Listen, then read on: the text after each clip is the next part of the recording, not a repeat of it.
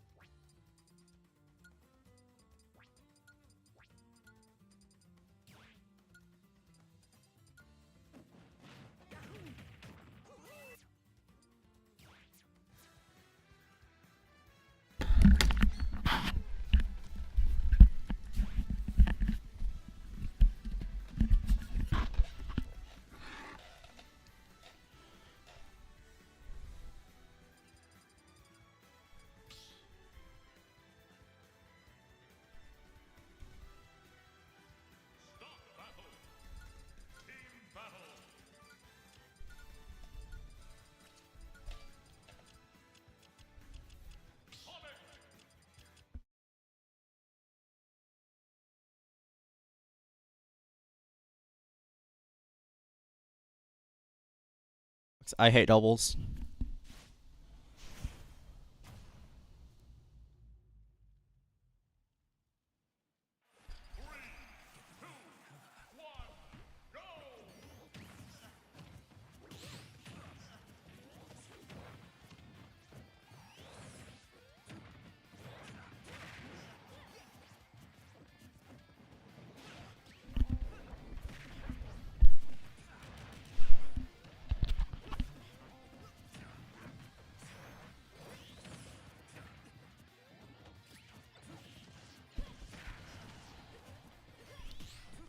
Test, test, test, test.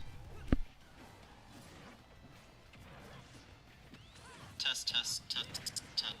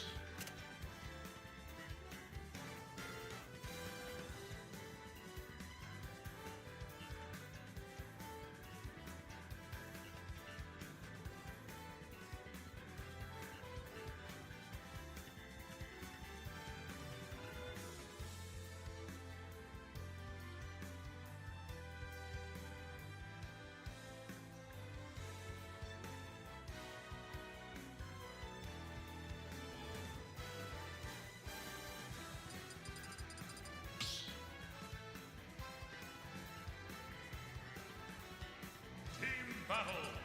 Sonic, King DDD, Mithra.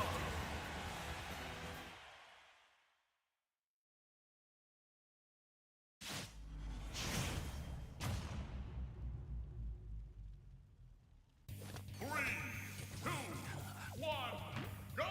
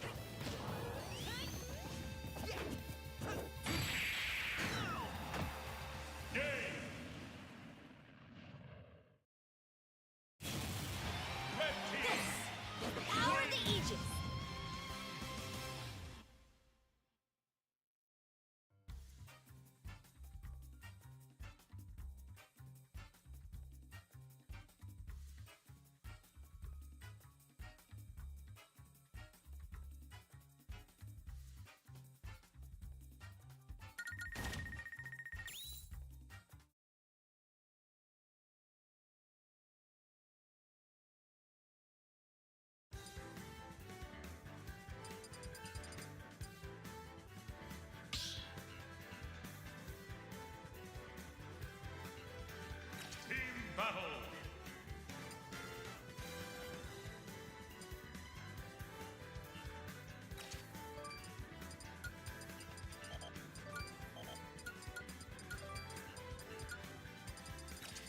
Nest.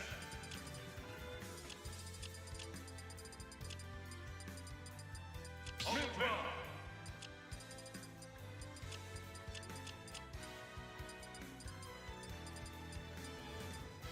Snake.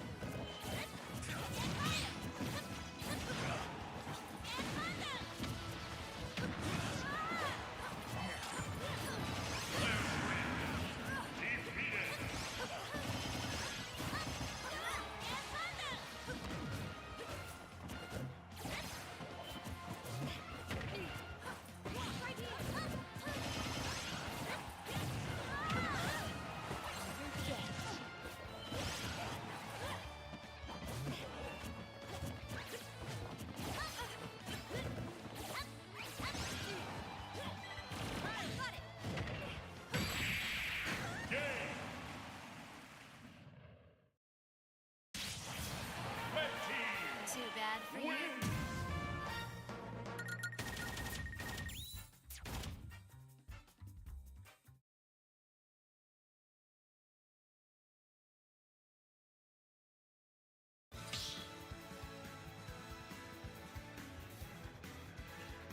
Team battle.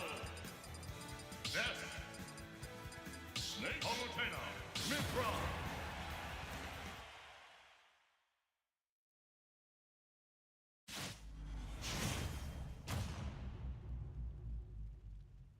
Three, two, one, go!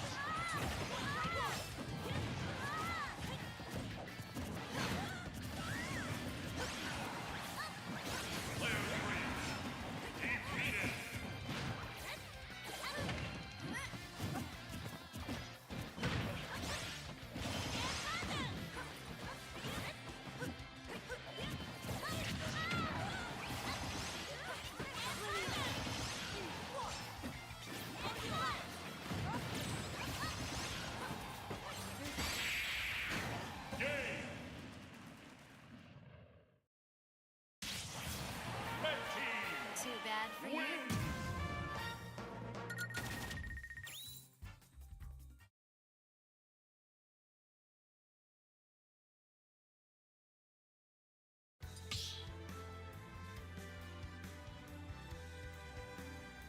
Team battle. Death Snake. Wolf Palutena.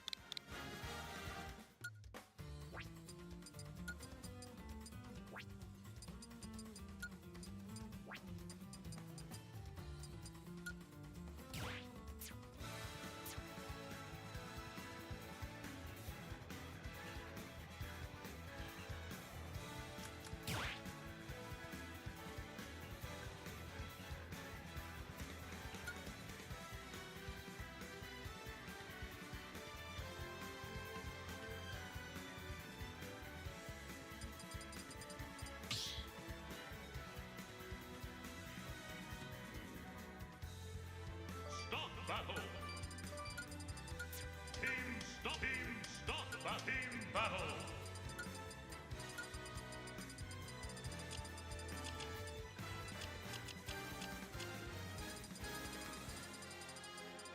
King K. Rool. Roy. Torrid. Pokemon Trainer.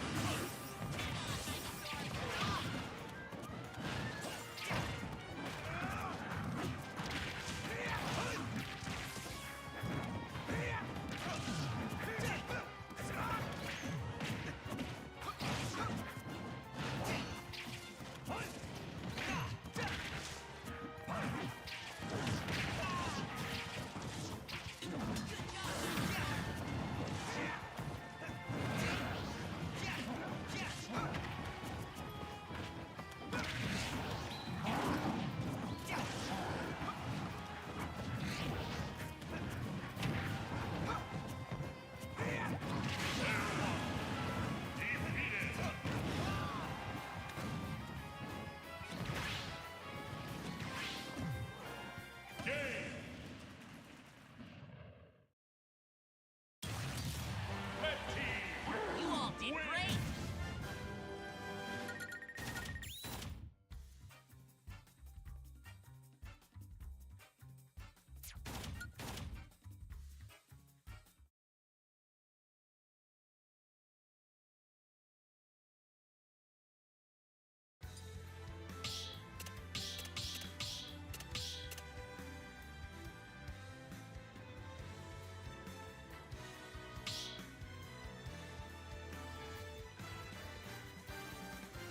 Team battle.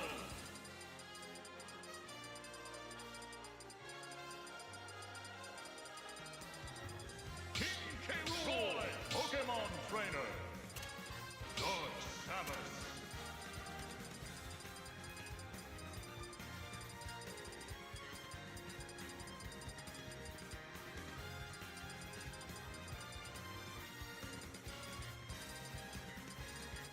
Pokemon Trainer. Dodge Samus.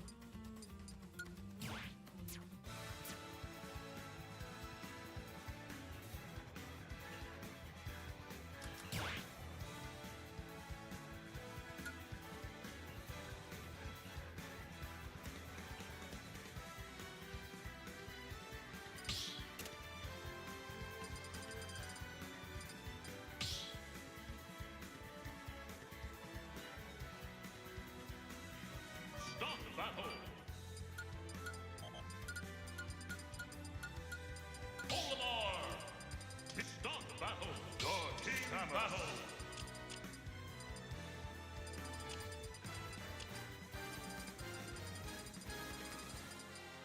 King K. Samus. Roy.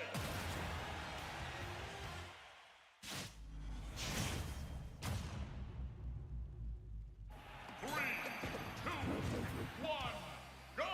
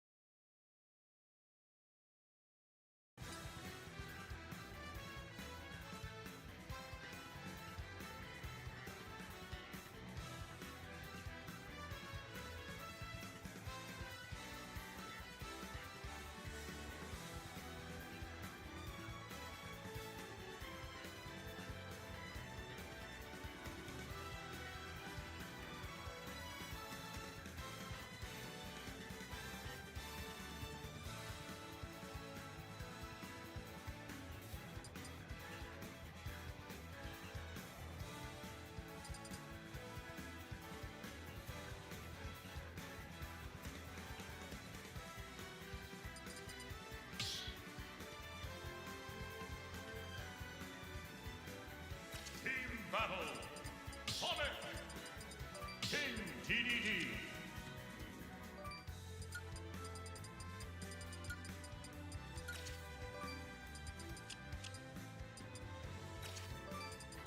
Whoa.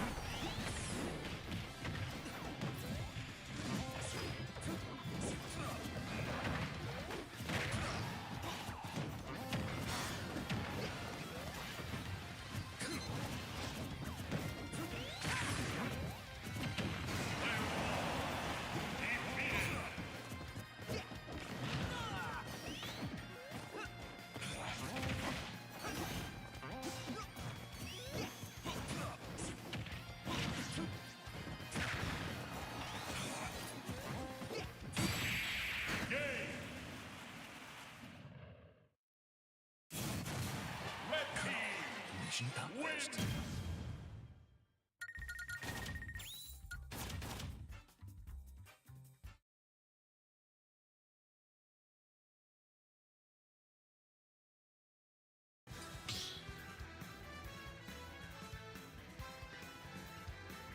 Team battle.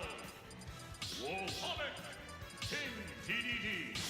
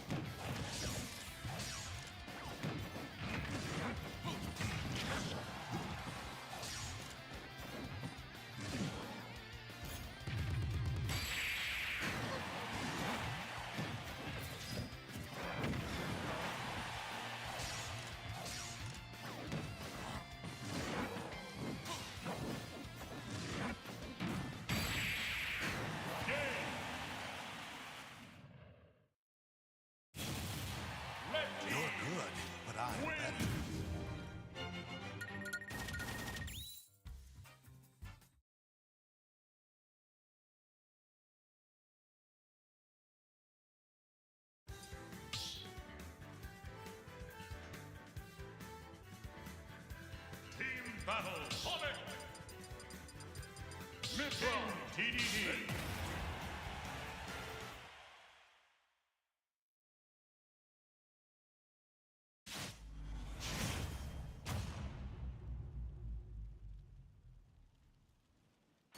Three, two, one, go!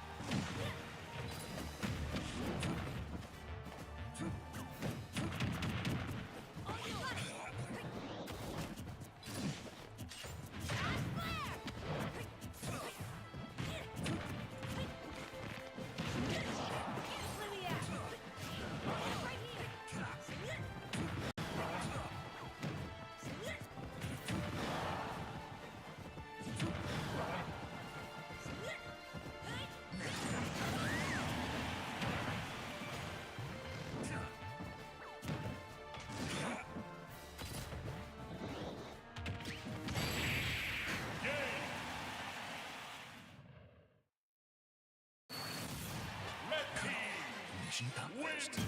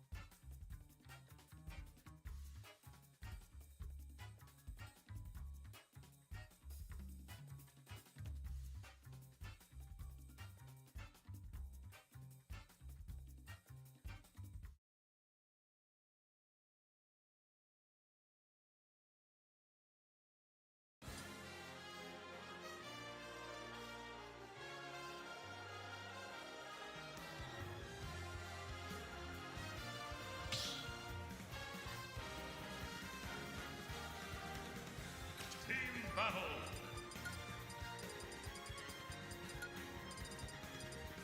Death.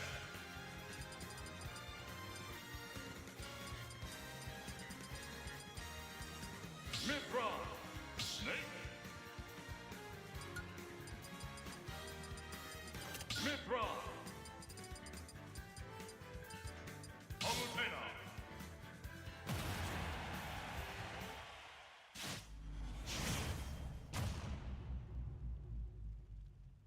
Three, two, one, go!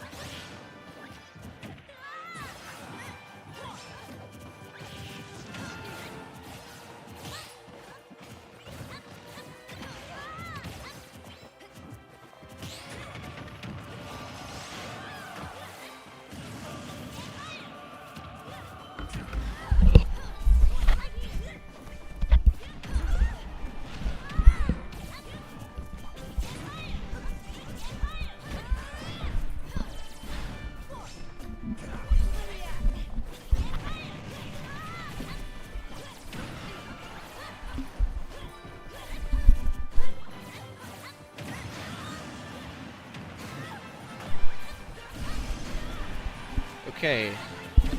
Testing, testing.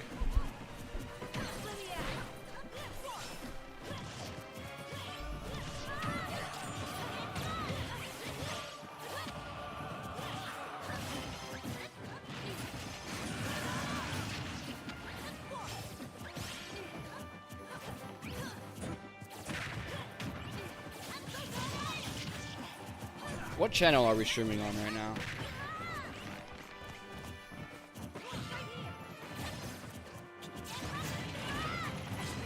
UAB Smash.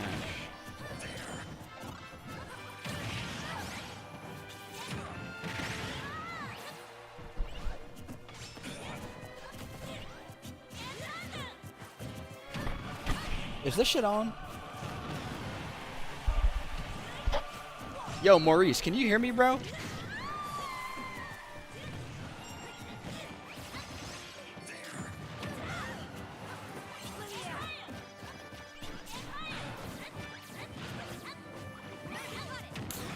Dang, bro, say you're lying. Is it for real not on?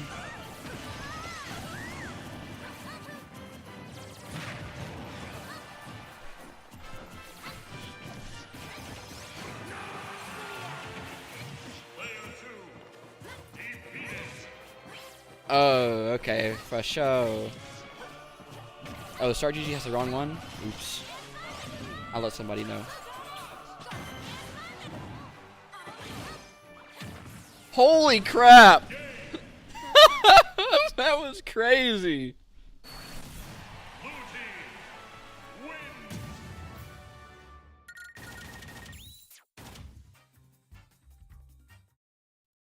Alright, I think they're starting singles right now. They're just finishing up doubles on the main stream. I'm supposed to have a co-commentator, but I don't know where he is. Wolf. Death. Snake. Palutena. I'm also not sure if the scoreboard is being updated, but from what I saw, Zero and Shawn are up 1-0.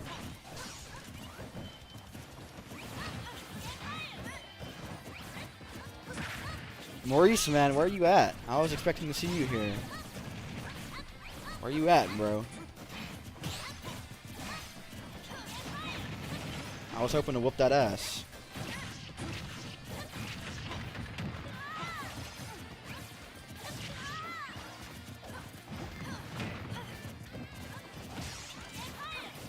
There's 4 stream setups but I don't know what all channel they're on, or if it's like a quad stream for the side streams, or I have no idea.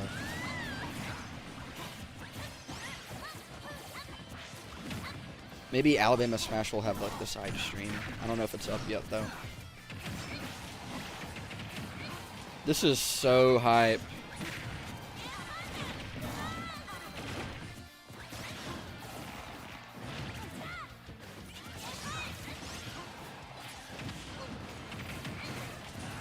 Well, if you're off work now, then head over here.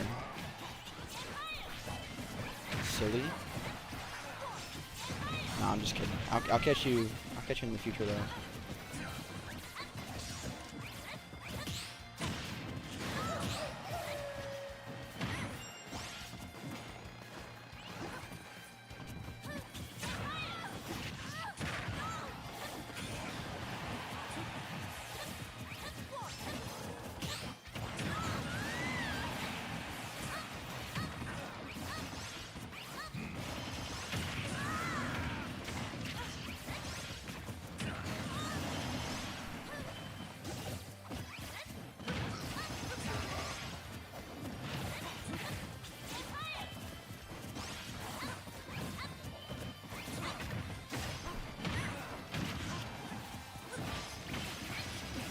Hold on, I'm finna go grab another commentator.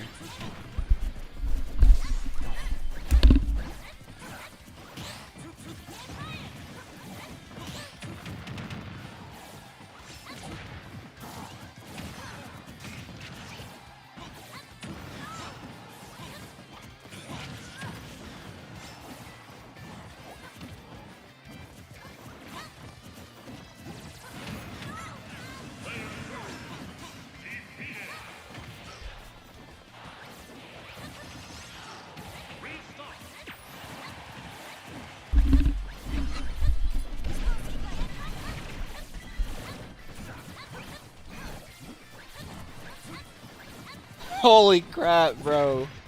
Me and Bryce Cottle are about to commentate. Big out Cottle. Yeah, you're good. Hello. What's up, chat? Welcome back. You know, little known fact, I actually coined Big Out Caudil, I believe. I can barely even hear you. I believe, yeah, I can't really hear you either. Can they hear us? Yeah, I was talking with them in the chat. Okay, okay. I saw you change your start GG to that. Yeah, It's a Big Out Caudil. Dude, it's been a minute. it has. Where have you been? I'm finishing school. I got a new job. I work in an office now. Dang. So holy crap, he's goated. Well, I'll farm him in singles, but it's not a big deal. But yeah, I have Saturdays off now, so I can come to Saturday tournaments. Nice. It's lit. You're a big boy now. I don't think the scoreboard's updated, by the way. Yeah, I'm assuming Zero and Shawn are up to or 1-0. That's my guess. Yeah.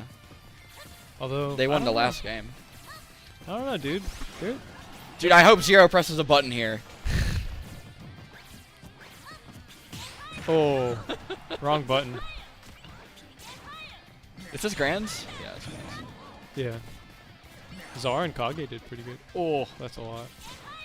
I mean, he can still get up tilted, but you know.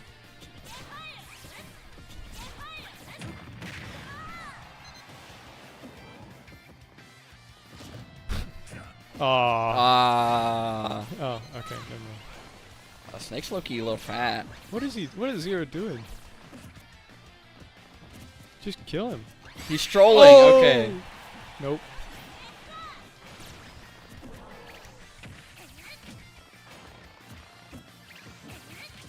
I don't know why he's not spamming Nah, you. he's dead. It's over. GG's. I believe. Wow, that worked. No! Oh, let's go! What? Collateral literally just missed the roll. Like, he was just slightly off. Oh, this looks fun. Dude, Collateral is such a Chad. He's just standing there. Let's go, Collateral. I would be embarrassed if I was Zero right Yeah, if I was Zero, I'd be embarrassed, and I probably wouldn't come back either. Chad Collateral versus Beta Ooh. Zero. Oh, I think that's it. So lame, bro. Boo. Collateral just had to hit a Boo. move. he just didn't hit him Collateral at is the end. people's champ. Yeah, he's cool. Okay, yeah, 2-0 now. Okay. Well, I don't know, dude. Considering Collateral and Dany, it was relatively close with them versus Kage and Czar. Oh, really? Like, it was a 3-0, but like a lot of them were like last hit scenarios. So I mean, I think Zero and Shawn are just gonna 3-0. Yeah, probably. But Zero is an unethical Smash player. Well, you know, it's helpful, I guess. Wait, why is Shawn going Paladin? I don't know, because his Pally was trash.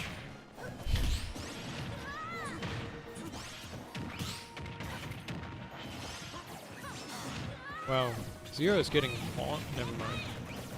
Zero was getting fought.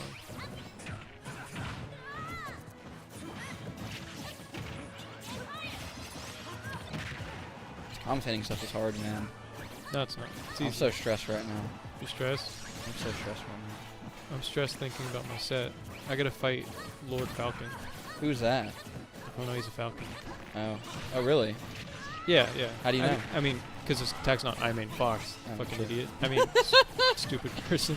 Holy crap, Shawn got an awesome back air there. Great back air from Shawn. What? Oh. Oh my god. Yo! Things Oh, are getting dicey. I thought he got him. Wow. Collateral tried. Yeah, this is looking pretty bad. Good parry.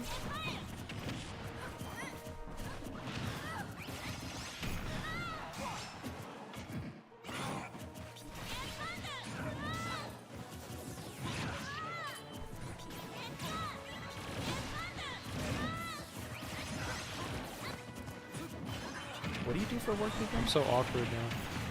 Oh, what? What do you do for work? I don't really know. You don't know.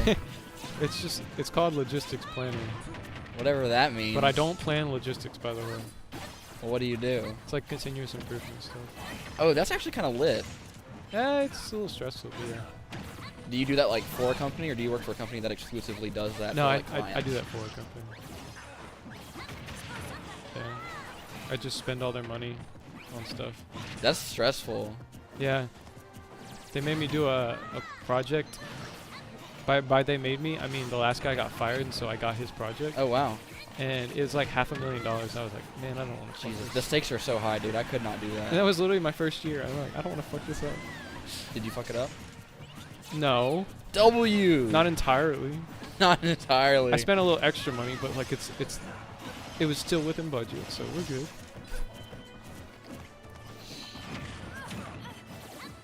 I could not pay attention in doubles. I just can't.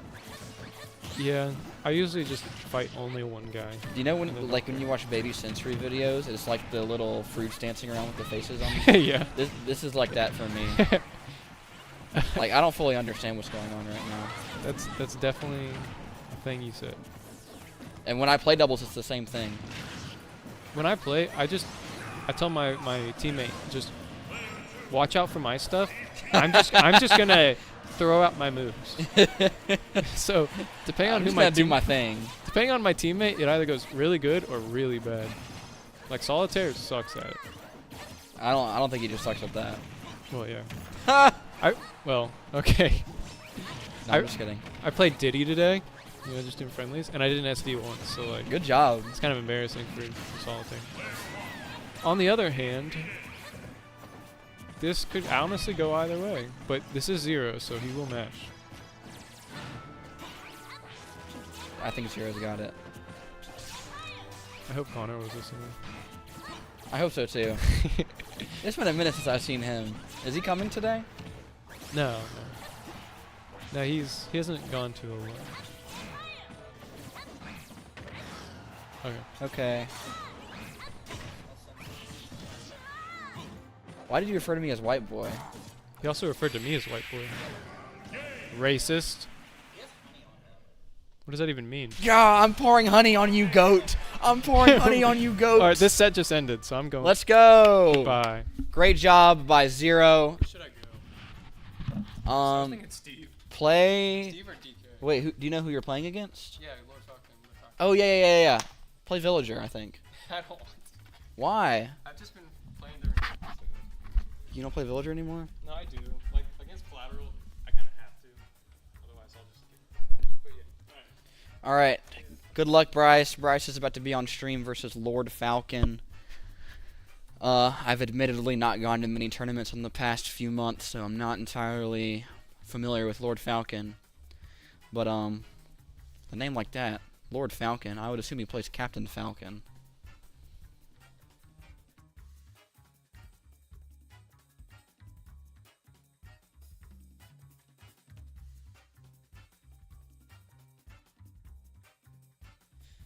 Good doubles grands, though.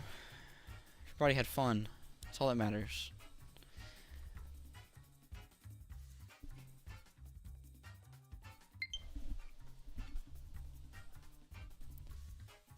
Hey, Zero. Okay, never mind.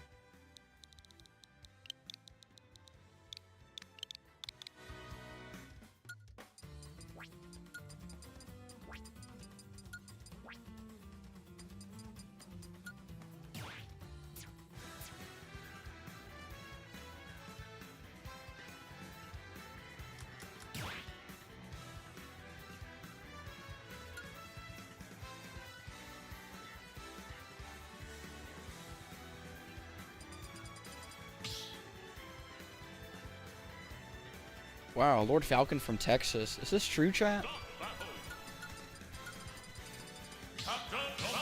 No, I actually think he lives in Hoover now, if I remember correctly. Okay. Bruce is playing Donkey Kong for some reason. Good classic matchup there, Donkey Kong versus Captain Falcon.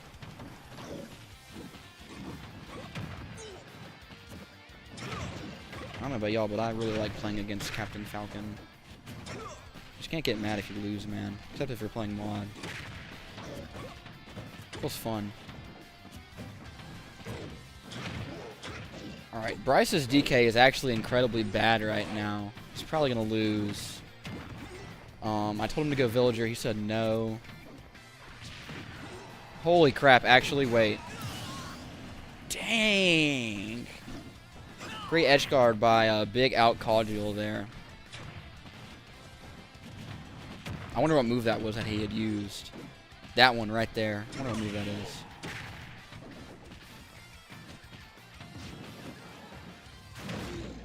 Okay. Wake up Giant Punch. Maybe I was wrong about the Big Out Caudule Donkey Kong. I believe the propaganda. I shouldn't have. Okay.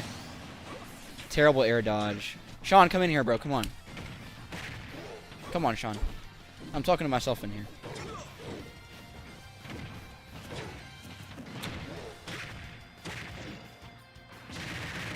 Holy crap, somebody should have died there. And it should have been Bryce. Holy crap! Yeah, I take back every praise I gave. This guy's getting washed.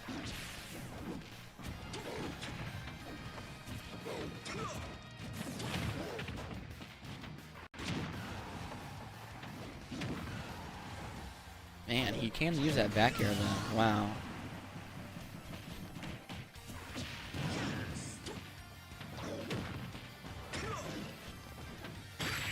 Yeah, that was just a good job on Lord Falcon to sniff out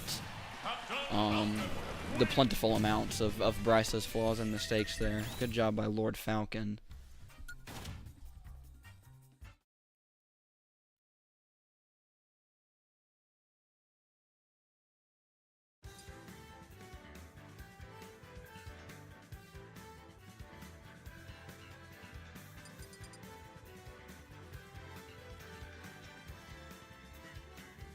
I hope he switches to Villager, man. I don't want to watch another game of that horrible Donkey Kong. He likes the stage for Villager, so I think he's going Villager. Start battle. Captain Falcon. No way, bro. Just hit Villager. Just hit Villager, bro. Come on. Villager. Thank you. Jesus Christ. What did I tell y'all?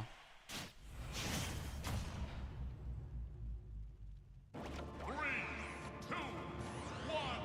You just can't substitute fundies, and that's okay. You just gotta know that. Should have a much more competitive game here. Bryce is actually playing his character.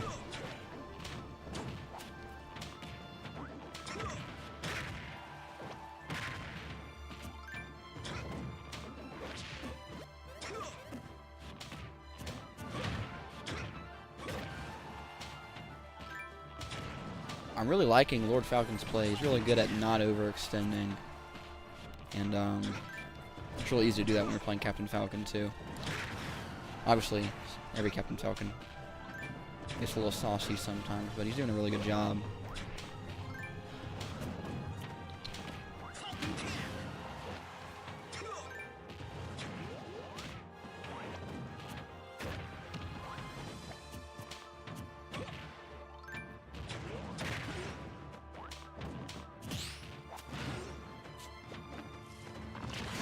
Yeah, it's gonna get you every time there, man.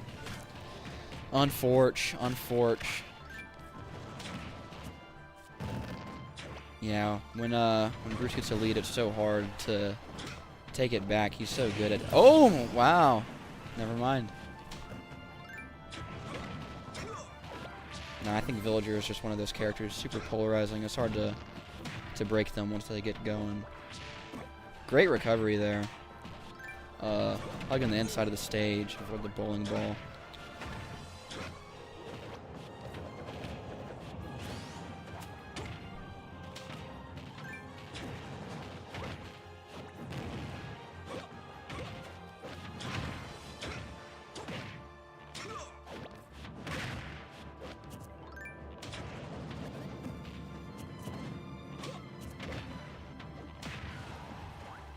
This might be it for Lord Falcon here. Oh my gosh. Wow. His recoveries are really good against bowling ball. Bryce should probably start mixing up a little bit too. Oh wow. He's always just done bowling ball like with no timing mix up or anything, so it gets kind of not easy, but yeah, easier to avoid, as easy as bowling ball can be to avoid. And his ledge place is really good too. What was that?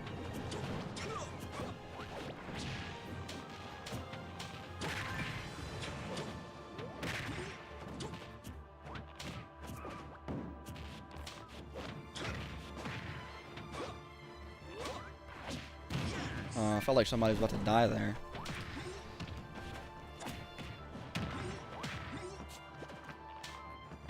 Ooh. Oh, wow.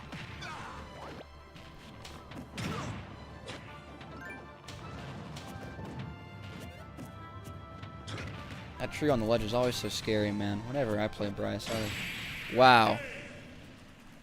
That's too easy, man. That's too easy. Swap back to DK. Don't actually.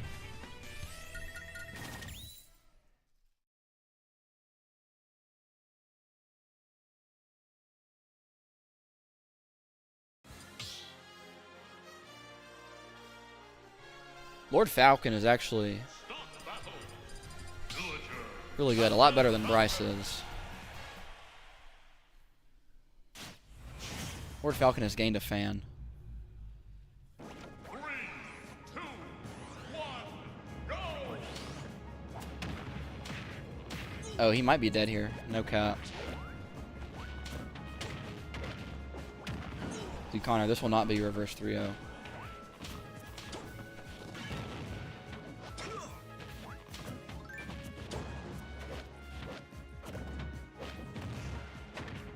Does he know about Lord Falcon?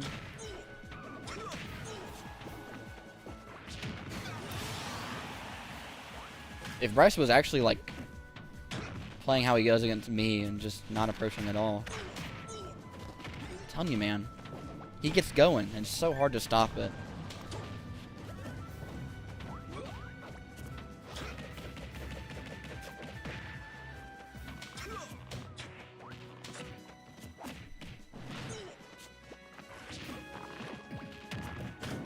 Holy crap, that was almost super hype. I mean, as hype as Villager can get, really, but...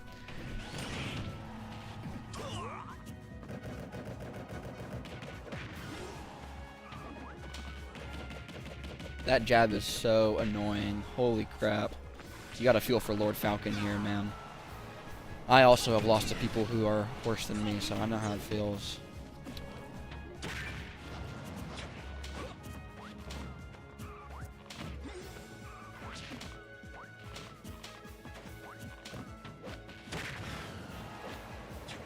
Super patient at the ledge.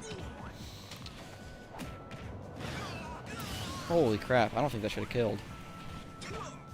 Maybe I'm not familiar. I'm good, man.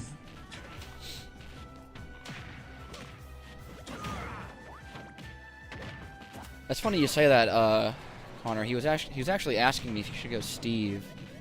And I told him no. Maybe you should go Steve.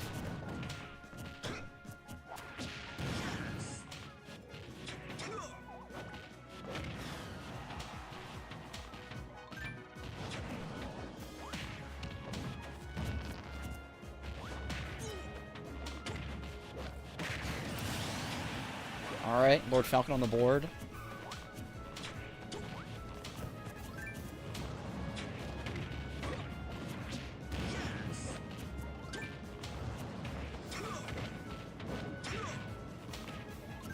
Dude, any Steve is real, bro. That character is so dog easy.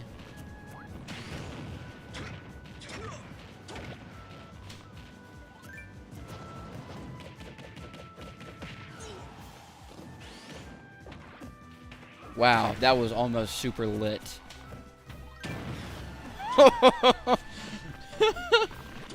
Just went flying, dude. I love when that happens.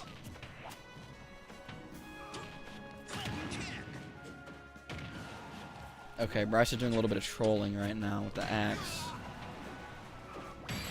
Yeah. Do we see a reverse 3-0? We got a reverse 3-0 incoming, maybe? Round 1 of the tournament?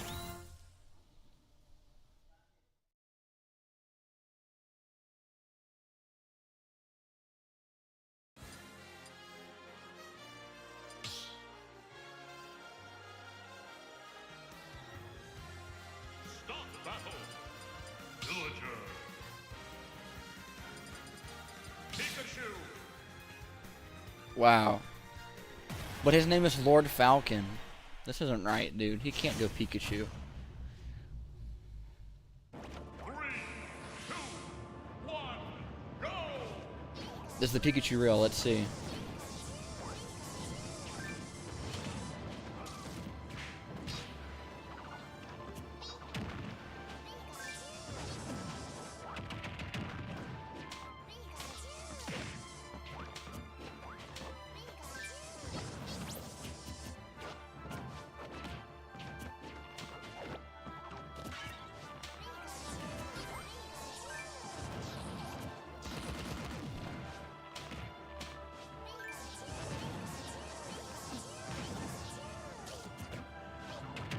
He sure knows how to T-jolt.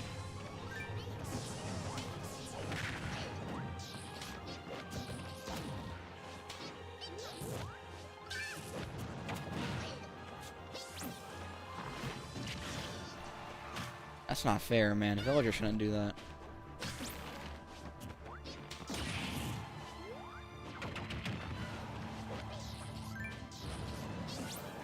The Lord Falcon Pikachu seeming a little bit real right now. We'll see how it goes, though, because I guess... Wow. You gotta feel for him, man. That sucks. I was just about to say, the thing Pikachu... For me, at least, if I'm able to tell if a Pikachu is real, is if they're able to kill somebody. Oh my god. Bryce is freestyling right now. God, every time I get a little hype for him, it instantly dies down. You just can't get hype for Villager, man. You just can't. So lame. Let's go Lord Falcon.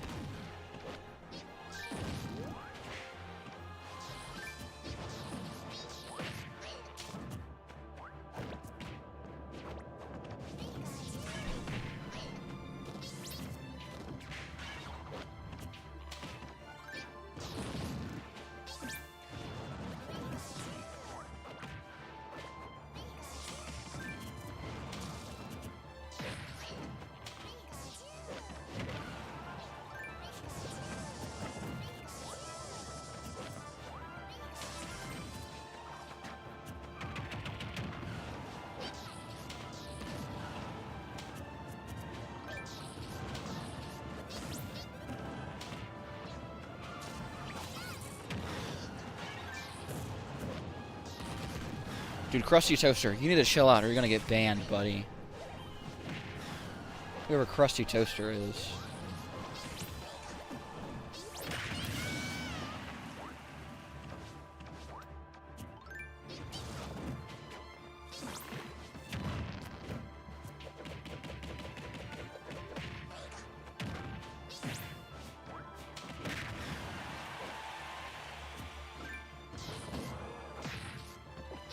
Yeah, Krusty Toaster, you're getting banned.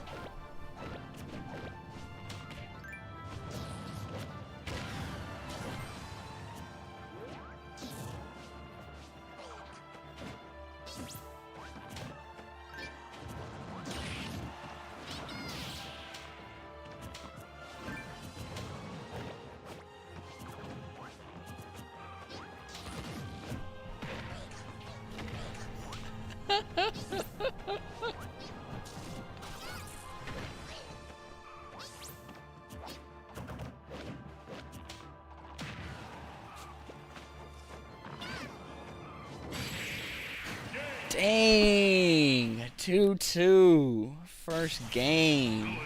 Or first set, I should say. Lord Falcon needs to clutch up, man. We can't be getting reverse 3-0'd.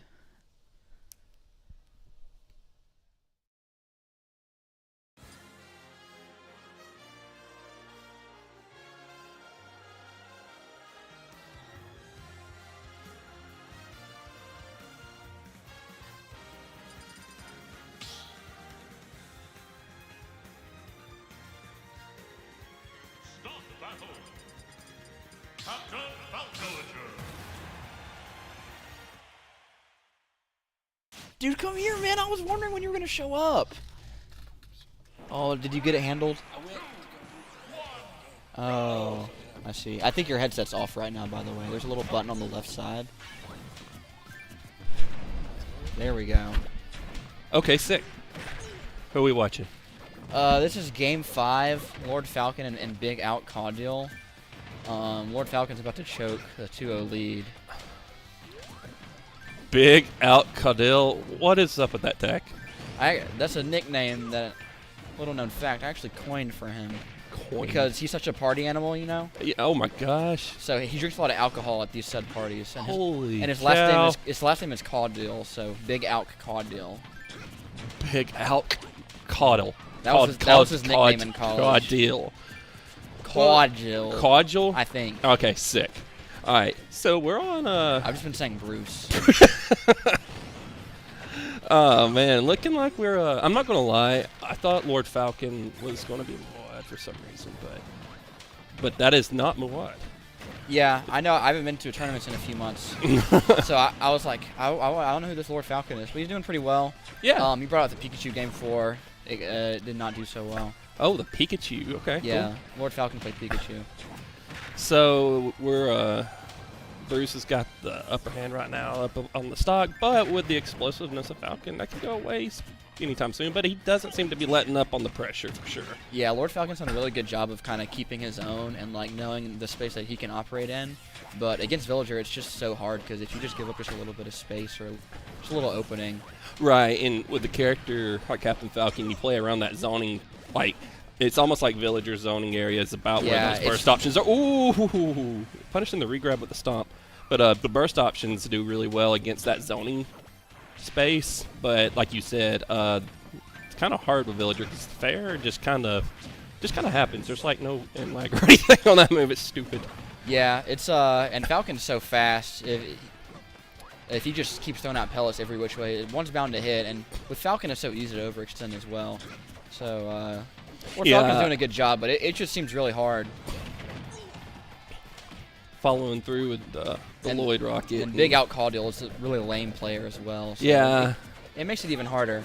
Oh! He should have reversed it. Dang it!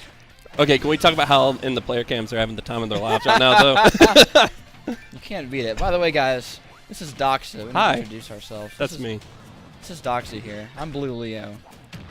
What? Blue Leo? I thought you were Yonko. Oh yeah, this is Yonko here. It's okay. It doesn't matter who you are.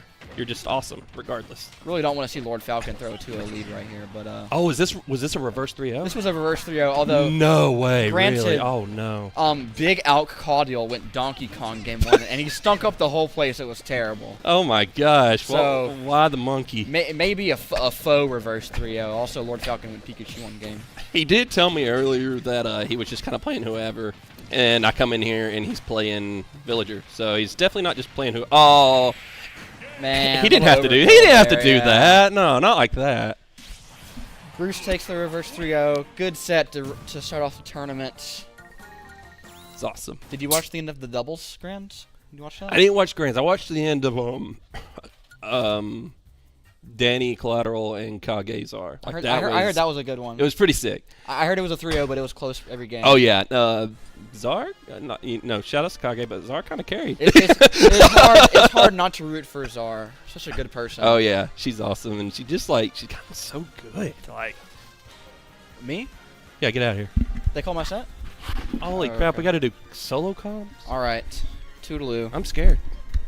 Don't leave me. Oh, by the way, look at that. They got-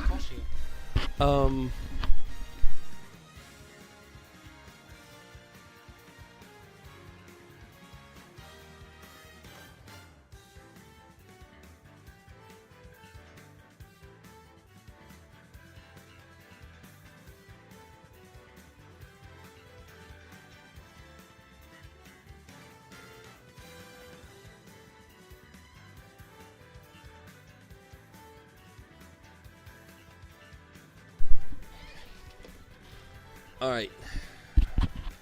Chat, we are back at new Birmingham Brawl. Wondering who we're about to see. We're about to see Yonko, the commentator, go on his set.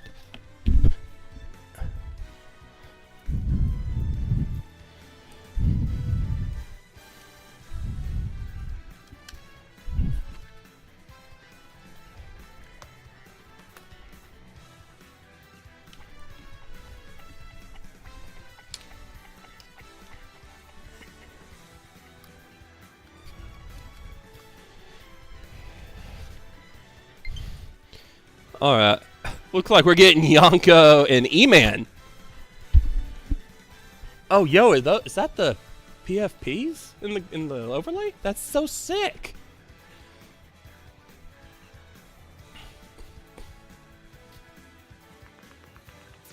All right, so it looking like Shulk, probably versus Ryu, I'm imagining.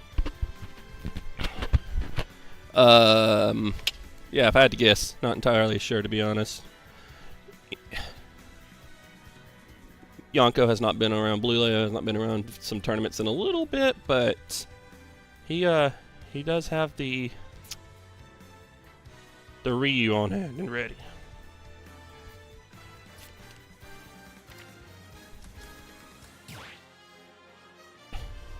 But anyways, chat, here we go. Founding father of Birmingham Smash on stream right now? What the?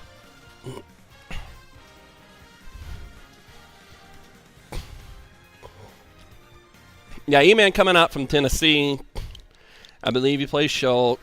And Ryu, we're going to have a traditional scrapping FGC type character versus a sword with different buffs and stats. And I have actually not really seen this matchup that much, but I imagine it's going to be a lot of zoning away from Ryu's combo starters and tilts and pokes. So let's see how this match plays out. I see you, Blue Leo. I saw you look at me just then. Yo, be nice to the man. He's E-Man. He's cool. I don't personally know him, but I think he's cool.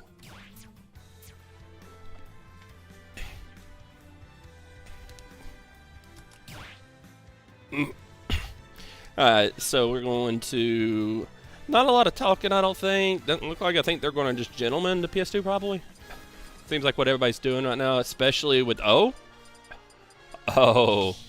We're going small battlefield. Okay, alright. Yo, someone disconnect your Pro Controller, please. About to turn into Noah here on the comms. Here we go. Yonko and E-Man. Ryu versus Shulk. Game 1 of Winners Round 2 here at New Birmingham Brawl.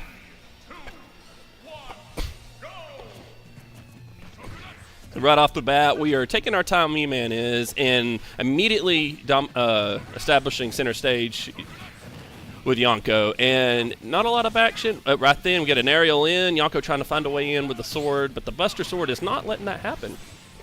Go to the jump Monado.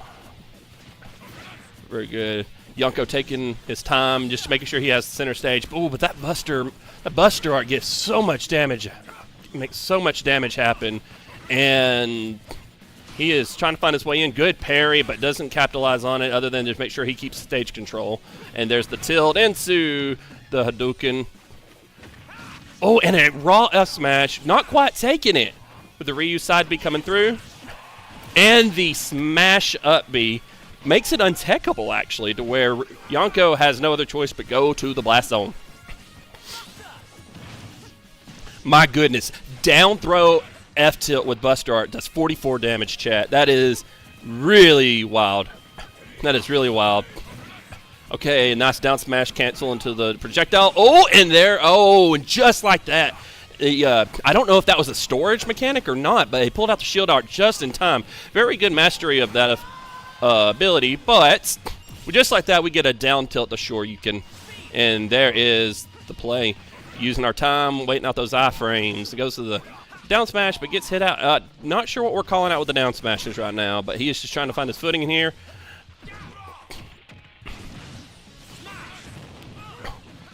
Oh! The up smash calls out the spot dodge.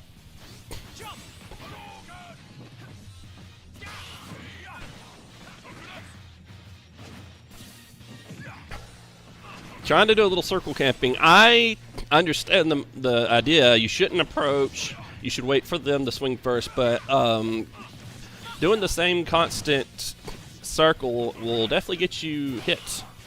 Cause you to lose your advantage. You lose your neutral if you're not careful. And my goodness, Buster. Sorry, chat. Our boy's playing well, but man, Buster lasts so long. All right, taking advantage of that shield and getting some free conversions in. Ooh, that hits heavy. Yeah, one side B right now would probably take it. He's just being patient on the ledge, knowing that he definitely doesn't want to give up. The stage control and the turnaround up smash will take it. We are back. You know, really, Yonko's not doing bad at all considering that first stock. Using the Hadouken to stall out while E-Man goes low. Oh. Running in pretty quick with that smash art on, but Yonko is fearless, gets the down smash cancel into the Hadouken, misses the Hadouken, but it's all good because we have center stage. The damage is coming back right now. Gets the focus smash, and that is it. The shield art did not save him that time. The shield art came in after the launch. That game 1 goes to Yonko, and wow, what a comeback. That was a pretty big hill to climb after that first stock. Good adaptation.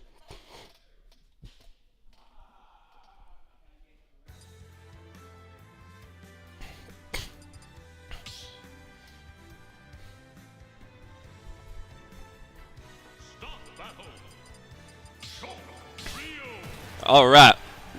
Looks like we're running it back.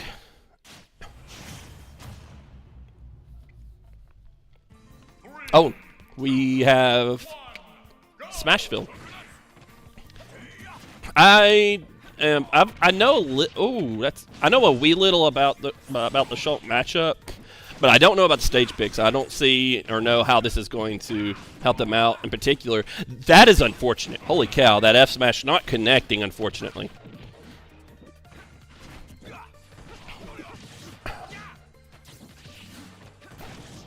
Pretty even game right now. Both players kind of just playing around each other's options in neutral and just passing advantage back and forth. But that, okay, great. Good drift back to the ledge to avoid a... What? Excuse me? The Hadouken stopping the second hit of the smash attack. It is painful to be a Shulk player right now for some reason.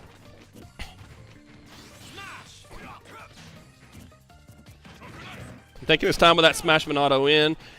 Waiting for the first swing to come from E-Man, and just like that, he's waited out the smash Monado, a back air, almost taking the stock.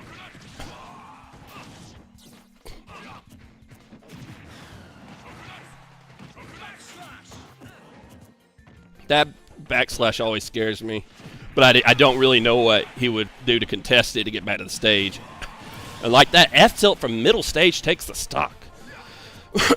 It's always painful being a Shulk player. Oh, no. Oh, good job on the shield Monado that time. So, yeah, I don't know if he's using that the dial storage mechanic or if he's, like, raw going in with the B button and doing the wheel angle correctly. Like, that's impressive regardless. You see the nerves kind of getting a little to him in the player cam, and just like, oh, and Yonko getting a little more aggressive and trying to win the neutral. Going in with the overhead after the down tilt happens. Yonko doing a great job of reading how and what the options are. But just like that, off of the focus, he gets the Shoryu conversion and is up almost an entire stock. I say that, but now, wow, Buster does so much damage. That's incredible. That, and just like that, we're even. Very, very scrappy game. Very, very scrappy game at the moment.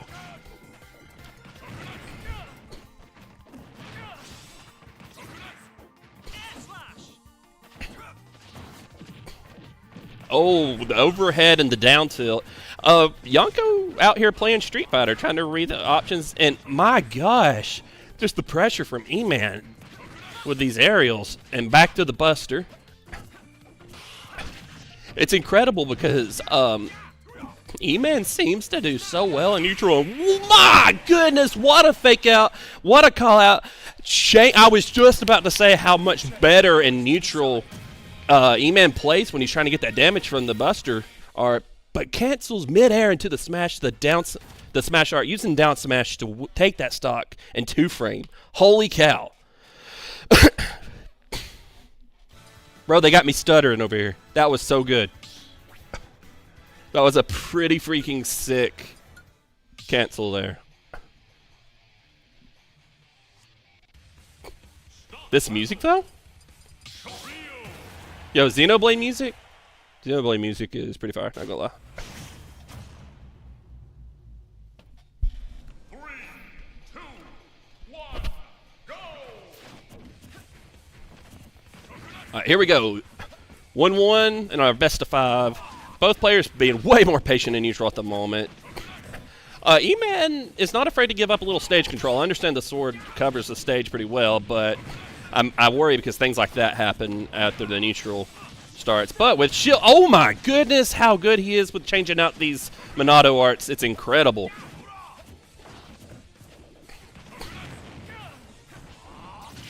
Okay, all right.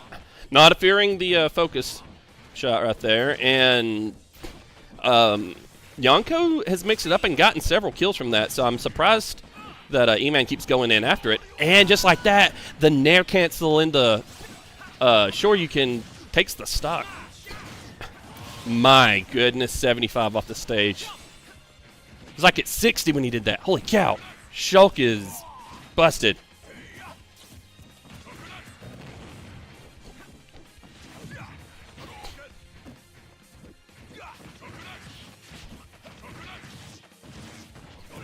Woo!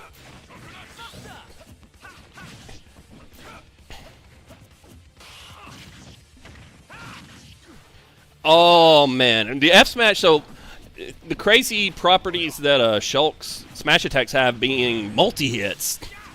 If you're close enough with up smash and F smash, actually beating out Ryu's focus was kind of unfortunate. Oh, and the unfortunate SD trying to keep... he didn't have to go that hard off stage. He had a pretty significant advantage at the moment. But an F tilt mid stage will take it. Yonko being rather aggressive when no matter what the Monado is out, and that's you know, I'm not saying it's wrong because he's obviously even right now with E-Man, but holy cow, that scares me.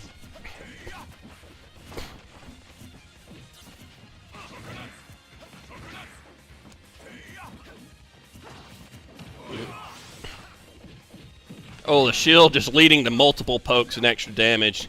Great Monado to save yourself, but man, just turns you into combo food. With that said, E-Man's still up.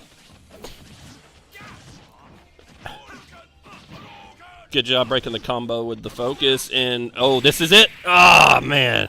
Reads the jump in, gets to the down air, and like that, E-Man is up 1 game on Yonko in winners round 2.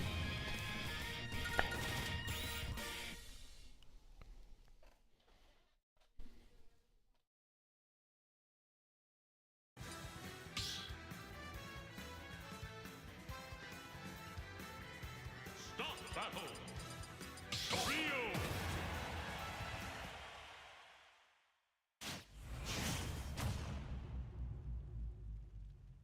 3, 2, 1, go!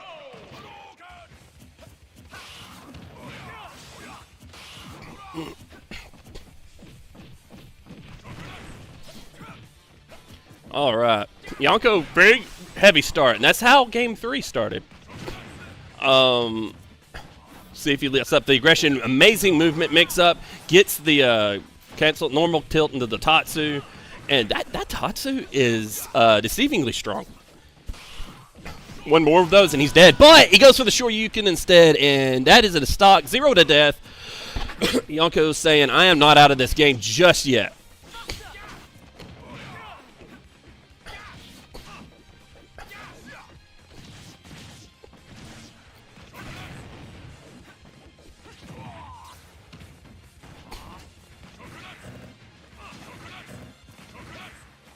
All right, good awareness that shield was getting low and deciding to get to the center stage.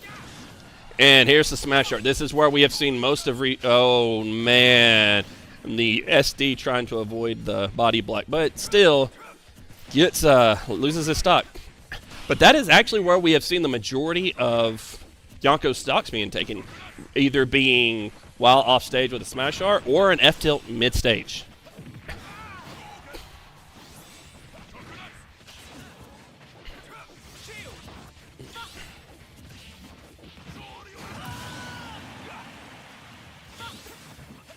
Yo, this ain't Zoa. Who's Zoa? This is Doxa. I'm sorry. I'm sure Zoa's cool, though, whoever they are. All right, and the Buster doing some... Ooh, that was such a raw read, but you get punished for that. Yonko backing up to avoid the hit, but man, that up B just pixel perfect, taking it. Saved his jump, so he's probably making it back here, but the F smash catches.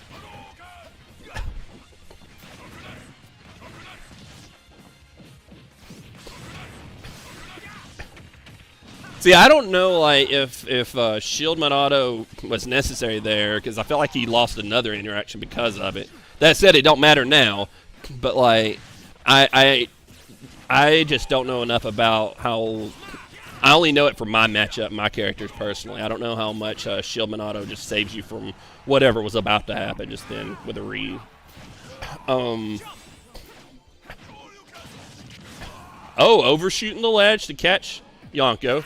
Oh, that was such a committal read.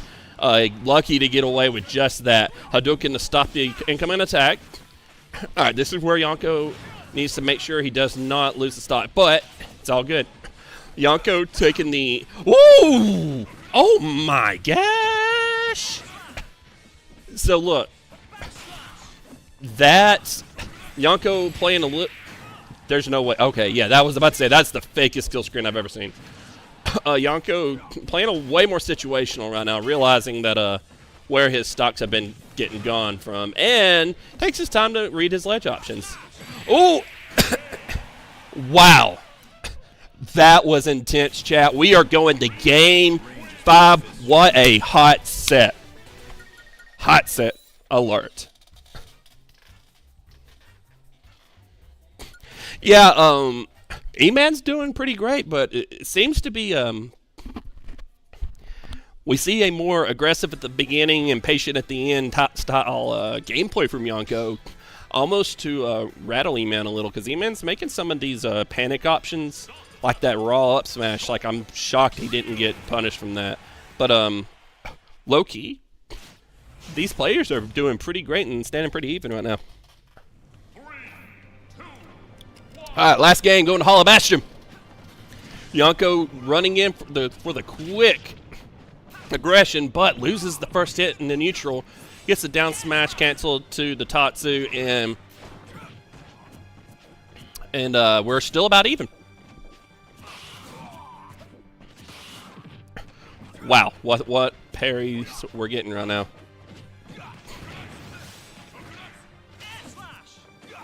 Yeah, it doesn't look like that does much of the Hadouken, the down tilt Hadoukens, but man, that is just so much damage. Good awareness there to avoid the swap from down low. Much more patient E-Man right now.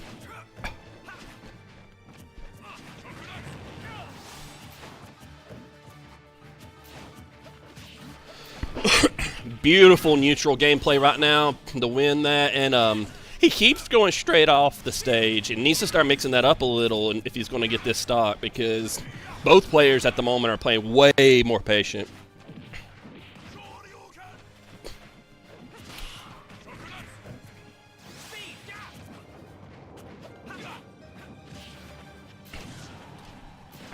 Woo, man. All right, so we are back on the ledge situation. Reads the roll in, gets an F smash, and taking first stock. But he's at 146. How much more damage can we take? Bro's just going to keep sure you can having the time of his life. Oh, man, both players. What good sportsmanship.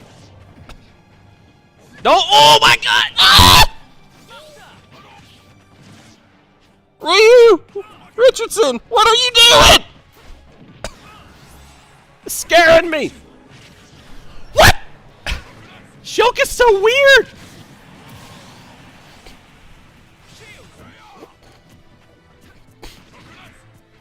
Bro, chat, y'all been telling E-Man to stop doing smash attacks like that, and man, these smash attacks kind of been taking it.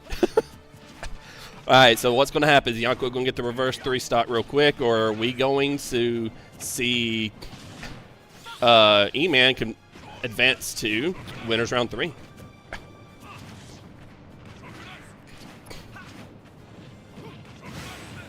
Good stuff. Good catch with the shield Monado. Man, the awareness to know how to do that and how quick to do it's so cool. Ooh! Y'all, man, y'all making me nervous this set.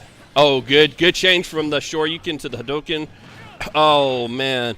This set is so close, guys. Oh, he opts to not do the second hit. I think that was very smart. He was in the air, so the focus hit does not paralyze and crumple. Oh, man, this is anybody's game, chat. This is anybody's game right now. This is...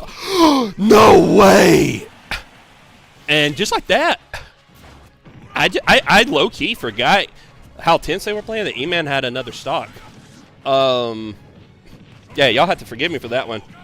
But holy cow, this gameplay coming back already. Both players, holy cow. Oh, is this going to... That didn't hit, bro. What? No. Anyways, good stuff. Finally, the last stock of the game, E-Man decides to not immediately run off and jumps to catch Eli's high recovery. Sorry, Yonko's high recovery. Good stuff to both players. What a hot set. Looks like we will be getting Dany and Sabai next game.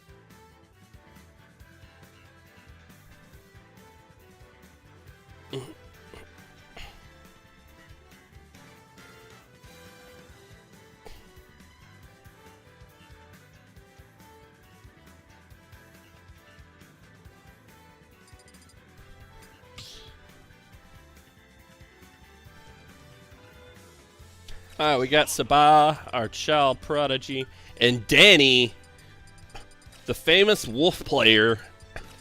Oh, Paramithra going the Aegis. I imagine it's going to be Aegis and PT.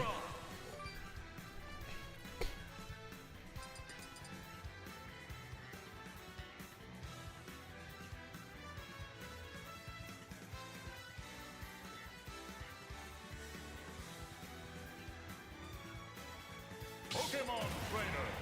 All right, here we go, chat.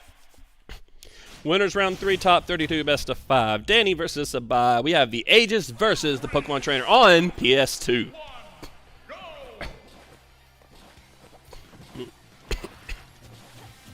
Both players taking their time on neutral.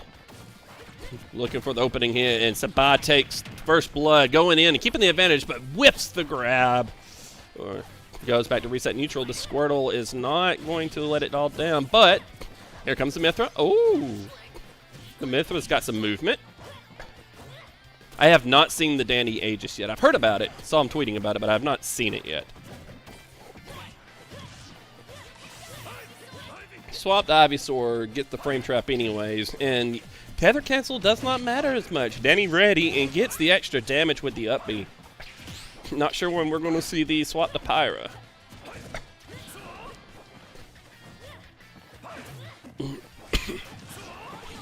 There it is.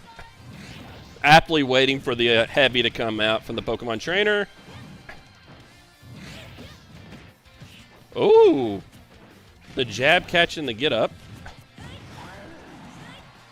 Alright, using the jump. Charizard's got 3, so we're good. Or 2 jump. Wait, 2 double jumps. There we go.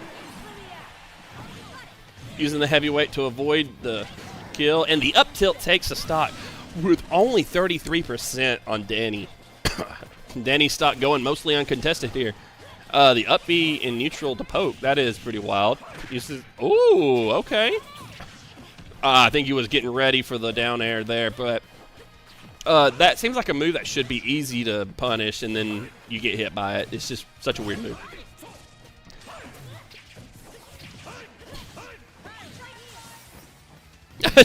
The same to every time we go to Pyro, we get Charizard out.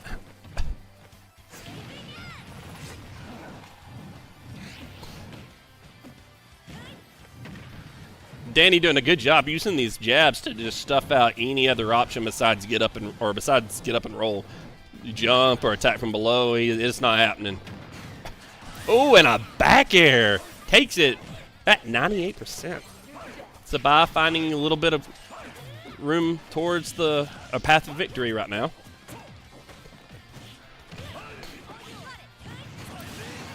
And the stall for the air dodge to get the stock. We are 2-1 right now. Love the little footsie dance we're having right now every time Squirtle and Mithra are on screen. The patience from both players. And Dany knowing he doesn't have to approach. Taking his sweet, sweet time. And like that had Squirtle advantage. Goodness. That is some good stuff to see. And we keep swapping the Ivysaur mid combo, and I don't know. It doesn't seem like it's the option here. But we're going to Charizard before the Pyro comes out. Good to use that to poke. Oh, didn't catch the air dodge in. What? Okay, well. Goes unpunished for it. That's okay. Yeah. Alright, Chad, I'll be back later. Good luck to both players.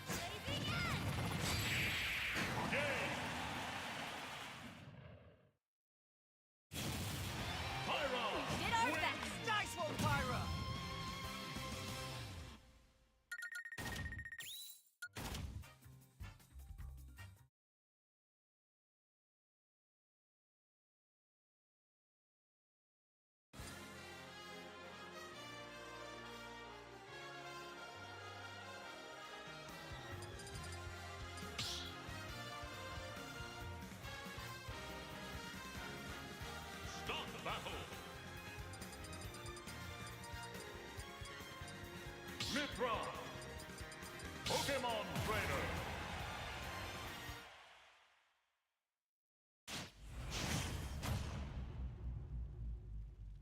Squirtle! 3, 2, 1, go! Slick. Slick. Go for it, Dinosaur! Come back, Dinosaur! Going out. Right here. You're done. Slick.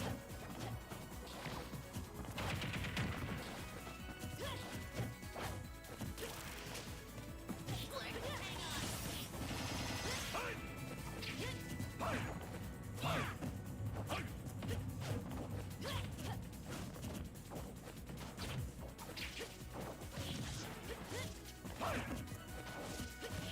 Hang right here. Let me out. Good job, Charizard!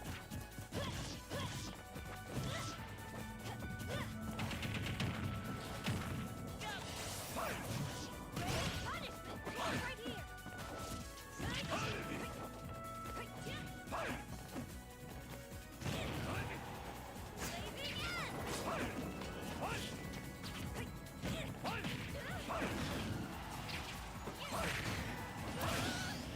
Go, Charizard! Right here.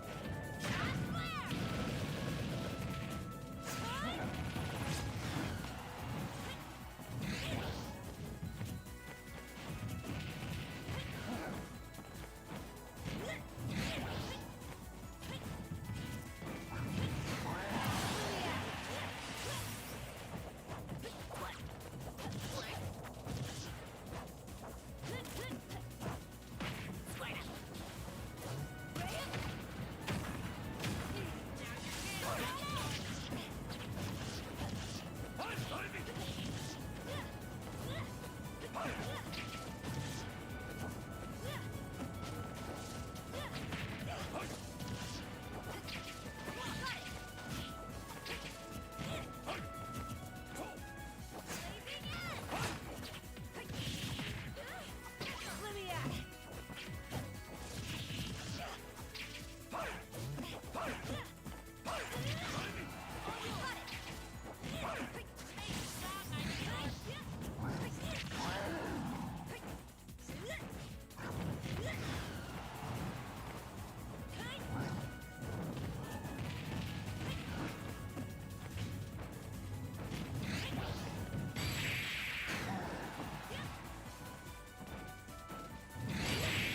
Game.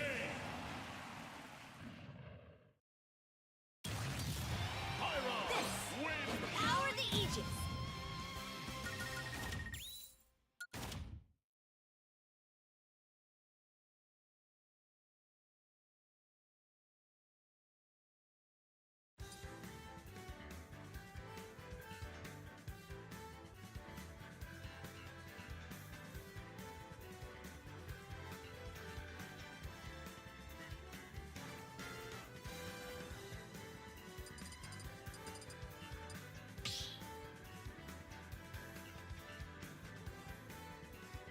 Stop battle.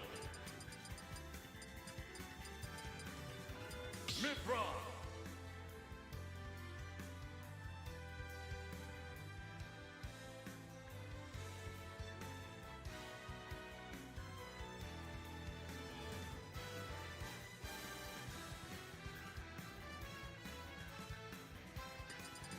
Pokemon Trainer.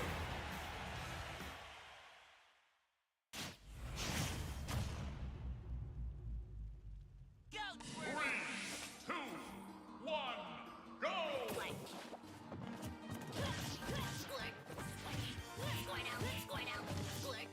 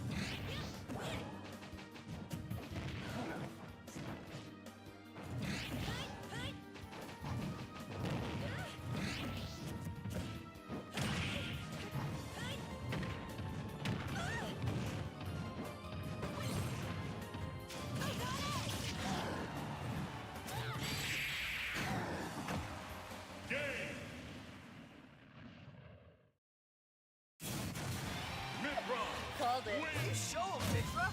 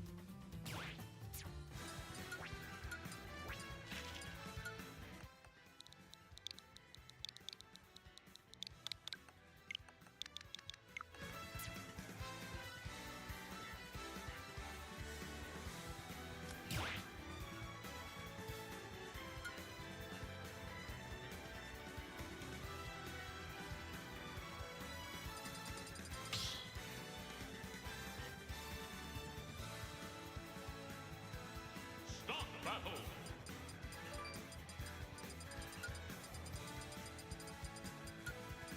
Link draw.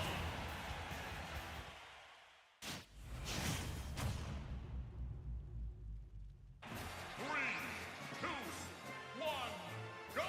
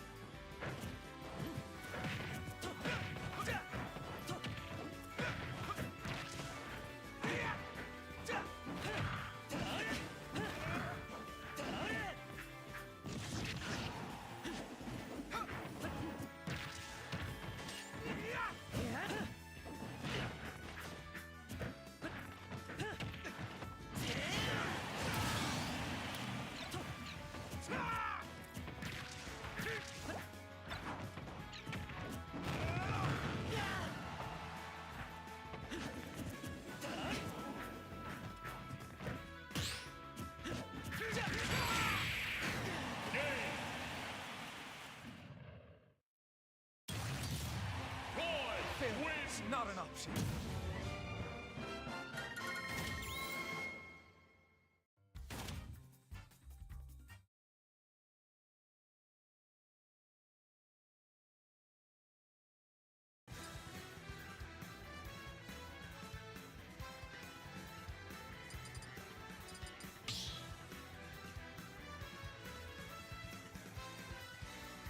Stop the battle. Roy.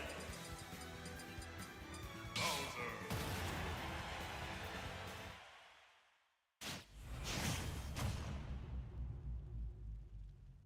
Three, two, one, go!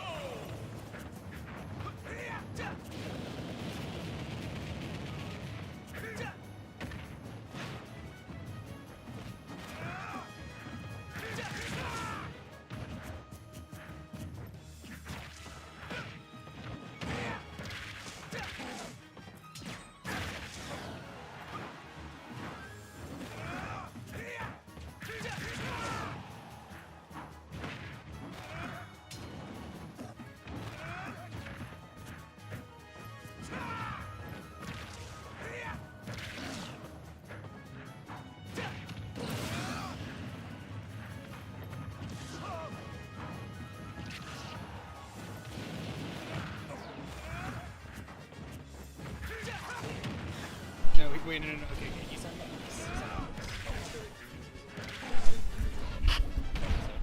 We'll find out. Okay. All right. So if we did this right, We should be audible. that's right. We should be audible. Someone will let us know in a minute. We're in this winners quarterfinal here.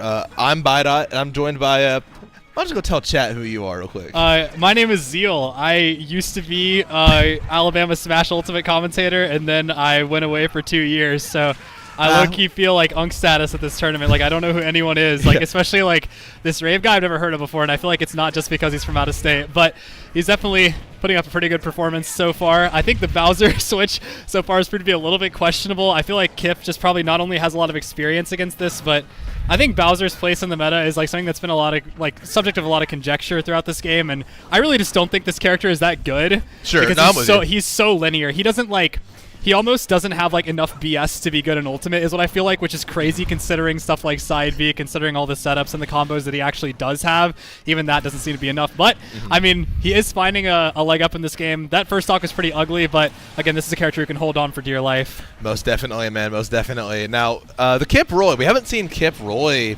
I don't know if I've ever seen Kip Roy before. I've seen like once or twice ever. It was years ago. Sure, right. I'm assuming Ray was playing Link when he picked Roy. Yeah, so he was playing. Okay, well, that was actually kind of nasty. Kip That's good air dodge Monroy. call out. Yeah. Kip Monroy. Dude, It's in his emphasis on the name. Roy, bro. It's in his name. Ugh. Yeah, but I mean, there were. I think the defensive habits from Rave were just really showing that game. Obviously, you play a character like Link, like you have a couple of like not get out of jail free cards, but you have like really good like options and disadvantage. Link has a pretty good fastfall, like one of the best in the game actually, and mixing that up with Nair and air dodge and stuff like that, you have a lot more options than you do on a character like Bowser.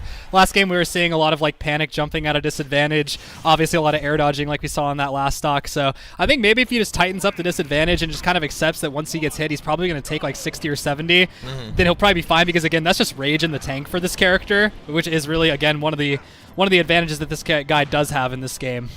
Absolutely. He does have rage just as his main quality here, but, you know, Roy benefits from that too. Yeah, I mean, Kip hit him like 8 times there, and they're literally a dead even percent. Rave hit him like maybe once or twice.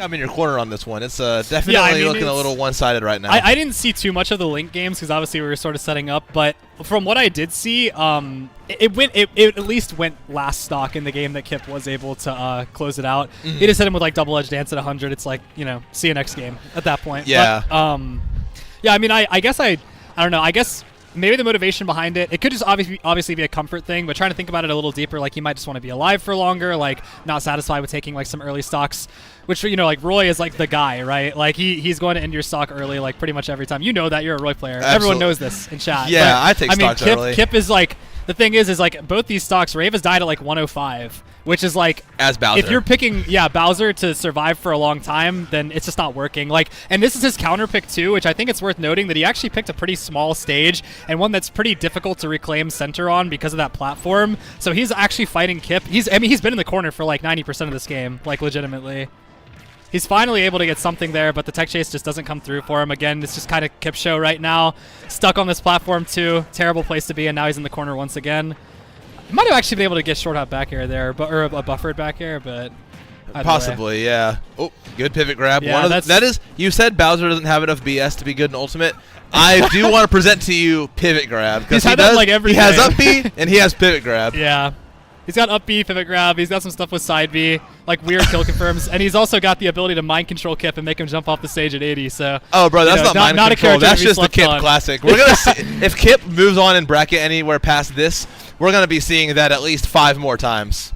I mean, this is I thought he might have gone for like a dash jab again, maybe into like down tilt just for damage, but I think he pressed his A button like a little bit too quick there. But raw back air. I mean, this is still. I mean, the entire dynamic of the game changes. Yeah, like he can just win this. He has 126%. Like this is just how these games go as Bowser. And I want to point out here. That all happened because Kip ran off in fast fall fair. Yeah. And now we're a game. Now all of this is happening. We're going to game 5. Yeah. This is like. Not this whole set, I can't say because I haven't been watching, but this is definitely like this screams like upper mid-level Ultimate to me. Like, you know what I mean? Like, yes, this is like the epitome. Yes, I do. This is like the epitome of upper mid-level Ultimate gameplay to me, or like you know, maybe like low high level gameplay. Like considering I know Kip has some amazing wins. I'd Rave is at seed 5, so he must have some pretty good wins as well. But actually, the Rob is going to come out from Kip, which I like. I like that I've seen Kip's Rob a whole lot more than I've seen his Roy. I really don't know who the guy is maining these days, but yeah, I'm gonna bring back a blast from the past. Timbo once called Kip a Rob savant, and if you know anything about Timbo, you know he's never putting those two words together in a way that's not sarcastic, but he actually was being serious. So he was a really big fan of Kip of the Kip Rob, evidently. Yeah. Almost had something there, but Rave able to. I think he'd air dodge down, just tech rolled on the platform, had enough invincibility to get through the side B, but you're already. Oh my god, that's 3 grabs in a row. Yeah, I mean I mean honestly, this stage could be tough for both characters because it is effectively FD. Like you're going to be getting sharked by like.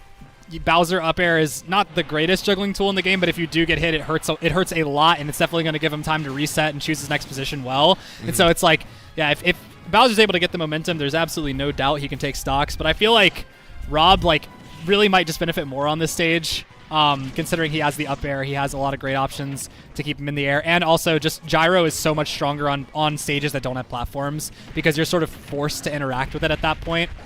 But really good DI from Rave there. Smart to DI out. Gyro coming in. Kip just not finding the sequence that he needs here, but that was a really good roll call out. I mean, just run up and do it. Most definitely is the best way to do it. Just call it out. Yep. No. He might not even know he was going to roll. He just knew he was going to do something. Maybe jump out of shield I mean, there. Rob up smash, it's going to scoop you. So, I mean, like, even if he just, like... Yeah, it would have hit jump there, too, for exactly, sure. Or yeah, a buffer aerial or anything. So. Just a good covering option from Kip. I mean, honestly, as much as we've been talking about the Bowser, I mean, and maybe how it wasn't the play, he is really about to win this set. I mean, I don't know. I feel like Kip might.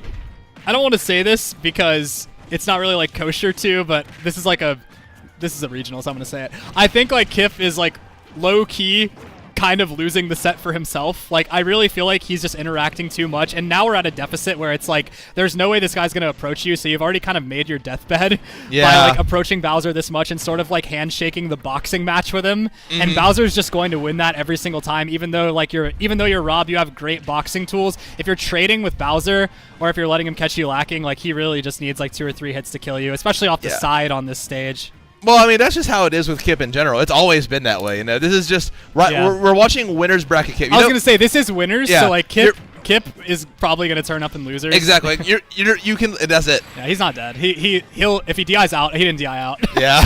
Yeah. Like I said, he did not. It's Kip. That's it. He did not go to the corner. You'll notice though on the scoreboard it says seed 4 for Kip. That's only accounting for losers side Kip. Bracket, Yeah. Winners bracket Kip is like an 0-2er. If it was single elim, Kip would be like a scrub. He'd be but- at McDonald's. He'd be he couldn't make it to work to the tournament today. His work called him in. Yeah. But I mean, either way, good stuff to Rave. most definitely, Don't take that away from Yeah. him. He was solid. No, not at all. I do think like there is like, as again, not kosher as it is to say, I definitely think there's something to be said for like just sometimes you play the matchup wrong and the other person, if they're playing the matchup right, or if they're like, capitalizing off the fact that you're not really giving their character the respect that they kind of demand, then, kudos to you, bro. Their fault for not playing right, yeah? But, Absolutely, yeah. Just what do I know? like you said, playing the boxing match with Bowser, Yeah. that's just not the way to go. One-time Eplex top 8er here, giving Mr. Kitman Roy advice. So. It's more than me. It's more than me. Hey, I've been a back throw top 8er, not an Eplex top 8er. I feel like that's honestly better. Or like well, on now some it days. is because Birmingham's dead, but Eplex doesn't exist anymore. It's if too Eplex bad. if Eplex was still around, Eplex would be the premier. Are VP. they still moving locations, or are they like, or are they dead? They're dead. Okay, I'll tell you right I now. didn't If know. if Scoob is in chat right now, he will corroborate. The dream is dead. Did you? I was just seeing if they could hear comms. Oh, he can. They can, yeah. Okay, good. I was like, Melee was happy to hear you. oh, cool. Yeah. So Hi, Melee. Hey Hayden. Sorry, I'm checking bracket as well, just kind of see where we're at. So that's gonna rounds out our winner side top 8. We have Yeah, that was a top 8 qualifier. Dany versus Rave, and then Xerzal versus Zero, and then loser side we have a little bit of a ways to go, but we're actually just gonna get straight into winner side top 8. Oh, that's interesting. Forget what I'm saying. It's probably on a side stream then. But yeah, I mean, honestly, all the better. I think a lot of these guys, they just want this to go as fast as possible. Oh no, so. most definitely, no fault to them for that whatsoever. But yeah, we do have Mr. Xerzal, Mr. Min himself, Mr. likes hidden on Twitter champion. He's a big winner from that, I think. Arguably the biggest winner. Yeah, maybe of all time, actually. Except for Ted Cruz. It's him, Ted Cruz, and Voltion. Yeah. Is like the biggest trifecta of winners from that. Yeah. That's the podium. I can't say I know a ton about Ness Min, but I really would just imagine that this is like you have to play the keep out game. Zero's going to be playing a lot of red light, green light. I'm surprised that grab didn't hit. That was some weird hurtbox shifting that from the was shield weird, animation yeah. there on Min. She just barely took her arms back, I think, far enough. But DQ me. yeah, I mean, so far, Xerzal really just doing a good job of holding the center stage here. I don't know if this is like, this might just be a bad premonition, but I feel like we're going to be seeing a lot of this set, and then we're going to see Zero hit him once and kill him. So Yeah. I feel like if he doesn't make the most of his openings, he just can't really win the matchup. I'm not very well versed in this matchup specifically, but I feel like I've seen it enough. That's just most mid matchups, to be fair, though. It's just Yeah. going to be Xerzal's going to box him out, and if he gets him with the right thing, he dies. It's harder to do that on floatier characters like Ness, though, and Ness is one of those floaties that he gets in, Yeah, and he just shreds you. I was gonna say, I think like, even if you're not familiar with this matchup, these are two characters that are so polarizing in their gameplay that like you can kind of infer how it's going to go or how it should go from Yeah, like most definitely. a good player perspective or whatever. And I mean, again, like Xerzal so far just doing a really good job of not only tacking on the damage. That's, I mean, obviously one of Min's greatest strengths, but he's also like sort of denying a lot of those openings from Zero or playing the disadvantage really well, which I think like when it comes down to it, like, I'm not gonna lie, anyone can pick up the sticks on Min and get like a couple of really good advantage states. Like where champions are made is like, or like where the pressure really gets on is obviously that disadvantage state, and Xerzal is so strong. Like, look at that spacing around that forward air. Like, he's so good at just staying alive. He's gonna die here, but like, Oh, he had time? big punish from Zero. Big punish. I think dash attack killed there too. He could have Yeah. just dash attacked him. Yeah, Okay, we're another back here, yeah. sort of an optimistic up smash there from Xerzal, but I do think if he did get the read on Zero's jump out of shield, then he would have died considering the rage. So. I want to direct everyone's attention real quick to the. Oh, well, he's gone now. Xerzal has just had like the silliest smile on his face Bro, for like he's a 20 silly guy. uninterrupted seconds. He was just. That's the smile of a guy who knows his likes are hidden now. That's right. Yeah, he's not even thinking about the match. He's just thinking about how it has media tab, and that's it. Yeah. Megawatt gonna close that one out pretty early too. I don't know how the DI was on that Nair. I didn't see the blue line or anything there, but I mean, either way, that was a tough hill to climb either way from Zero. So that's gonna be it for that first game. But they were already. I can see they only talked for a second. Yeah, I don't know if he banned. I guess he probably did. Probably just quickly. Yeah. Usually Yeah. when you get to the higher level, I've noticed like they kind of just have like an idea. Yeah. of what Again, they're if you gonna play ban. against someone a lot too, you kind of know a lot of the time like what they're gonna ban. And you're sort of prepared what you're what your response to that is. So it looks like we're on a Hollow Yeah. Bastion here, which I do think. I'm trying to think about this stage from like a theory standpoint, I guess, like nerd emoji, but like because like this is a stage, like, again, sort of talked about it last set, like it's really easy to hold center.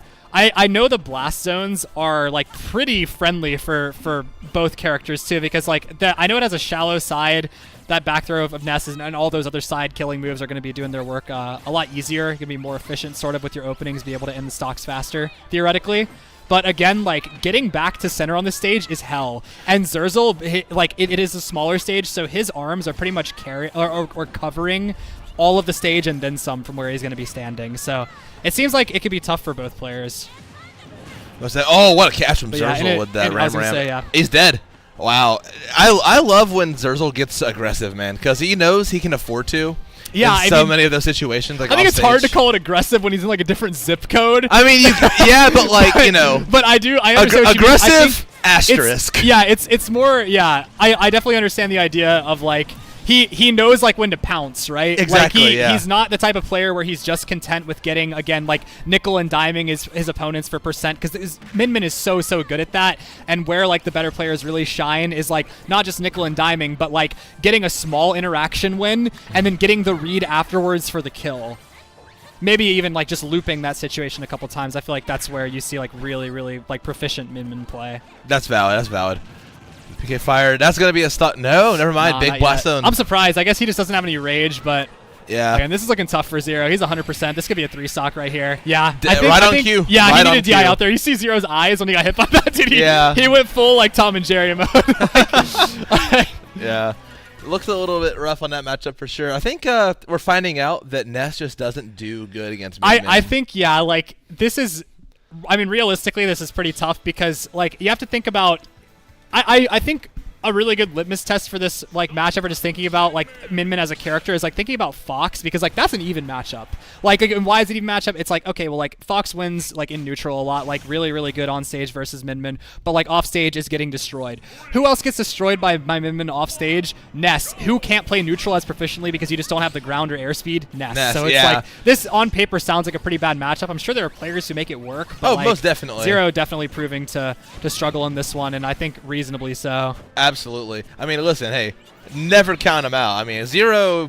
Like, I mean, when he went to Virginia, was just running every tournament I saw like, the Yeah. results for. So I mean, if anyone locally can do it, I'm putting my trust in Matthew. Yeah, I would agree too. Legal I think name. like obviously this is only game 3, and I mean we are seeing for the first time, maybe since the first game, an actual percent That's it. lead. Yeah, good call out on the neutral get up there for down smash. Just gonna cover that all day.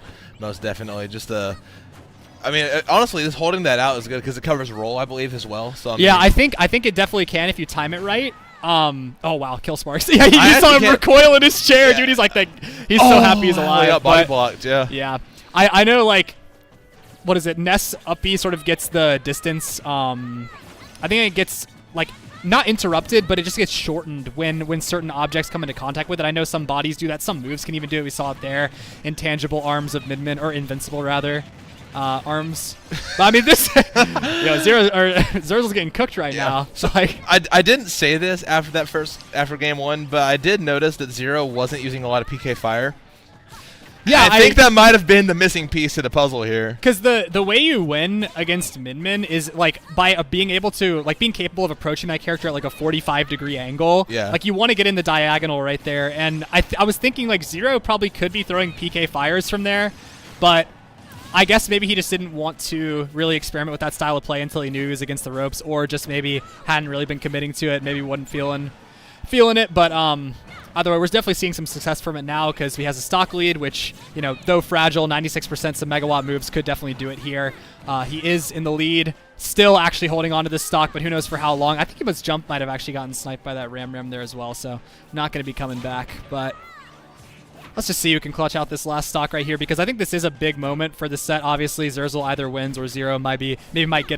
might light a fire under himself going into a potential game 4. Yeah, that recovery was a little scary. I mean, Yeah. Zero good enough to recover from down there, but anytime Ness, you can't see the bottom half of PK Thunder, terrifies me. But he makes it Yeah. back, and now Zero opting not to go for the Dragon Ledger there. It hurts so much because Zero worked so hard for that opening there where he finally landed that PK fire, and he only got 18% from it. I think he missed his drag down fair.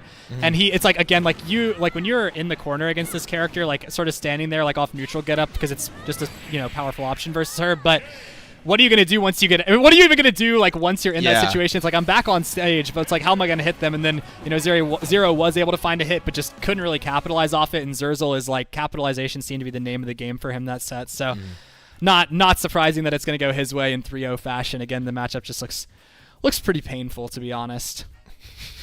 Yeah, we figured it out. Not good for Ness. Yeah, I mean, it definitely seems like a discipline test, I think. It's just we finally saw some parries come out from Zero there. He was really sort of inching up because just as, Min Min is sort of like tallying up damage on you to get you to kill percent, or like form a situation where they can just get one read and kill you from relative safety, I think we'll be putting it lightly. You also have to kind of like slowly build up like your approach against it. But we saw some glimmers of hope, but I don't know. I'm ready to see this next set, to be honest. I'm excited to I'm get excited some more games too. in here. Assuming we're getting Dany Rave, that should be exciting because we're going to see.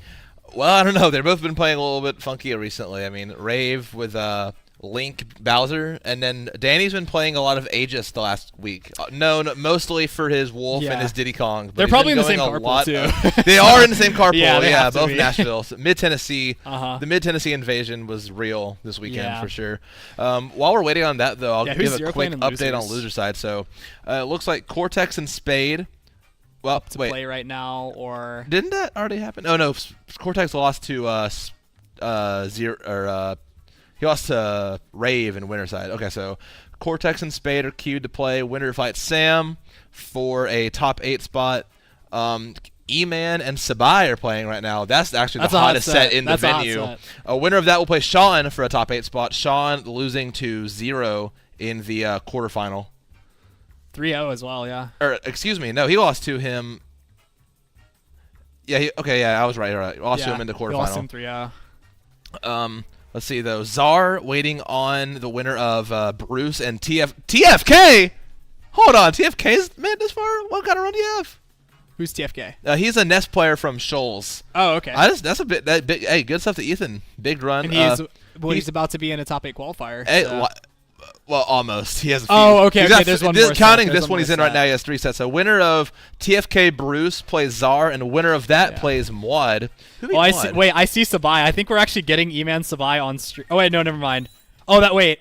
Okay, so it looks like Sabai beat E-Man. Oh, okay. So that actually is already over then. Yeah, it's going to be Shawn versus Sabai. That's going to be a hot set. This is a new one. Okay, dude.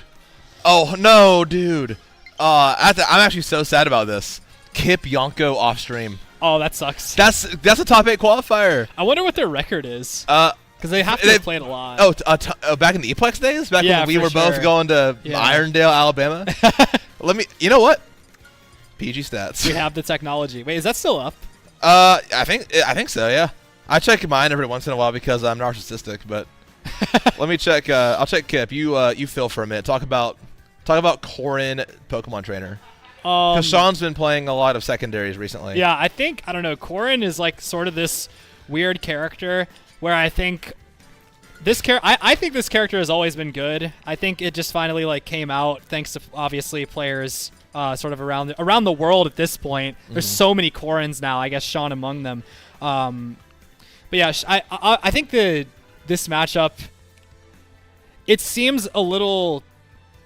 Probably Ivysaur slant, I would have to imagine, for Sabai. Like, it's going to be tough to get in as Squirtle. If you do get in as Squirtle, I imagine it can be pretty devastating given you make the right calls in advantage. But for the most part, Corin, obviously famously long range, famously early kill power given the right circumstances. Yes. Ivysaur, can kind of just sit back, throw Razor Leafs. Corin can, swat him with forward air and stuff like that, which I feel like this matchup would be pretty close to even.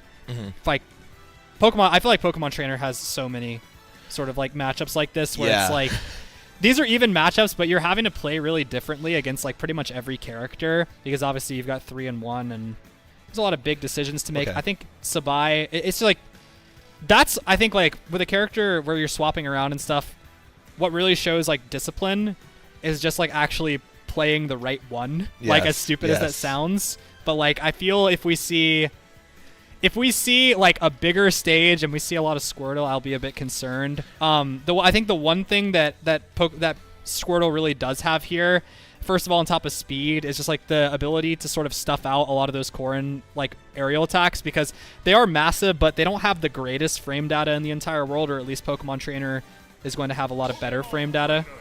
Even like Charizard, like you could virtually stuff out Corrin and stuff, but.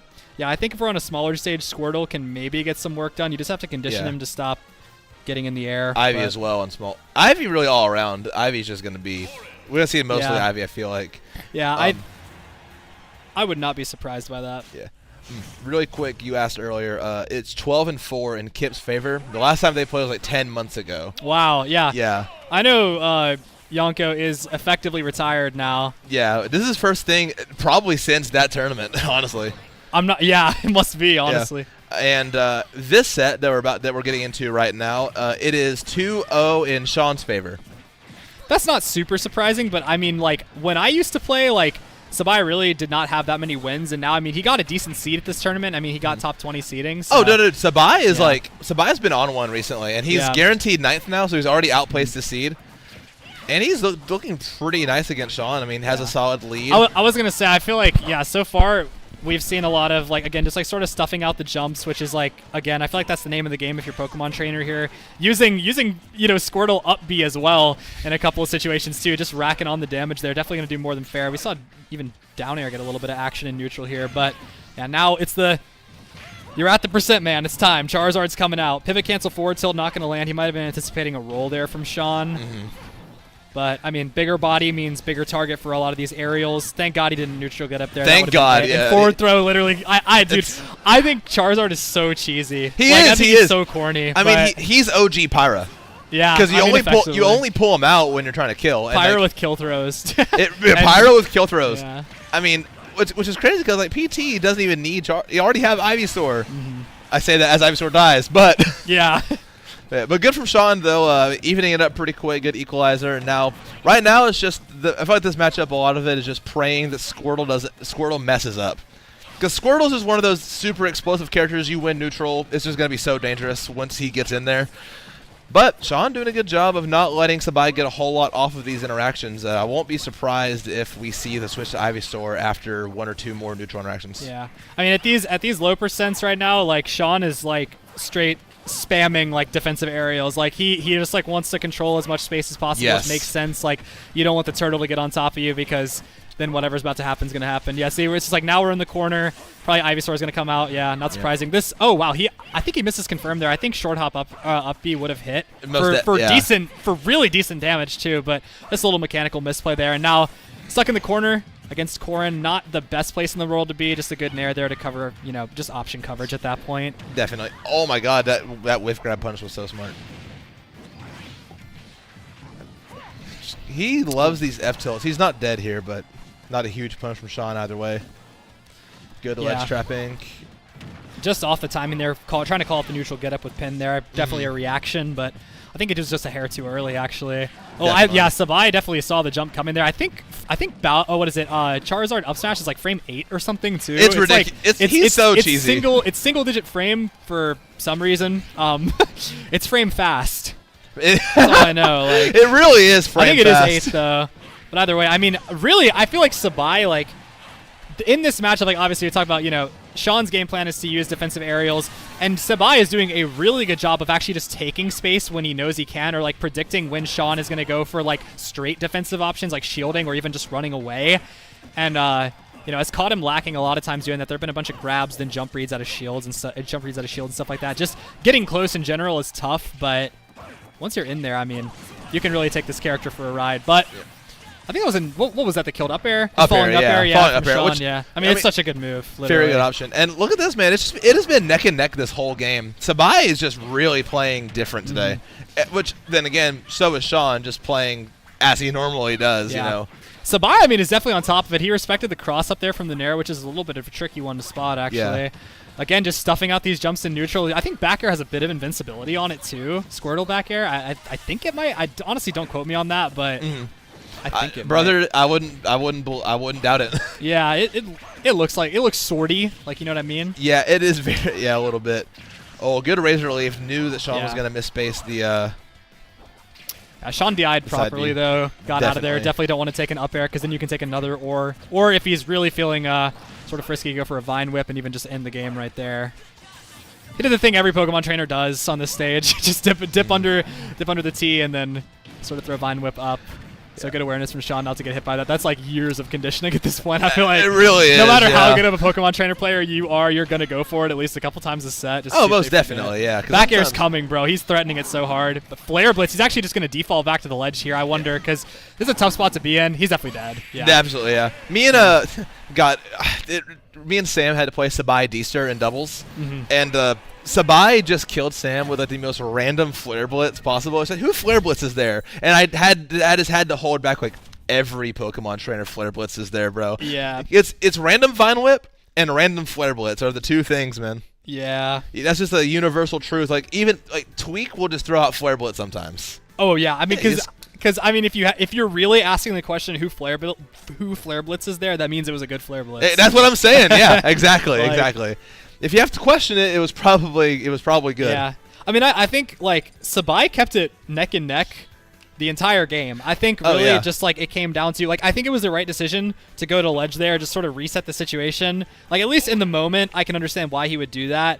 I wonder if it might have just been better to just sort of, like, swap Pokemon mid-air, though, because he hadn't really done that all game. Obviously, you can just get swatted by an up air all the same there, but the second Flare Blitz off ledge was definitely a bit optimistic, so I think maybe the nerves just got to him, so hopefully he's able to just calm down a bit on his counter pick here. Yeah, again, we want to see small stages here. This is where Squirtle's really going to be able to do some work. Again, we're already seeing short hop fair. This is not a surprise. Yeah, absolutely, Yeah. absolutely. And now if you're Shawn here, I mean, you actually are able to kind of keep the smaller stages away if you're feeling uncomfortable on them, because we are playing on the old rule set. So the Gommel rule set. Oh, okay. Yeah, so we still have PS2 starter stage first, 3 bands, no DSR. I mean, Sabai has Shawn looking really pressured, like just looking really stressed and neutral. Like, you know, it's the classic like pivot cancel forward tilt of Squirtle into grab, but he was a good deal away there, and it looked like he might have just gone for a panic spot dodge. So that might be one to tuck away in the back of the head for Sabai there. But for now, the first stock going to be going the way of Shawn, who is just looking to make this another victory. Hopefully, in his opinion, more dominant. Hey, might as well. I mean, always try to improve on the last victory, man. The more dominant the next game, the more dominant the next game will be, because you have the fear of God in your opponent. Good pivot grab there from Very Shawn. This is the situation that you hate to see Sabai in now, because you're Charizard, and Charizard is not getting out of the corner. I really love the wait there from Shawn too. I don't know if he was trying to go for a bait for that jump or just straight reacting, but either way, just resetting the situation again, and it's one that is insanely Corrin favored. Not even even more so than just being stuck against the corner or stuck in the corner against anyone. You're stuck in the corner against Corrin. Yeah, that's a horrible spot to be in, because she has pin, she has F smash. Yeah. I mean, her down tilt's really good. Yeah, Shawn definitely anticipating, I think, neutral get up there. I'm not sure if he wanted the turnaround on the forward smash, or it might have actually been anticipating roll, but either way, those grounded options were covered, and Sabai just went for a jump there, so getting out of jail relatively free for now, but 110% on the board. Who's to say how much longer he can actually make it? That was such a good. I love the wait there to get the grab after the pin. He just dropped it and just tried to tech chase him. No way. Okay, thank God. Okay, not yet. Yeah, Shawn has not really seemed to catch on to these repeated jumps off of ledge from Sabai. It worked one time to get him off the ledge earlier, and now he's again low-key kind of just spamming it. So yeah, a little bit. Hopefully Shawn in the ledge trapping game can sort of get more of a foothold there on the situation, because I do think that's where his character is going to really shine. But you can't knock Sabai, because this game was looking outrageously out of his favor just like 45 seconds ago, and now this is essentially an even game. It Any really is. move from either of these characters is going to take it here. That one forward will kill tilt, I like first. that. Shawn finally positioned differently. Looked like he might have been watching the jump and then reacted to the roll accordingly. If I'm Sabai, I'm switching here. You want him to go Ivysaur? Yeah, hey. I thought Ivy here. Yeah. This is your command, dude.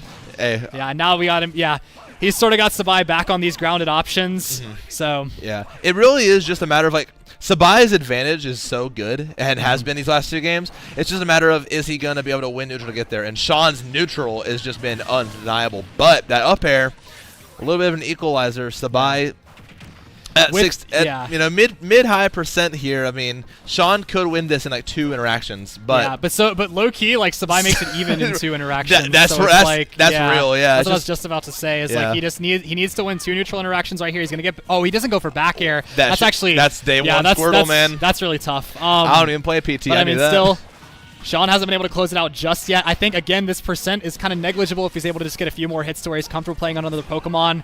I don't know if it's really the play to switch to Ivysaur here yet. You definitely have a throw confirm or 2 you can maybe go for, but yeah, the percent is getting racked up. I would have loved to see better capitalization on that roll as well. yeah. If he just waited and floated through the platform, up air actually would have covered every option anyway. And he just would have Exactly, had to yeah. react to the timing. Got a little bit too antsy on the up Yeah. air there, unfortunately, and now he's Yeah. in the corner against Corrin. And again, like that might seem like sort of idiosyncratic, but that's the thing that's going to win him these types of games. And I mean, it's still winnable. He went straight to the corner, really good DI. Again, like Sabai sort of coming out, doing pretty much everything that wow. he can to take this game away right now. No Vine Whip. I'm really surprised. That was just free damage. I think he got a from the little Charizard. nervous there, but you can't be nervous, and nervousness is how you lose. You get analysis paralysis. Yeah. Now you're stuck in the air. You got to switch here, man. Charizard does not die as easy. Yeah, he's gonna. Oh, yeah, there's the jump. Yeah. Yep. Okay. We know Sabai is gonna jump, All and right, Shawn. now what's the option? Oh, Jump okay, air jump dodge. air dodge. He can't go back to the ledge, so he has to just float in Yep. right into the forward tilt. Game's not over yet, but I would be really, really surprised if he's able to get off the ledge The here. regrab. Oh my God, Oh, Shawn! What? huge Are you gonna- misplay from Shawn. I can't believe it. Sabai able to take game 2 off the cup of some massive mechanical error from Shawn there.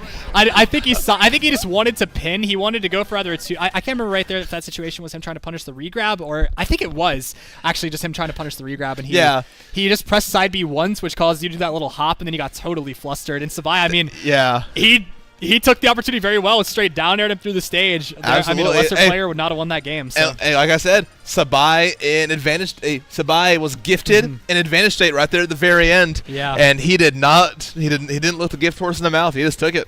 Yeah, I mean, they're smiling, just Yeah. laughing about it. Well, yeah, too. of course. Silly interaction. You gotta take that as is.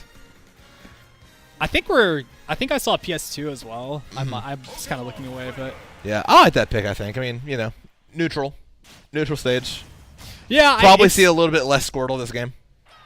Yeah, it is definitely one of the not a huge stage, but it's definitely bigger than Small Battlefield. So. Yeah. I mean, I liked Small Battlefield. I think that it's just, again, like a small stage can benefit either character, even if it's like, Yes. even in this situation where it's kind of supposed to benefit Sabai more.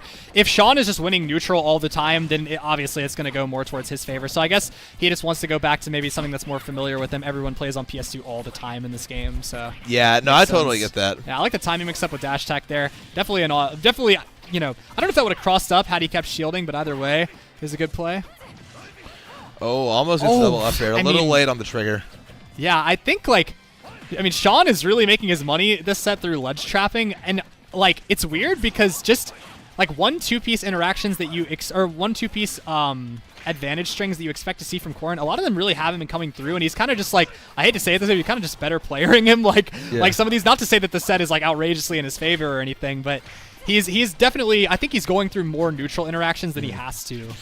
Yeah, and Sabai just hasn't gotten hit by like that pin No at back ledge throw. once. No back throw. Yeah, I guess maybe he's trying to keep it unstaled, but I mean, I personally would take the ledge trap there. But he has plans within plans, clearly. Yeah. So Let's see. I mean, hey, he has an idea there, so let's Yeah. see where it takes him. Right now, it's taking him Yeah. to the left side of Pokemon Stadium 2, right in Shawn's comfort zone. Let's see if he can finish his ledge trap off. Not quite.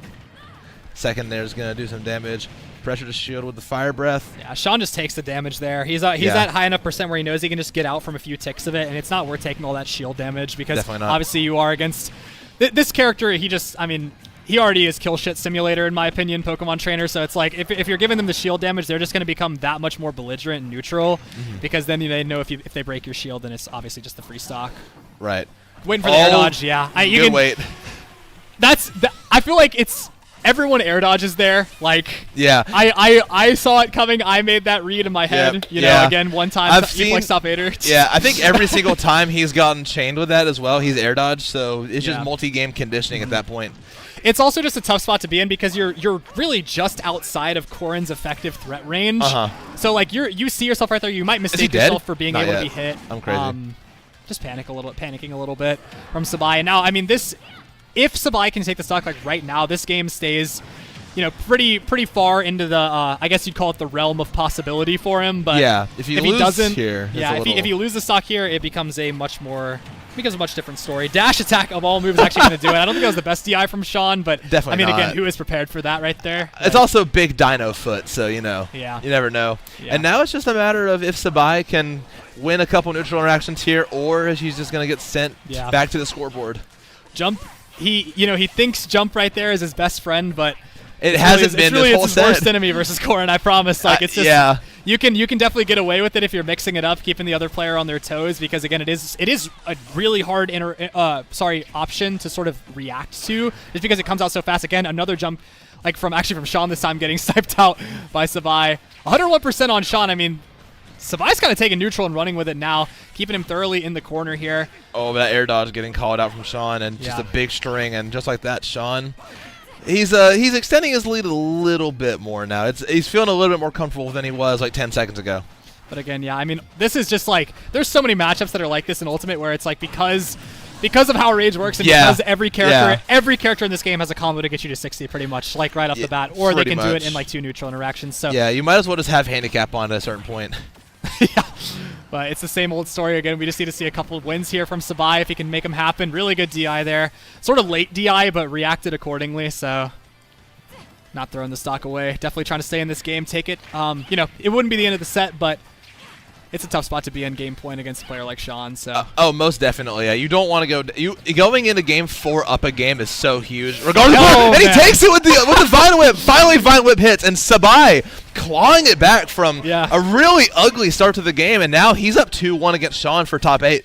When you give this guy an opportunity, he really does not miss. I think again, Shawn, it's weird because he's a player who at least in the Alabama mythos, I feel has been known as a very precise player. Oh yeah. Super neutral, dominant, really getting a lot of the guarantees out of his gameplay, so to speak, from winning interactions and stuff like that.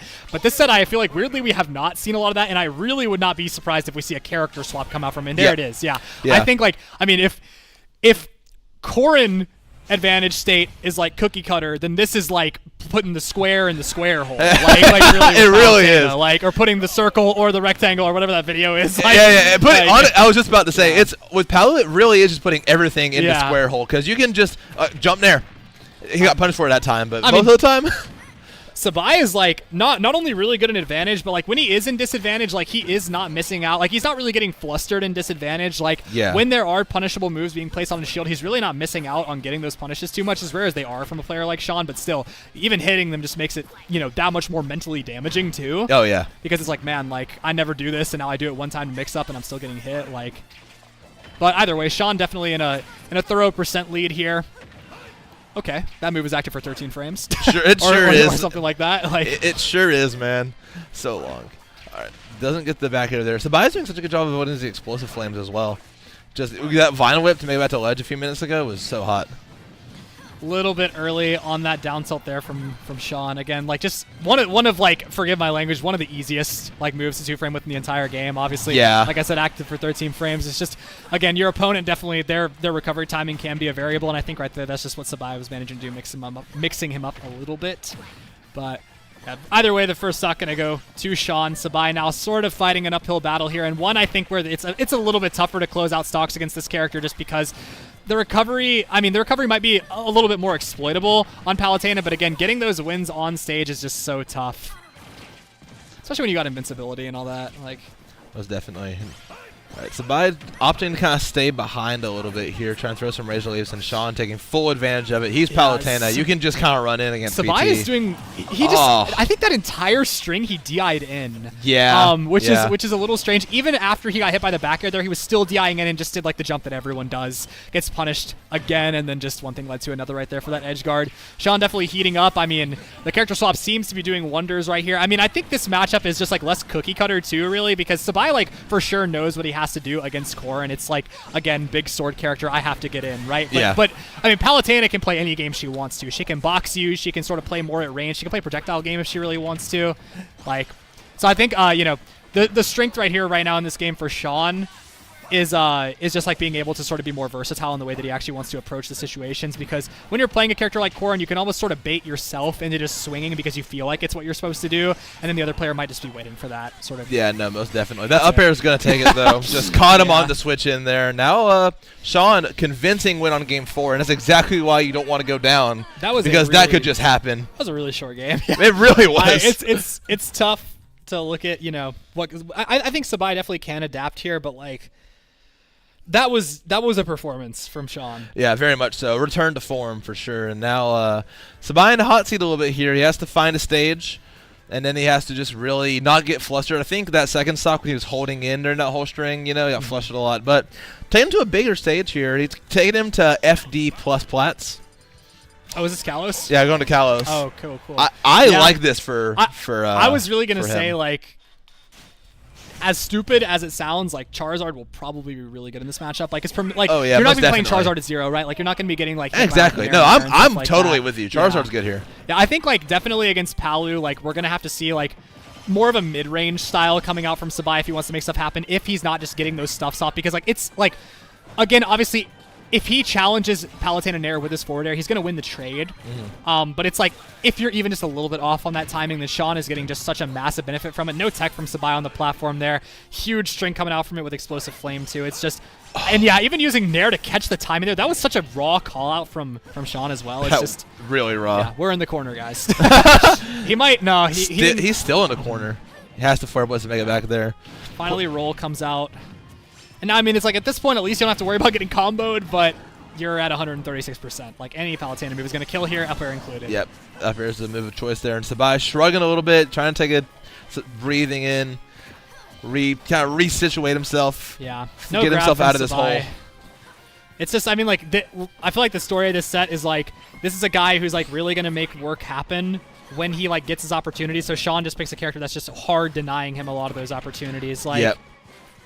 Because what he lacked on Corrin, I think, was frame data. He was losing a lot of those trades off of like the short hop aerials and stuff. But Palutena's moves are just that much faster than Corrin's, and I think Sabai's really having a lot of trouble with that, proving to anyway. But could get even up here in a moment. That's absolutely right. I mean, during that whole string you were saying, I mean, just Sabai 0 to 100, really, or 20 to 100, and now it's just a matter of finding the kill before Shawn gets in. But easier said than done, because now Sabai at 38.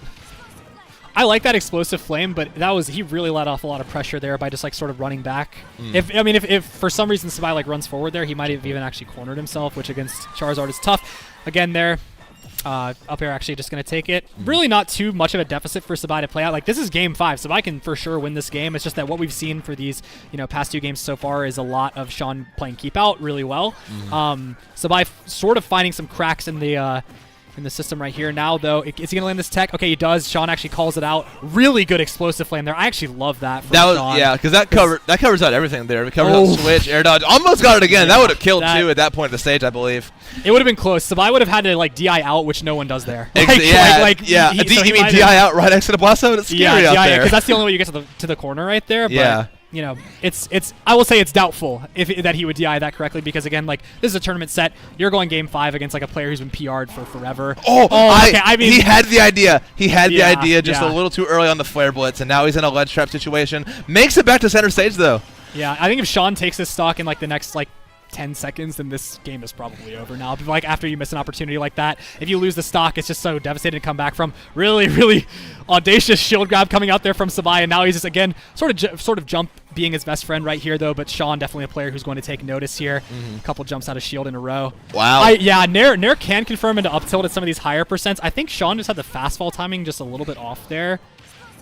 Most definitely. Yeah, this guy's jumping. You just know it, man. Like, you just know. Shawn doesn't have to react. He just has to know he's gonna jump there. Shawn really looked like he might have been trying to bait it too, but I don't know if there was just like a little bit of hesitation from his part. But now Shawn's terrified of back air, which you should be. Dash attack. Kill. I don't think it should have killed, but it definitely did. Yeah. Could have held in there, which is unfortunate. No, he could have held out. And that's what I think he might have. I got you. Yeah. But good little exchange for Sabai there, though. Yeah, honestly, definitely not out of the conversation for Sabai to win this game by any means whatsoever. If he can get this stock in like a reasonable amount of time, which that forward throw not going to, but putting him at a ledge trap position, Oh, Sabai, what are you doing? I mean, that exchange might not have taken the stock, but it does definitely show that there's still like a little bit of gas left in the tank. Like, Most definitely. Like there are signs of life coming from Sabai right now. Like, would have been nice if it killed. Yes, but I mean, it shows confidence that he was able to go for it. Oh, most definitely. We just, oh wow, okay, swap actually, I think he fell out of Nair into swap, which is interesting way to deal with it. Yep. Up throw will kill here, I think. No, okay. It goes to the corner. Shawn has enough experience to know he needs to hold it out there to get to that corner. I think Sabai's ledge trapping on Charizard, like we need to be seeing more forward tilt, like just to try to go for 2 frames. Like this is Palutena we're talking about. Like you would go for it and then react to the next option if it doesn't hit. So it's like you said he had a lot of gas left, but I feel like a lot of that's getting burned just from not being able to kill Palutena at like 172. Up throw would definitely do it, but he has to get the grab. And that was just such a big string from Shawn. It could be over here. That Nair is so good. Okay. He actually just flare blitzes. I didn't know he was quite at that angle. I thought he was a little bit under the lip of the stage, and he would have just been dead there. Yeah, that kills. Okay, all right. This has to be dead. Yeah, absolutely. And now this is where runs are made here. If Sabai can Shawn, find I'm camping so hard. I'm camping so hard here. Like because again, like to come in here and even he swings at a disadvantage there, which is so surprising. Like sort of playing into Sabai's hand. We're at 53%. Like he's super winnable. Sabai's already found his opening, and now he's finding even more. He's wow! Even There, he was gonna vine whip. Oh my god, he could have had it. If he landed that, 100% vine whip was coming. This guy, like we've seen his advantage state. He's not missing out on those. I don't know if he back throw. Okay, he does back throw. He doesn't care about staling here. He's not. He doesn't go for this Nair. There's no way. That'd be way too audacious. Switch, sort of getting. I think that switch was pretty telegraphed, but he's not going to go for it again. No up air. Actually, just Nair coming out, but we're going to another ledge anyway. Yeah, unfortunately. And Sabai just has to get off the ledge here if he wants a chance. Up air is going to kill. Yep. And Shawn barely surviving the upset against Sabai. Sabai out at, I believe, 9th. Shawn punches his way into top 8 by the skin of his teeth. Yeah, I think just what it came down to there was like, I hate to like beat the dead horse, but it's like Sabai was jumping so much, and his secondary option when Shawn was taking him off jump was jump air dodge, and so Shawn knows it's like okay, like there's whatever percent chance like high right that he's gonna jump like because that was just sort of a habit that he exhibited throughout that set, and then he knew if that wasn't coming, then he was probably gonna jump air dodge or he was gonna do a really delayed option because like for a lot of like players who are sort of around the mid level, it's like you get taken off option number 1, you're really sitting there and thinking, and that's even just something that the other player can pick up on if they're like of the caliber of Shawn, because like again, Shawn has been in that situation probably a lot more times than Sabai has too. Yeah, absolutely. So it's like but I mean didn't you say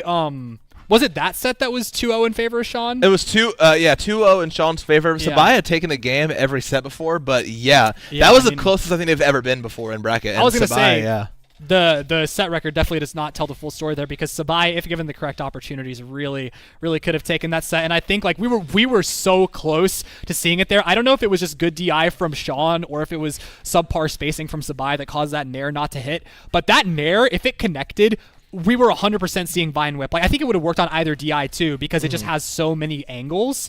But I mean, really good stuff to Sabai. I really think like you can't give him enough congratulations for making it that close. Oh, most definitely. This is a player who like already outplaced their seed and was really looking for more. Shawn, obviously, like pillar of composure right there. Like looked a little bit rough in that game. I think it was game 3. Yeah. But definitely made the right decision sticking it out with Palutena, or not really sticking out, just swapping to Palutena. A good decision for sure. So good stuff to both players there. That's going to be Shawn punching his way into top 8. He will play the winner of Sam and Spade. Okay. Spade beat Cortex 3-1. Now he plays Sam, and he'd be in top 8. I mean, the old heads are out today, man. He's me included. Yeah. One set away from making top 8 loser side after losing to Shawn like round 2, I think. That is impressive. Crazy run. Spade definitely not seated appropriately, so it happens sometimes. Has he like been to events and like? No. Didn't you say his last event was like 10 months ago or something? Or no, was so that was Yonko. That was Eli. Yeah. But no, Spade longer actually. Okay. Now, before we get into this set, just a few more updates. Kip also in top 8 through the 3-0 over Yonko.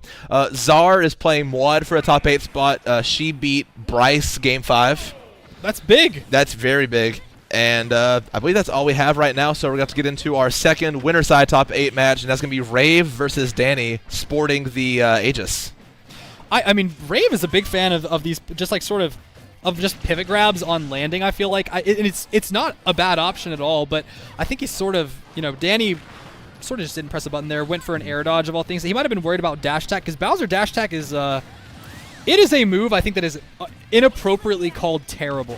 Like Yes. because if you Yes. do land that move, the area that it sends you to is like the worst place you want to be against Bowser, which is like sort of in that diagonal against him. You're afraid of fair. You're afraid of like landing and shielding, getting hit by side B. So many, or even like forward smash. So many options that can come out. Most definitely. But yeah, I Most mean, definitely. Rave looking really, really comfortable in this matchup. Again, Dany just sort of like not threatening options as he's coming down. I think that needs to change quick. Most definitely. I mean, we saw his eyes kind of like bulge out of his head there, just taking a big exhale, and Rave with a very commanding lead right now. Yeah, we need to see some nairs or something come out. We're actually just seeing Dany go ahead and play on Pyro, which like really might be more his speed for this set for what he's trying to do so far, because it's like, I feel like Mythra, it's like, she's like an annoying little gnat, right? Like we're used to seeing like these 2-3 piece strings. He might have actually lost jump there. No, he actually respected it and held jump. But Smart on Rave. Smart. yeah, I mean, I think if we're gonna be seeing Mythra this set, then we need to see her like swinging at least until conditioned otherwise, because it almost feels like Dany started this set expecting Rave to like sort of just respect him. But I mean, you have to command that as Mythra. Like, this is a character who's gonna die in 3 hits, and it happened for basically 2 stocks. Like, it really did, yeah. And now he's off stage once again. This could be over, and it is. Catches Wow. the switch. Oh nope. That No should way, be it. right? Yeah. Okay. Yeah. Easy Good to players catch don't from that miss far that. out. And Rave with a pretty convincing win there. I felt like we saw Dany kind of get his bearings on the situation he was in there Yeah. toward the end. He so- got a stock. Yeah, Like, game 2 will be a different story, I think, but good opening from Rave. That's what you want to do. I mean, up 1-0 against the #1 player in your own region. Yeah, and this is winners semis too. So this is like, whoever wins this is like guaranteed third, right? Guaranteed at least third, right? Yeah. Because they'll play Yay, Xerzal. Wolf! Oh, dude, Dany gave up so fast. All right, we're back to Wolf. No, I mean, I'm honestly not surprised that he wanted to try something different, because I know agree, yeah. a lot of Wolf players really do not like this matchup. And I am like, when I used to play the game a lot, I was a Wolf player. I like wasn't a huge fan of like a lot of the super heavy matchups. They really require you to play in a way that's just super lame. I agree. Because a lot of the fact of the matter is, as Wolf, a lot of like the heavy characters, especially Bowser, because he has speed attached to him, they can beat you like boxing, especially because in Wolf's a lot of single hit attacks. Like, and you know, trading, you're gonna get some damage off, but against Bowser, like trading that, it's like what you're trading probably like 9% or 12, like up to 12 on like a Wolf fair to like, I don't know, like 20 from Bowser fair. Like, this is just the type of thing though where like Wolf can take stocks really, really early off Bowser, given the right thing. But again, Bowser's like the king of killing you at like 90. Exactly, yeah. So this is going to be a very explosive set, I feel like, from the jump, depending on how carefully they play neutral. That should be a stock, right? Yeah, absolutely. Even Yeah, to with the corner. I think like Bowser's side B is one of the moves that I feel is most impacted by rage in this game. I don't know if it's cope, but it really feels like it, because like that would not have killed Dany if Rave was like at 0. Like, it just wouldn't have. Oh, like, no, I'm with he, you. Yeah, I'm like so with he you. could have died to the corner. I almost didn't expect it to kill, but then I had to remember, yeah, this is rage. That was a really good back air. He sort of, you know, framed it around the shield of Rave. Rave was just holding shield there, but you know, Bowser's a big guy. Some of that's gonna poke out. I like the attempt at the up tilt there. I actually just don't know if that actually works on Bowser. I honestly wonder if it might be better to just go for down throw dash attack. Down throw dash attack usually proves to be better against fast fallers, but honestly at 0, it might not work against Bowser. Yeah, no, absolutely not. Oh, he might die. No, not quite. Just misspaced the back air on that one, unfortunately. Oh, Rave doing the Bowser classic sidestep F smash. Yeah, or F tilt, really, excuse me. really interesting. We see back throw there, but he's gonna, because the reason I say it is because past like about 60% on like average weight characters, so probably about 70, 80, 85 on Bowser. Wolf forward throw starts to launch for a tech situation. Yeah. So I don't know why he went for back throw. It might have been just been a DI mix up, because it looked like he might have been banking on him holding DI in and then going for a back air, but stock ended nonetheless. Dany definitely looking a whole lot more comfortable, and I mean, he better be. He probably has like 5,000 hours on this character. So yeah, absolutely, right. This definitely won't take it. Center stage, not high enough percent, not high enough rage on Bowser. But forward air rather, lights out. Yeah, and now again, I mean, we've seen Rave in this situation before. This is still a winnable game for Rave, as much as it is for Dany, even with the percent deficit. Short up there is going to start it off. Dany just kind of swinging a little bit, hoping to catch Bowser's big hurt box, but not quite. And Rave's just standing there, just letting Dany. Okay, he can mash. Oh, well, okay. He can mash too. Oh, okay. Up Yeah. smash. That would have been good damage at least. Would have been good damage for sure. Oh, big opportunity for Rave. They're going to get hit away from the ledge. That was a good attack from Dany. Just good spacing. Wow. Catches the tech in place and just. Yeah. Yeah, it felt like Rave just didn't have a good shot after he. Got hit from the ledge on that side. Yeah. Just a good connection from Dany on that back air, and yeah, evens up to set count. We're in a best of 3 territory. I don't know if it's just that it's like that it's Bowser or what, but like I feel like everyone thinks that like, you know, more Falco and Fox are sort of like the kings of stray hits. Yeah. Right there, like we saw Wolf hit reverse weak nair and get like a pretty much unlosable tech situation off that, because back air is going to hit every option on that platform right there. And I mean, I think it was, I don't know, if I want to like be really nitpicky, like Rave probably shouldn't have tech rolled out, because I think that caused him to get hit by the sweet spot. But I mean, either way, like you probably didn't have much left in that game there, to be honest. Sure. But I mean, strangely, we're actually seeing Pyra and Mithra come back out, and we are seeing this Mithra start to swing. I think, you know, Dany finally has a little bit of the confidence that he needed, because I think, again, like a lot of Wolf players really do not like this matchup, at least from my understanding. It's just, you know, it's just the type of matchup where it's like, oh my, like I'm gonna be a stock ahead, and then it's like I can still lose, and sort of psyching yourself out. But I mean, if you're playing Mithra, like you can definitely do, you can throw a swing or two out, I think. Oh, this is most a regrab. definitely. Well, I love the confidence from Rave. They're not panicking in the corner because Pyro just feeds off of panic in the corner. Okay, wow, yeah. Spacing not on point there for Rave. Dany going to get back virtually for free there. Going to be another ledge situation here, though. Okay, I love that he goes ahead, because I think Rave was probably banking on him going just a bit lower and going for a 2-frame, because why not? Yeah. Like, either if you hit down tilt or forward tilt 2-frame there, then he's definitely not making it back to the stage. Pivot up tilt. I love love that option. Yeah, it's such a weird option from Bowser players, but like I feel like it works more than it doesn't. Yeah, So no, it's absolutely. Like, I mean, you see it with Roy sometimes. Yeah, like you do, really you high do. percent because it comes out of nowhere and it definitely kills. It's a timing Bowser's mix-up is like, too. but Bowser's is like as fast and it's stronger. Yeah. So it's like, you know, just a very scary option. Ooh, just a little bit late on the trigger on that second jab. It No definitely jump would have here. hit. Dany That was a little just early, a great yeah. timing mix-up from Rave there, but Most Gentleman definitely. actually going to do it. I think I don't know if that was the eye. It probably just would have killed. Yeah, I think it might have been just kills it there. PS2 more than anything else right there.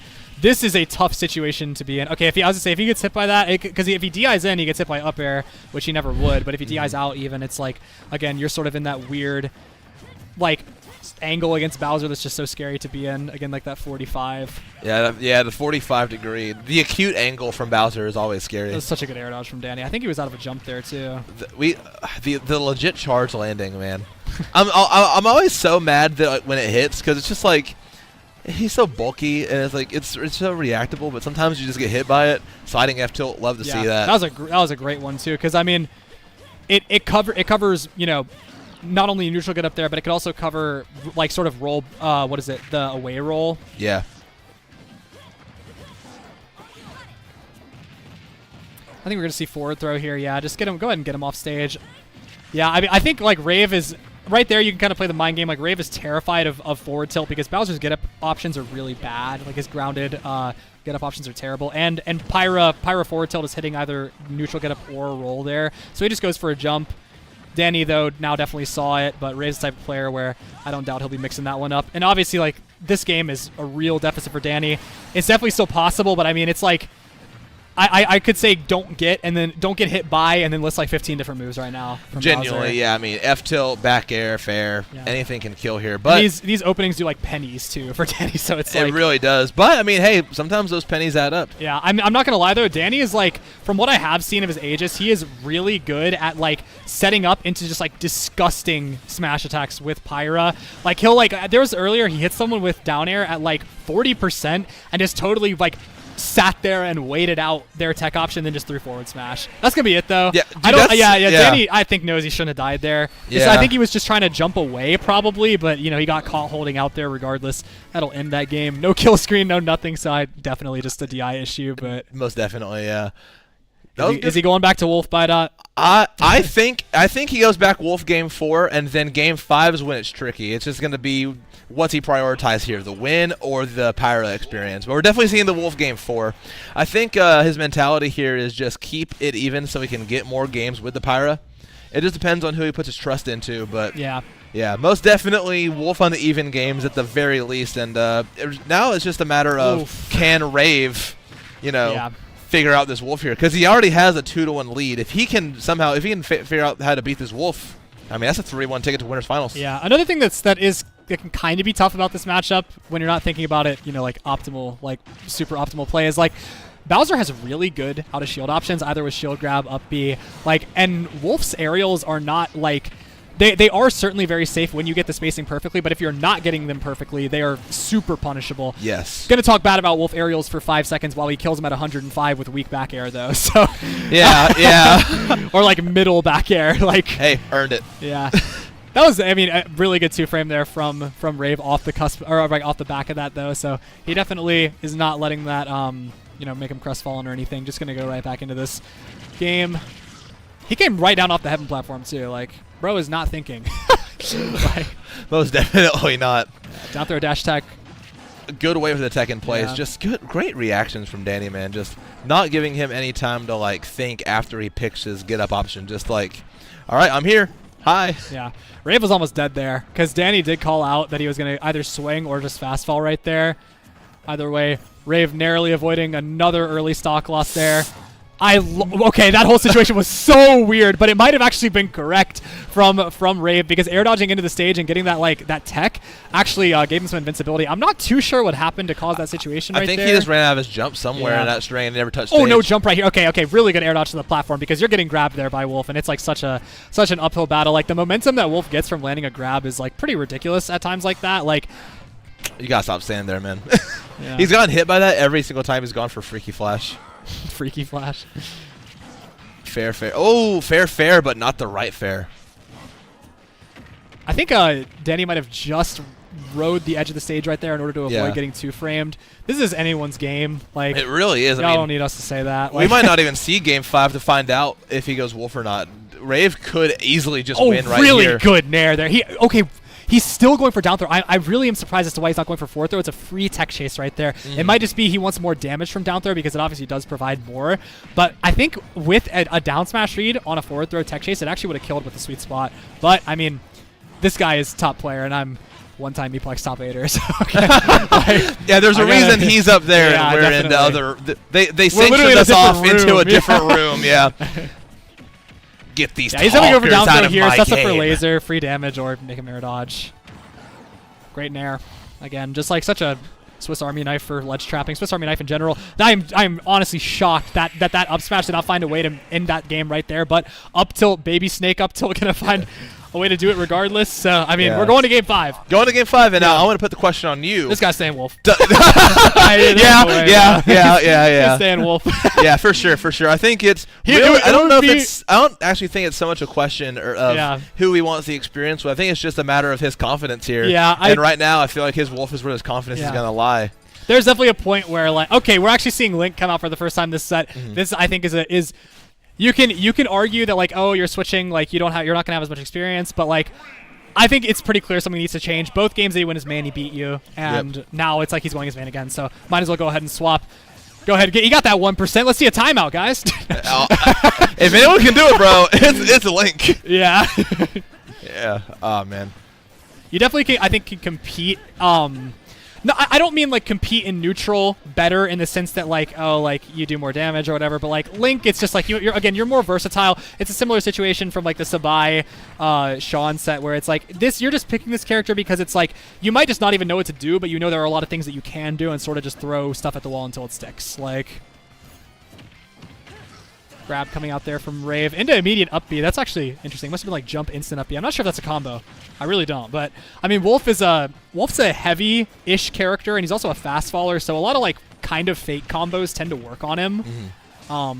Link actually kind of being the same. So, but either way, Rave definitely. You know, the neutral is just dead even right now. I feel like we've seen just as many neutral openings wins from either player. But we are seeing, you know, this could be a big ledge trap scenario. No, Dany actually just going to jump, perfectly weave through that, calling out Rave's timing on sort of wanting to go up, cover that neutral get up maybe, or even just like catch his recovery off that boomerang. Yeah, Dany's spacing on those down smashes has been a little bit off today. That or Rave's just done a really good job of avoiding the position. And that's a good ledge trap. Just bomb out. Good reflector from Dany. It's weird that bomb explosion doesn't go. I might be wrong about this interaction. You might have just caught the invincibility on Wolf down B, but I'm pretty sure it had been out for a bit. And the explosion on the bomb actually just it seemed like it got reflected. I heard the audio cue, so that's really weird. I'd probably forgotten that's the way that works. But Freaky Flash coming out. Okay, that's a tough situation to be in. I think he thought he was going to make it to the ledge and then just panic air dodge trying to get there. But Yeah. either way, that's the way the first stock ends. I mean, this is a neck and neck game right here still. It really is. I mean, Yeah. Wolf will probably get this stock pretty early on. Back throw will kill now. I'm not even a wolf back throw down player. I just genuinely believe it's overrated. So it's like I never really know, like, because from my experience the move never kills. But okay, he actually just goes to regular air dodge. I feel like most people would go for Z drop there, but he actually keeps the resource from doing so. Doesn't get much done with it, but yeah, I mean it just doesn't kill. Yeah, Link is I don't know what his weight is. It's like 10 something, like 108. High enough probably. for back throw not to kill for center stage at 170. Yeah, but Weak Finally Nair, dying. Weak Nair did it. Like Weak Nair kills before back yeah. throw. Like come on, guys. Weak Nair at 205. Shout out Birmingham. Oh, true. And Fox Nair is like 220, bro. Or no, that's like, real. That's, like, you're real. You're real. Fox Yeah. forward throw kills at like 230 or something at the edge. Like at least Yeah. against Link, probably earlier against. Space, the only spacey with a kill throw. And now, I mean, Rave had a good extra credit going in there, but now Danny's just completely taken the lead back. I mean, it's back and forth now, but it's like pretty much dead even. Grab getting beat out there. Just a quick jump from Rave, leaving Dany wide open now. I think again neither player is pulling away whatsoever. Back throw again. These back throws are weird from Dany, but like you gotta trust that he like has some sort of plan with this because there's no reason you'd want to keep forward throw or down throw unstaled. So it might just be like a positioning mix up, or he knew that he would go to the platform and then he might be able to get a read off that. He's gonna hold down. Oh, he did not hold down. Okay. Really, actually, that's. Danny's better than me, right? Like, Yeah. I hold down there and I try to kill Rave, and then I get killed by like Nair off ledge. Real, yeah. And now Dany, even taking the lead back here, 2 stocks to 1. Sticking with Wolf definitely the right call. It's just a matter of if can Rave get this stock early enough. Up air not gonna do it. Okay, that was strong up air too, or maybe not. I don't know. Like it might have been like I think there's a medium hitbox on it, but it felt like strong up air. Yeah, his spacing did not look off. I think that bomb would have killed if it hit. No shield grab. Didn't detonate it in time, but it still hasn't gotten hit yet. This stock. Commentator's curse. Yeah. Wow. No hesitation. Never mind. It didn't kill there. All right. Okay, finally, he just gets a clean hit. Because Dany, I was worried for Rave there because it looked like Dany was kind of getting away with some stuff scot-free. Like he did a really unspaced, like just like reverse nair on the shield, and Rave actually rolled away from it instead of just going for the grab. Because I mean, it's like you can, I mean, even if you can't end the stock right there, you're definitely getting damage, like or exuding confidence, like or just I mean, in general, playing confident, like most definitely knowing what you can actually do, but. Oh, wow, cross up there. That was a really good cross up from Dany. Not surprising. Again, like maybe that actually could have been it there, as Rave might have been anticipating a cross up. So, again, that's just kudos to Dany for sort of keeping him on his toes. Wow. You're braver than me for this roll in, Rave. Yeah. I will say, really know. Everyone air dodges in there for some reason. Like when you get hit by a weak Wolf Nair at like 70, like there's like a secret sauce in it that forces you to air dodge in. I've won like so many sets I shouldn't have because of that. Like, oh, most definitely. And and he did manage to catch the tech roll, so good for him. Because if he didn't, he probably would have died. Yep, and he's Rave still swinging here a little bit. You know, I mean, back air will kill here, but that's if Dany can land it. Okay, yeah. That Commentators busting. Yeah, we saw Rave like he's finally started to sort of call out those jumps because like Wolf's one of those characters where if you're letting him jump around for free, then you are like handshaking the loss of the set. So it's like, but in that situation it's tough because like you can't really command that situation because you might just trade with back air or back air might just hit you clean. So Dany eventually finds one, and that's gonna be the end of the set. Rave not looking super pressed about it, but definitely you can tell not happy. So never are in a set like that because obviously it was game 5, and I think both players played really well, especially in that last game. Like it's just we really didn't see anyone with a substantial advantage until the end of that second stock for Rave because Dany just started really locking down his aggression, and it looked like Rave was sort of getting psyched out by that, not really knowing how to respond to certain cross-ups. And finally, when he sort of started to show some aggression again, Dany took full advantage of that. So, one seed doing one seed things. Mm-hmm. And Danny's unraveling his controller, I believe, which means we're about to get Dany's Xerzal for our winner's final set next on stream. I have no idea what the record for this is. I actually don't even know if I've seen these two play, but I've definitely seen the matchup. So the last time I saw these two play was at the Bounty 1 in like January of last year. Yeah. So well over a year ago. Dany actually won that set game 5, so I think that Wolf is definitely the best spacey versus Min Min. because like you obviously like you have laser, you have the ability to approach from 45 really easily.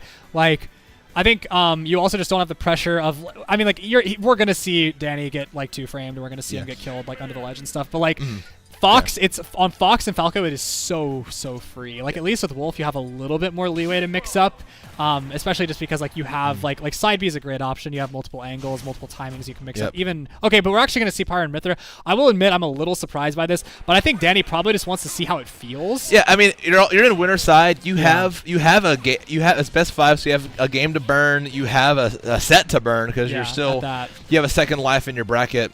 Lifetime, Xerzal has the lead. 2-0 at Frame Perfect Series 4. Oh, it's a Wi-Fi. So offline, it's 1-1. Dany's a big Wi-Fi guy, isn't he? Who? Danny's a big Wi-Fi guy. Both of these players are to a degree. Oh, okay. But Xerzal 3-0'd him at Stage Control about 2 years ago. And Dany won Game 5 at the Bounty in January of last year. And that was the last time they played. So it's been a year and a half since these two have met in bracket. Yeah, I mean...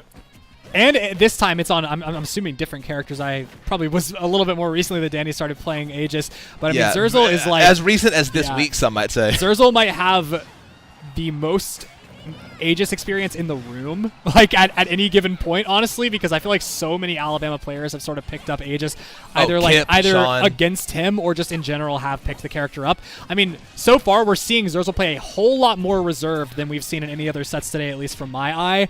Like Xerzal, there were a few times where he actually looked afraid to swing, like instead was opting for grabs or even just sitting in shield, which is really like not characteristic of him as a player, at least if he doesn't have to be. So yeah, it's definitely a little bit of a different play style from these guys, and it's dead even right now. So, really good mix-up from Xerzal. He was tech rolling back there. Dany trying to anticipate that and go for another dash attack, but instead he rolled in that time. Yeah, now the land against Mithra challenge. Success, actually. He did nothing. He just did nothing. Yeah, I think because Dany had punished, he parried Nair earlier, and so Xerzal was like, I'm just going to land. Yeah. If there's one thing I feel like min can struggle with sometimes, it is landing. Like you have that down air, which is, you can react out of pretty fast.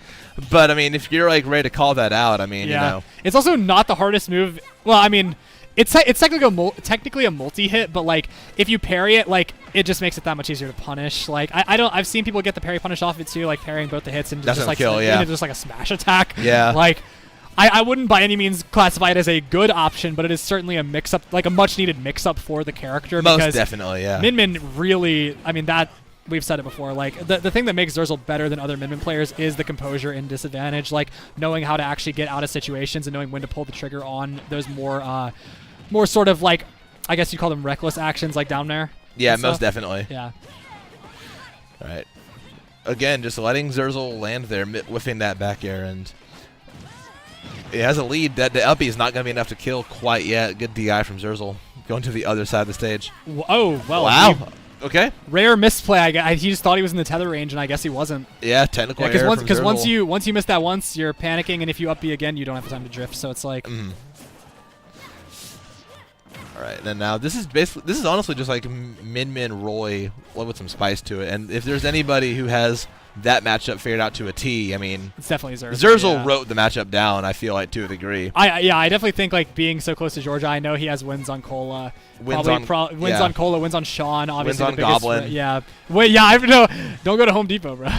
Stay away from the hammer aisle. That was a classic. I think Xerzal. Oh, okay. He really just ripped the air he's off, dead. And he's dead. He's dead. Yeah. Wow. I think that was like potentially a game-winning call for Xerzal, but Dany just reacted and had that up B unlock. I think it should have just been damage, but tough situation to be in. Really, like it's one of those tech timings that remains like relatively consistent, just because you're going to get hit by the first one, and there's a certain amount of time before you get hit by the second part of Mithra up B. But either way, just didn't have it in him that game. Hate to say it, but if you're a Dany fan, that's what you want to see here as we move into Game 2, and it looks like he's going to stay on this character here, new character, proven to I guess I like it. Put down a little bit of work here for him. I mean, every single time. I mean, I've commentated so many Dany sets over the years. I feel like when Dany plays good, it's when he's playing confident. Yeah. And it doesn't really matter what character. I mean, I've seen his Diddy, I've seen his Wolf, and now his Aegis. I mean, I feel like when we were seeing the Aegis struggle that last set, I feel like he just wasn't as confident in certain things as he is right now. He's so well, Yeah, he's so did he save him? Never mind. Never mind. Never mind. Never mind. From Never mind. the moment you see him, you see that because he waited so long to jump, he was really trying to bait Xerzal, and he just throwing an arm, sort of like preemptively. But Xerzal waited the entire time. So well played by him. There was one more timing mix-up that Dany could have done, but he just, at that point he ripped it, and Xerzal ripped back. So, and then it was just another couple of just execution checks from there to end that stock. Now we're actually seeing Xerzal take like this stage is so tough against Min Min, I feel like, because she just stands under the platform. Oh yeah, and she covers the entire half of the stage, and then the ledge, and then off stage. Like it's so crazy. And Xerzal's mobility in the air is just so good. Dany just hasn't been able to find an aerial kill at all this game, or a kill in general. Excuse me. Not so far at least. Yeah.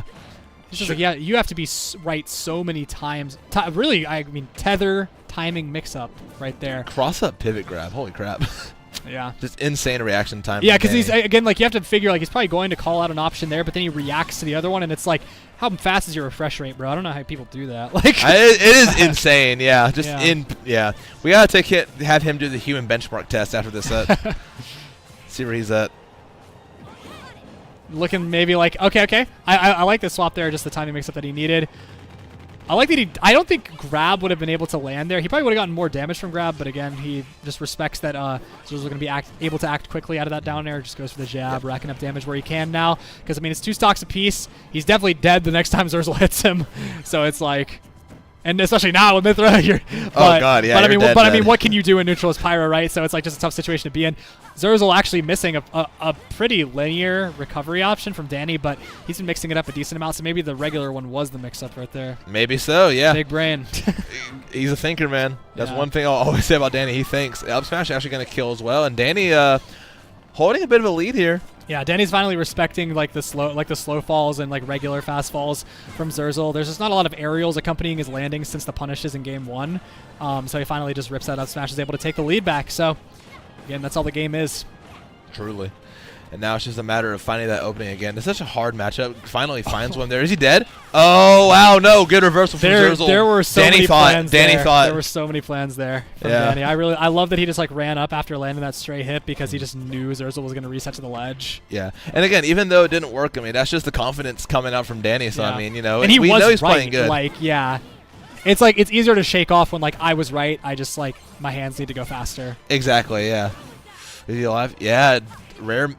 I guess he was still in recovery frames from that. I think Xerzal, he was just outside the window where you can throw a second arm after the smash attack because there's like a certain window where you can do it, and then I think he was just past it right there. So great stuff from Dany, great awareness, but Xerzal going to take it regardless. Again, just this stage is so tough, and I think again like this is a matchup where if you're Dany, you really have to win game 1 because if you are giving if you're giving Xerzal like more like.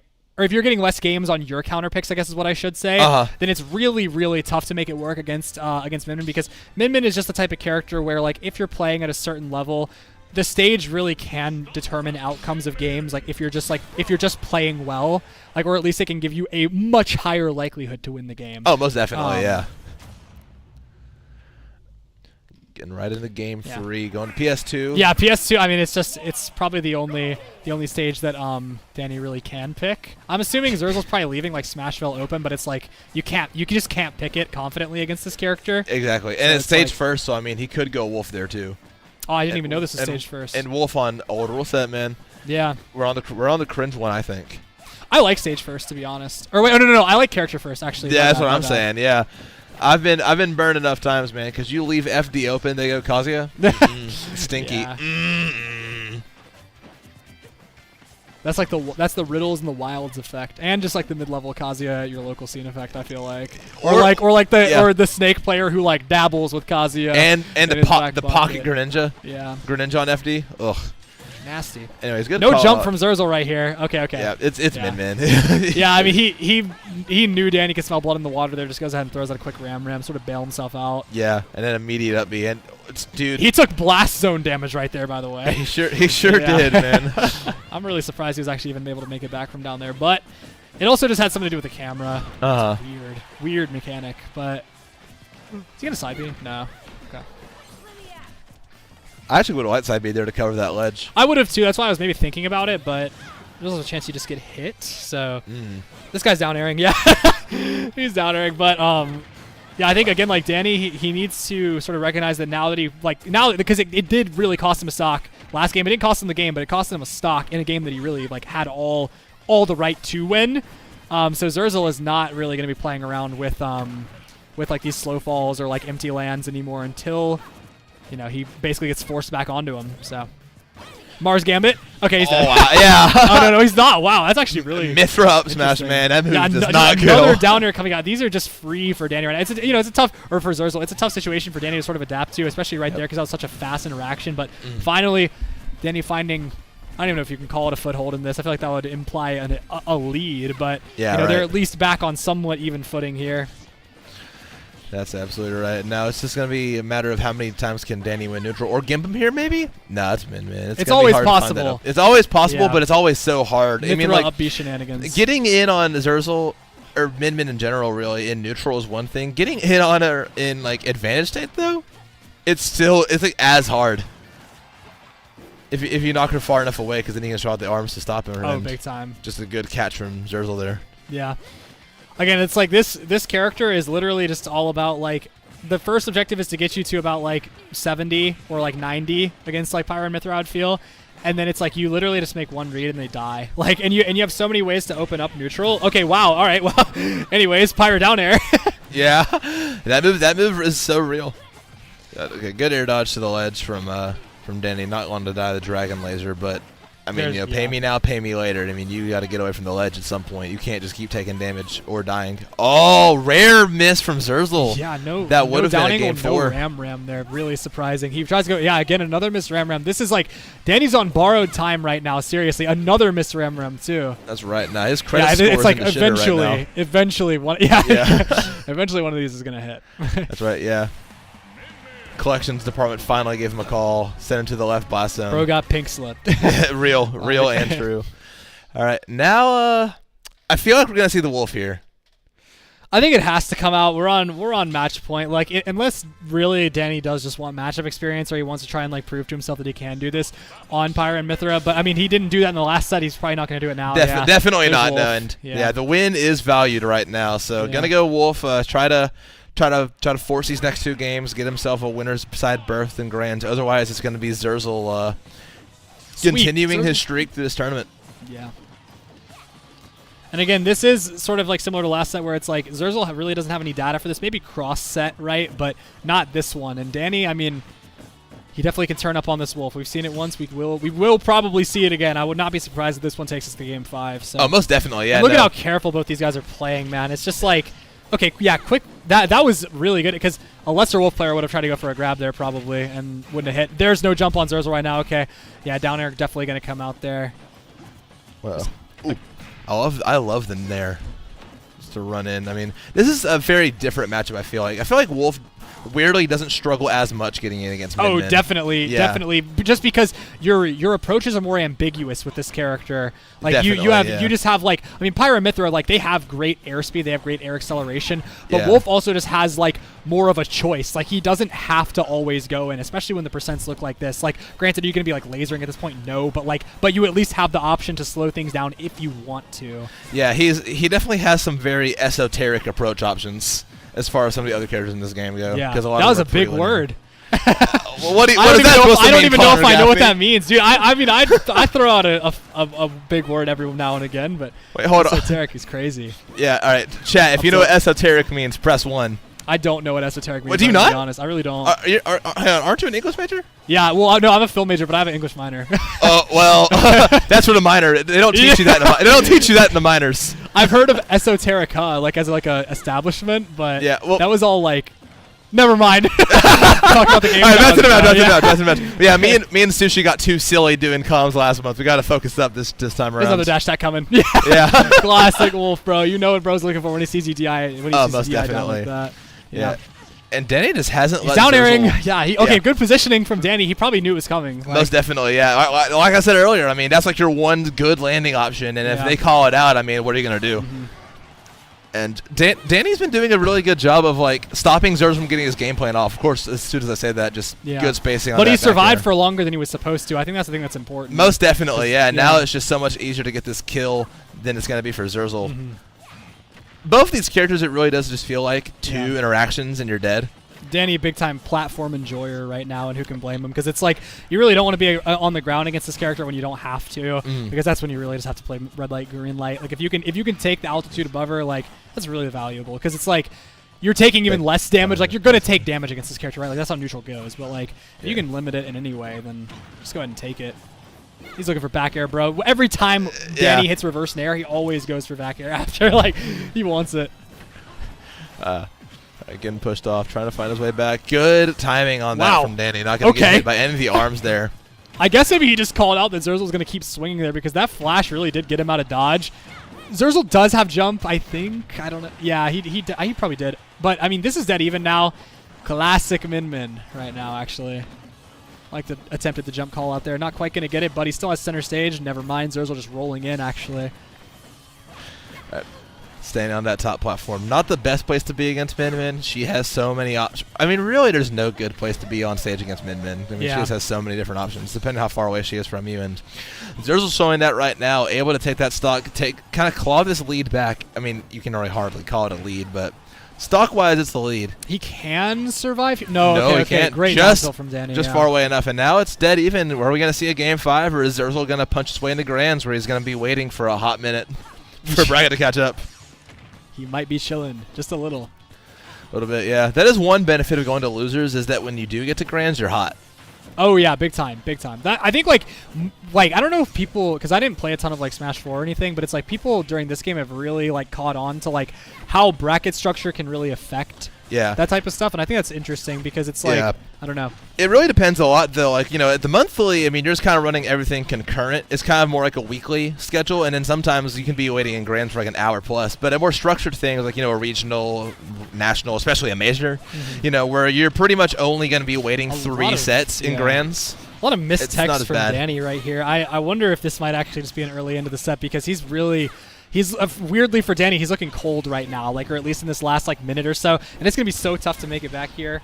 Yeah, he's dead. That's it. Yep, and he didn't even need to hit the head there, but Xerzal just putting an exclamation point on it, and now that's gonna be Xerzal sitting pretty winner side Grands, and now it's gonna be Dany waiting in the losers finals for, like I said earlier, for Bracket to catch up. Let's take a look at that a little bit. Yeah, I wonder because the bracket probably hasn't caught up to show us who Dany is going to play, but we can see who has a chance to play. So just a quick recap here. Sam 3-0'd Spade, and she's playing Shawn. Loser is going to get 7th in that set.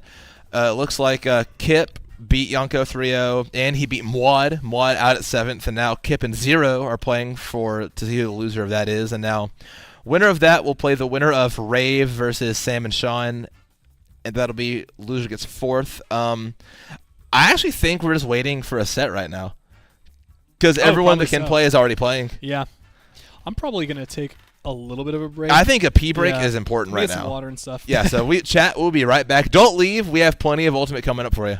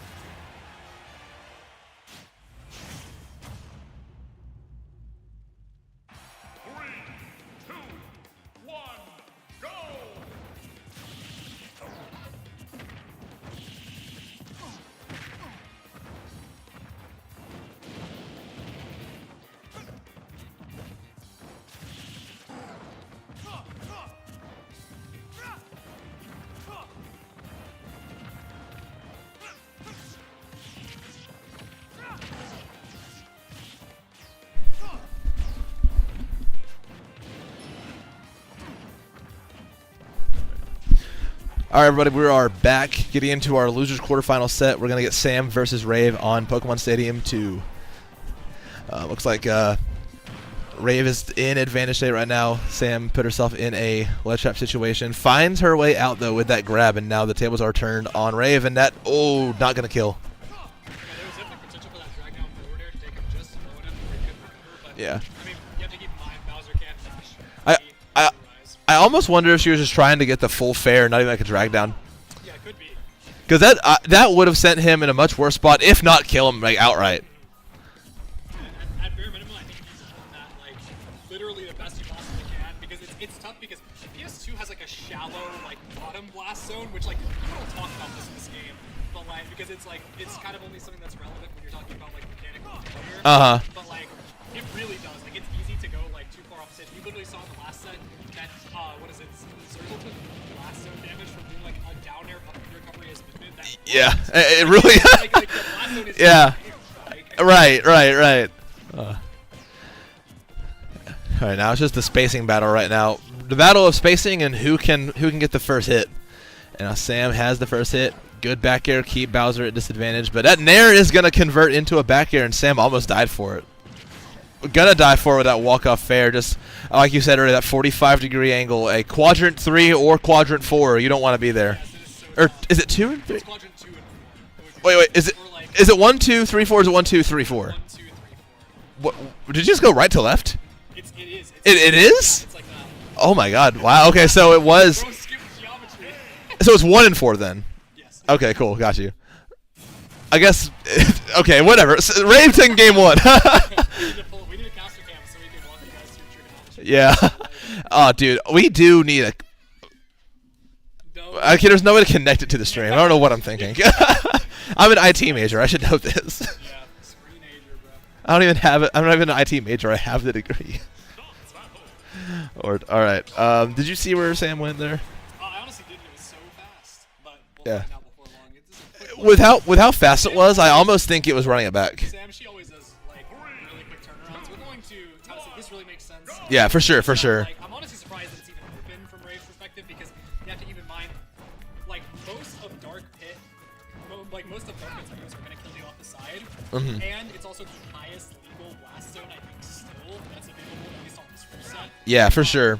And Bowser gets so much off of like up smash kills as well. Your side B's never killing your up smash, like it'll kill fast. Yeah, it is a little bit later, but oh my God. But he definitely gives Sam that much more leeway to sort of play around with, which like that ultimately is what you need against Bowser, because it's just such a punishing character to make mistakes against. Like at top level, like I said, I don't think Bowser is like super good because people are just so good at playing against him. But this is Alabama we're talking about. It really is, yeah. We got some Tennessee guys too. Yeah, and worth mentioning, if there's anyone in this room that has Bowser experience, Who's it gonna be? Like, it's Sam. You know what I mean? friend for, like, Yeah. forever. Right. Yeah. Bowser beat Bowser as well. Yeah. Literally using the same skin too. That's melee skin.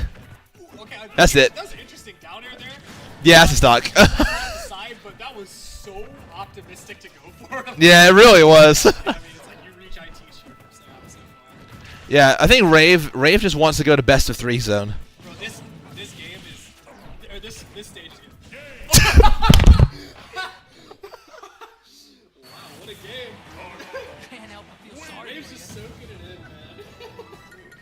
I don't see Maya's out of his seat right now. Man, how he could have done if he presses the R button, he's alive.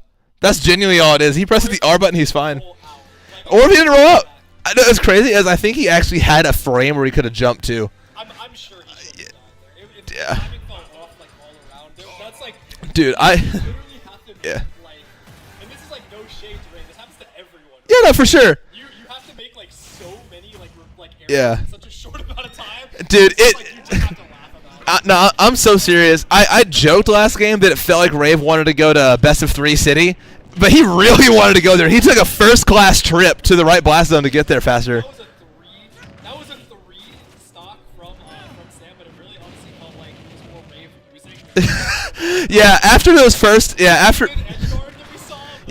the second stock I'd say like half and half, but that last stock was all Rave losing. So I'd say it was a good 50-50 effort. That was a good group project, but now Rave's putting in all the work on the second one. Yeah, I think that was a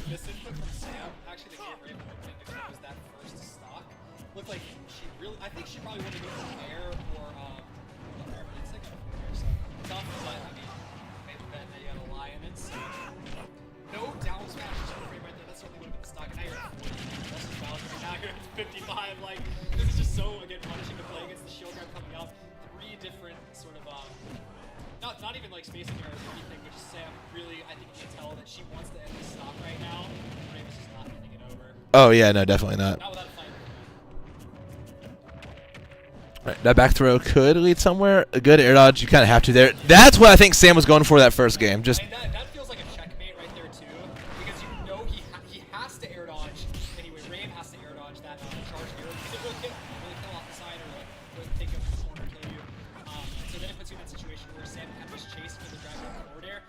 Rave really just shooting back. Now I mean this is a quick set. We're about to be in game 3. It's probably less than that. we're already in game 3. Or, I mean game 4. Yeah. Yeah, we're about to be in game 4. Definitely. That's how fast it's moving. We were about to be in game 3, and now we're already halfway through it. This is like actually fun on display right now. Oh. Like, such good play coming out there from Sam. Like textbook punishes. Mhm. That's, And then Rave just answering back wherever he can as well. But just Sam is just playing like beautifully. This is like task level Sam play. seriously, especially because Sam also noticed, like she's noticing the small things too, like that we see because we have the privilege of only just watching. And there's something to be said about noticing stuff and playing. It's so hard. Like, Oh Lord, yeah. Yeah, we're just talking about it, man. It's stressful to watch, and she's there. oh, that's so that's gonna be unfair. You're a kill percent, welcome. Like, okay, no back air. That would have been devastating. That would have been, yeah. That mental shattering back air. And honestly, probably Wait. That was interesting spacing on that nair. I think that might be a Bowser exclusive thing because it really looked like Sam hits Brave with like the back of nair. Yeah. Carried him into position to be hit by another nair. I thought it was. I real life thought he was dead. Real life. I real life thought he died. Oh, yeah, he's real life dead. Yeah.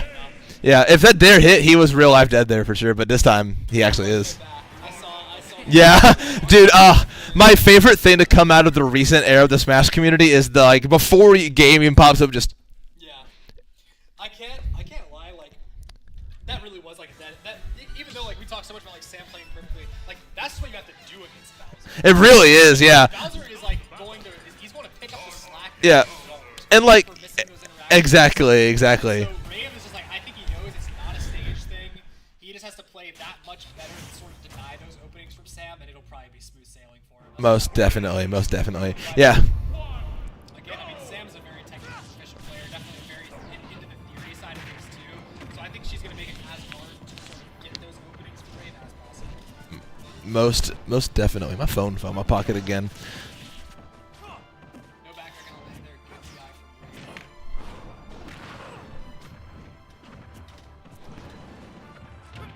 Getting a little bit of thunder. A little bit of thunder out here, yeah. And that's not the roar of the crowd cheering for their hometown hero, Sam. That's just the weather outside the window. I love reverse down there in the background. I don't care how lame it is.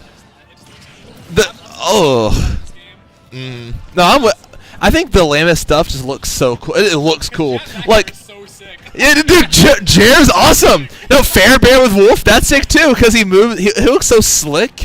Like even Kazuya combos look cool the first time you see him. God. Sam continuing the streak of playing just perfectly here. Really just textbook. Like, I really think like all jokes aside about it, this is such a like Sam character. It really is. Because you have to remember, like Sam is a player. I have the privilege of knowing this. Sam is like the last I heard, her favorite matchup to watch the entire game is Sonic and Samus, which is like you know like. What's crazy is I know you're right. It's so like that matchup is so like neutral dependent. Uh-huh. Like, that is obviously the part of the game that Sam enjoys the most. So it's not surprising not only to see this is the character arc we're choosing, but that she is so proficient. Oh yeah, most definitely. I like the idea of beer versing there. Not for like any strategic advantage. I just like the way it looks. Oh, Phantom Footstool. Phantom Footstool. Yeah. Give it here. Give it I here. think it actually did help Sam to avoid Dude. up. Dude, we were talking about Phantom Footstool earlier too, and it's Bowser now. It's Bowser. It is. He's a big guy. Yeah, he is big. Yeah, and he's not getting his tax either. He's just getting, really not. he's just getting pieced up. I feel like that the tax would be like neutral B. Like, Yeah, oh god, the tax is neutral B. matchups, it's like you're just getting hit. Is he dead? He's dead. Wow, dude, effortless play there from Sam. That last stock, just so clean. It is not often that you see someone look that composed playing against Bowser. Like, Oh, most there was no stress whatsoever. Yeah, we saw a little bit of that in the first game or two, and then she got her footing and she just won there 3-1. And you know what's crazy?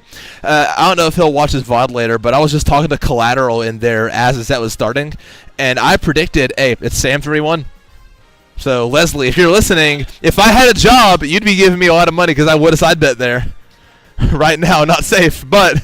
Were you thinking he would go Link when you said that, or were you thinking it was going to be the Bowser? So Sam told me that like she was gonna lose if he went Link, because she said she's never beaten his Link before. Yeah, and it looks like Kip actually beat whoever he was put up against in his losers quarterfinal set, because we're getting right into losers semifinals. Sam versus Kip. Yeah, this tournament's running really good. I mean, honestly, can't say enough about great TOing staff. Everything else awesome. Damn thing for the event. So. Love it, man. Hey, Birmingham will be alive again one day. Oh, and Kip opted to play Roy again. We saw this a little bit earlier in his set against Rave. Bro, finish the combo. I like Kip reacted to it, and then he just kept running. That is insane. He plays by feel. That's just, you gotta give credit where credit's due. If he was right, Sam probably would have died. But That's right. Yeah, and one of these players is hitting their combos. I feel like this. I was gonna say this looks like a story of two play styles too, because like you think about Kip as explosive, like opportunistic player. God, Like, I had my whole bank account on back air from Sam there. Oh my God, again, he's dead. Okay, back just far enough, yeah, and they go sweat shrimped. Thankfully, actually getting the ledge trump back there as well. So I mean, you can call it a sign of life. You can call it a clock being right twice a day at this point. 'Cause this game is just not going away. Yeah, so what do we think though? Do you think we're gonna see the Rob or the Joker next game? I would love to see the Joker. I haven't seen Kip Joker in a long time, and I feel like I honestly haven't really seen Kip Rob because I think we saw like Earlier today, yeah, and wow, JV, yeah, just dude. Yeah, the composure's coming back to Sam already. I mean, we saw it carry over from that last set into that first game, and that's just, again, textbook pit play. Just playing the matchup like she was born to play it. Yeah, I mean, I don't know how. He's gone, Rob. She manages to look so clean in these matchups that are like typically like really stress-inducing because like, again, like we saw like Kip get the stock. Maybe by then it was too little, too late, but it's like she just keeps running through it like nothing happens. Bro is switching characters. Yeah, no, 1,000,000%. He went small battlefield. We're going Rob here. Maybe not. Oh, Joker. Okay. He was doing a little bit of looking. It's like, I know he knows where Joker is. Yeah. Just maybe thinking a little bit. But yeah, no, he's actually been playing Joker more than anything the last couple months. Since your absence, he's playing like exclusively Joker. This is like essentially the man at this point. Rebel's Guard gonna not get called out there. I think it was just like a whip. Is he dead? Okay, good Rebel's Guard, yeah. He's going for down air. Yeah.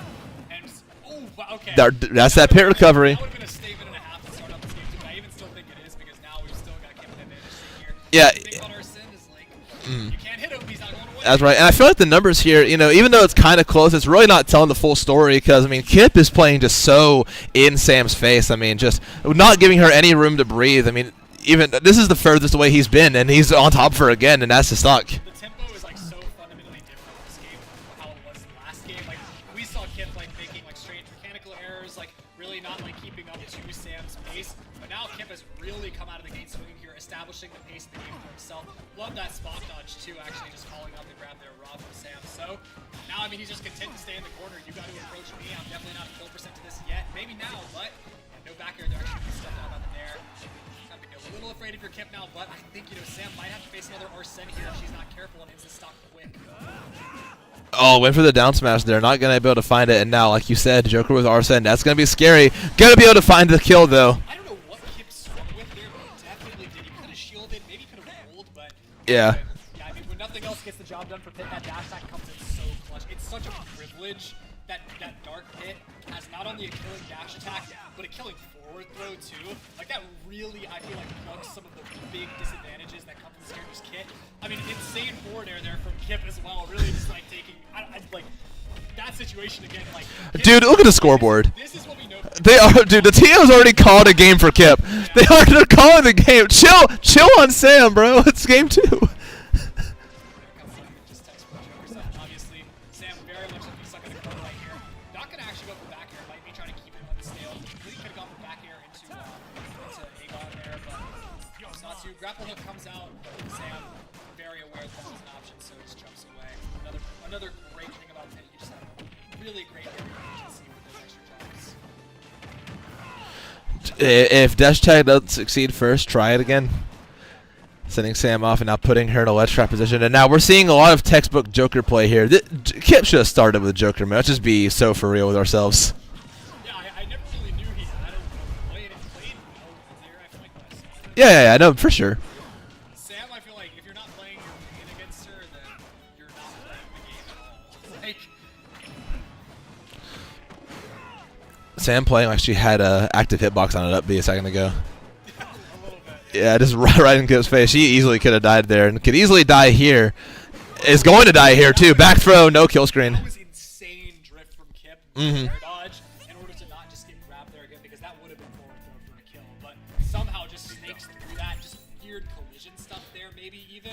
But either way, good stuff to Kip for capitalizing on it if that was the case. So now, I mean, you know, TOs, they might have called it right. 1-1 Sam Kip. Yeah, hey, you know what? Shout out to production. Nostradamus, I actually heard, came back from the dead just to run production for this event. He heard Xerzal and Yonko were gonna be here, and he was like, "Oh, I gotta bring my A game here." And here he is, predicting the outcome of Game 2 and getting right into Game 3. I did not pay attention to see what stage we're going to. I like it from Sam. I think this is a very good stage for Pitt.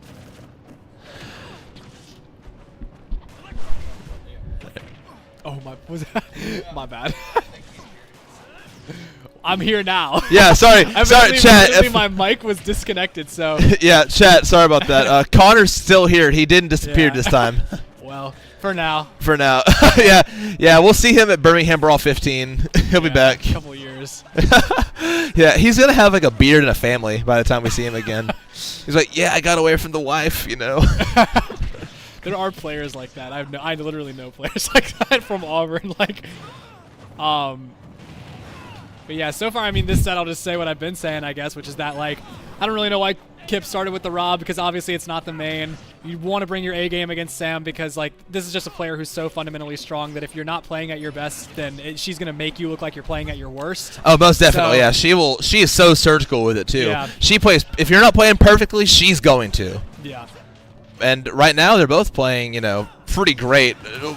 Technical error there from Kip, just a little bit too far away for that up smash to connect, and Sam's got to take first blood. Now I get to say it again. I'm definitely on Pip being Team Fundies, but that dash attack is so privileged. Oh, no, like most that definitely. But, throw, you know, no character in this game is 100% Fundies. Oh, of course not, yeah. Like, which is crazy because there's 89. You'd think he'd get one pure Fundies character by accident. You know what I mean?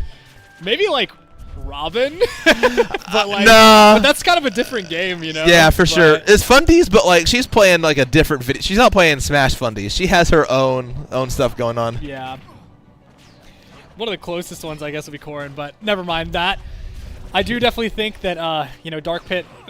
Sam has been on Pit for a long time, but I think the rest of the community is like sort of starting to like wake up to that character, because obviously Zachary sort of showing up out of nowhere a couple months ago, running a tournament in Japan with finally. Pit, so, These are two Zachary characters on screen right now. There are, yeah. Is that you know the lore for Zachary returning, by the way? Yeah, I know that he was in like a Pokemon Unite team. Yeah. And his teammate like fell asleep on the day of the finals or something like that. So or on the day of like the big bracket, so he didn't even get to play. Yeah, and now he just came back to Smash, which is so funny that like one of my favorite ult players to watch is back, all because some guy didn't hear his alarm. Yeah. Yeah, Kip definitely gonna make it back there. I'm actually surprised Sam didn't just drop down for another nair there, because the angle is more predictable. Like once you're sort of down in that bottom left right there, the angle of the tether becomes way easier to catch. But oh wow. Yeah, either way, the stock went off regardless, but Kip obviously just swinging back right now, playing very, very well in this Joker. Have not seen it in a while, have heard it's the main now, and it looks pretty good. Yeah.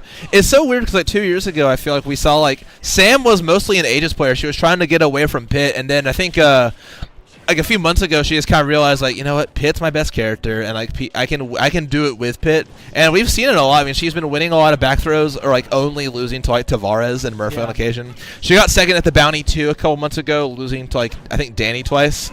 So I mean, she's showing that Pitt can do it. She hasn't like gotten that ultimate like gold for like winning quite yet, but I Yeah. mean, No, I mean definitely doable. I think like one of the hardest things about Ultimate for a lot of players is like at some point like there are so many characters in this game. Like you said, there's like 89 characters. Yeah. Like including echoes and stuff. Mm. Sam obviously gonna take that game, but Yep. what I was kind of trying to say, I guess, is that like there are so many players that I know where it's like if they just committed to the one character, even if it is like a mid tier, even if it's a character that's not perceivably like dominant in the meta, like if that's your best character, that's your best character, right? So Yes. like it's good to see like finally in late Ultimate we see people just like locking it down like, all right, like if I haven't found out something else by this point, or if I haven't made like real strides with this top tier by this point, then it's probably not just not going to happen, because the fact of the matter is some people are just not built to play Pyra and Mithra and Steve. Exactly, and, yeah, and Joker and top tier characters. Yeah, Like, some people just can plug and play with like the quote unquote easy top tiers, but sometimes your soul character is a mid tier. yeah, and I definitely think it's a different skill set too, because like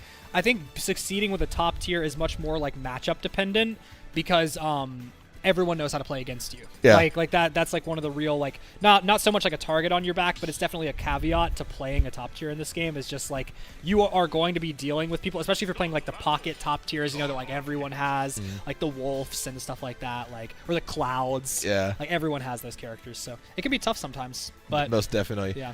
Hey, why was 6 afraid of 7? Is this that smiling? Wait. Because 7, 8, 9. What? Dude, it wasn't that funny. That was a playground joke. There's nothing that crazy about that joke. You don't have to laugh so hard about it. What? Never mind. What happened? Call me Diddy Pete. But- You were talking about not having a lot of vision of like you haven't seen a lot of the Kip Joker. I've never seen the Kip Diddy Kong before. I mean, this is a character where like Diddy Kong, I think at his core in Ultimate, the way he functions is like he is a counter pick character. I think that's just like he has like his matchup spread is so weird. You lose to like Isabel Villager, like ice climbers and stuff is like genuinely really tough for you. Like, but at the same time, you have like an amazing matchup spread versus like top tiers and versus like characters that are similar to Pit, where they have like really good buttons but they lack range, because you can sort of play that bait and punish game with Banana and stuff like that. The problem is that Diddy has exceptionally high barriers to entry in terms of execution and mechanics, and I just do not know if Kip is capable of that. I haven't seen him play on this character. Maybe I'll get proven wrong, but Yeah, so we'll far see. Sam definitely making an argument to the contrary. No, I definitely feel like Diddy is one of those characters, but there's like two types of characters. I was talking with Tab about this the other day because we played a couple random dittos. I feel like Diddy is one of those characters where you either play him or you don't play him. Yes, 100%. And right now, Dany actually does play Diddy. I feel like, we're seeing a few things from Kip here. He's going for like some fundamental Smash stuff. He's kind of playing Kip like you would play like, I don't like know. a sortie. Like a or something. sortie, yeah. He's playing like 'Cause sortie Diddy Kong. Even just a second ago, it's like we saw him do like a very like obvious back air on shield that like if he was playing a sortie, if he was playing Joker even, might not have even afforded Sam a punish. Exactly, But because yeah. you are Diddy Kong, because you have like quite stubby limbs, and you're not really playing around your banana, you're going to eat a bigger punish for that. I mean, it's definitely 2 stocks apiece. Maybe Kip just needs a little bit to warm up on it. It is 2-1 Sam's favor. I think, probably something needed to change. I'm just not sure if it was the character, to be completely honest. I'm with you. Definitely a decision. Yeah, but I mean, it's already locked in, so you might as well make the best of it here. Kip going to really have to find a stride here, I think, because, again, Sam is just like, if you're not playing your main, I can't say it enough times, like, you're probably going to get clowned on. Like, oof. Actually, not grabbing the banana there. A bit surprising, just not close enough with that dash attack, but doesn't matter. A couple 360s coming out with the arrow. Kip actually going for an aggressive monkey flip kick to go back on, but up air, down tilt, up air. Looks a little familiar to the Kip Byleth. Oh, dude, what an era. The old bill payer, bro. Down tilt up there. Gosh, man. 2022. Mm-hmm. We got to bring 2022 back. That's all I know. It really, we're going to get you right. We're going to get you right. Nothing have happened. Like, No, you're just, like, who's Rave? yeah, no, I mean, literally, that was me. Like, Yeah. show up today, I'm Unk, man. Like, it's a tough, Yeah, it's a tough spot to be in. me and Kip were actually trashing you a little bit because like you were like talking about people like, man, how and you're like that uncle at the party. You're like, yeah. Like, man, I haven't seen you since you were this tall. You don't even remember me, do you? Well, I had to ask, dude. Like, No, I get it. no, but you guys are definitely right. Kip, though, right now, I mean, this could definitely be a stalker here, especially with banana in hand. Yeah, Ooh, no forward tilt. Interesting. He Forward don't tilt he don't detected. play Yeah, Diddy trying to- Kong. Yeah, I mean, it's He like, don't play this Diddy is, Kong. it's not like, I wouldn't exactly call it like textbook stuff, but it's like these are some of the more common options Yeah. you see, right? Like because again, Diddy F tilt is so active, Yeah. especially because you can angle it down too. I mean, he didn't even go for like a jump dare or anything to like try and get 2-frame. Yeah. But he still got the stock. That's the important part. So I mean, he plays enough Diddy here to get a little bit of stuff done. Good banana toss. Yeah, I mean, he's definitely getting some aerial stuffs right now with that forward air. I mean, that's what it's for. That's kind of its purpose as a tool in Diddy's kit. So he's got at least that much down. We just need to see, I think, a little bit more proactive neutral. But, I mean, he's still alive. We can maybe still see Kip come alive here just for a moment. Forward throw, yeah, it's going to stale it out just a bit. But at this point, I mean, this game might just be over here. I'm surprised again. I think Sam can just drop down Nair there, but maybe not willing to risk it. And I honestly don't blame her because you are already in such a favorable position right now. Instead tries to go for down air there. Not going to be able to find it. But again, Kip, not long for this world at this percent. Needs to make something happen right here, right now, or get running. Yeah, no, absolutely, yeah. He has banana back though, so I mean, it's he so absolutely possible. could just kill off of that interaction, but not gonna find it quite yet. Sam though, not out of the woods. She needs to find her way back on the stage safely.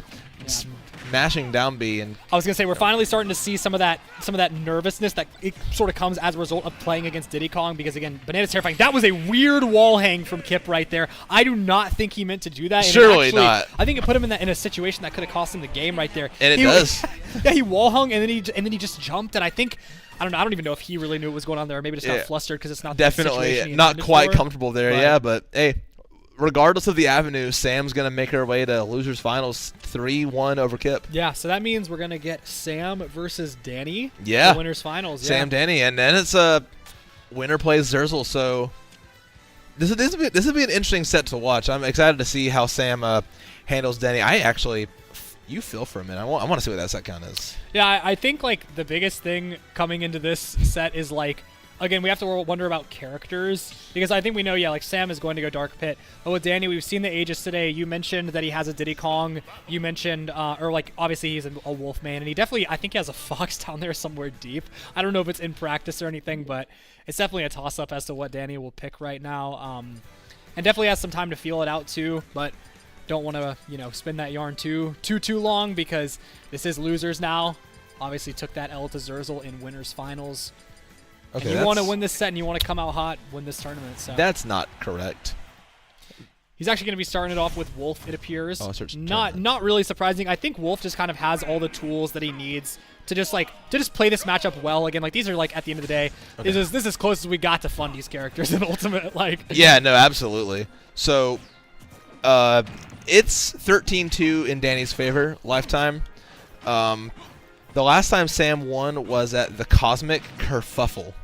Oh, I remember that tournament. That was You forever know ago. that. I That don't was know what the heck that forever was. ago. Yeah, I just saw it on Twitter, I think, at one point. But Okay, I got you. So it's been a little bit since Sam, but hey, that means she's due.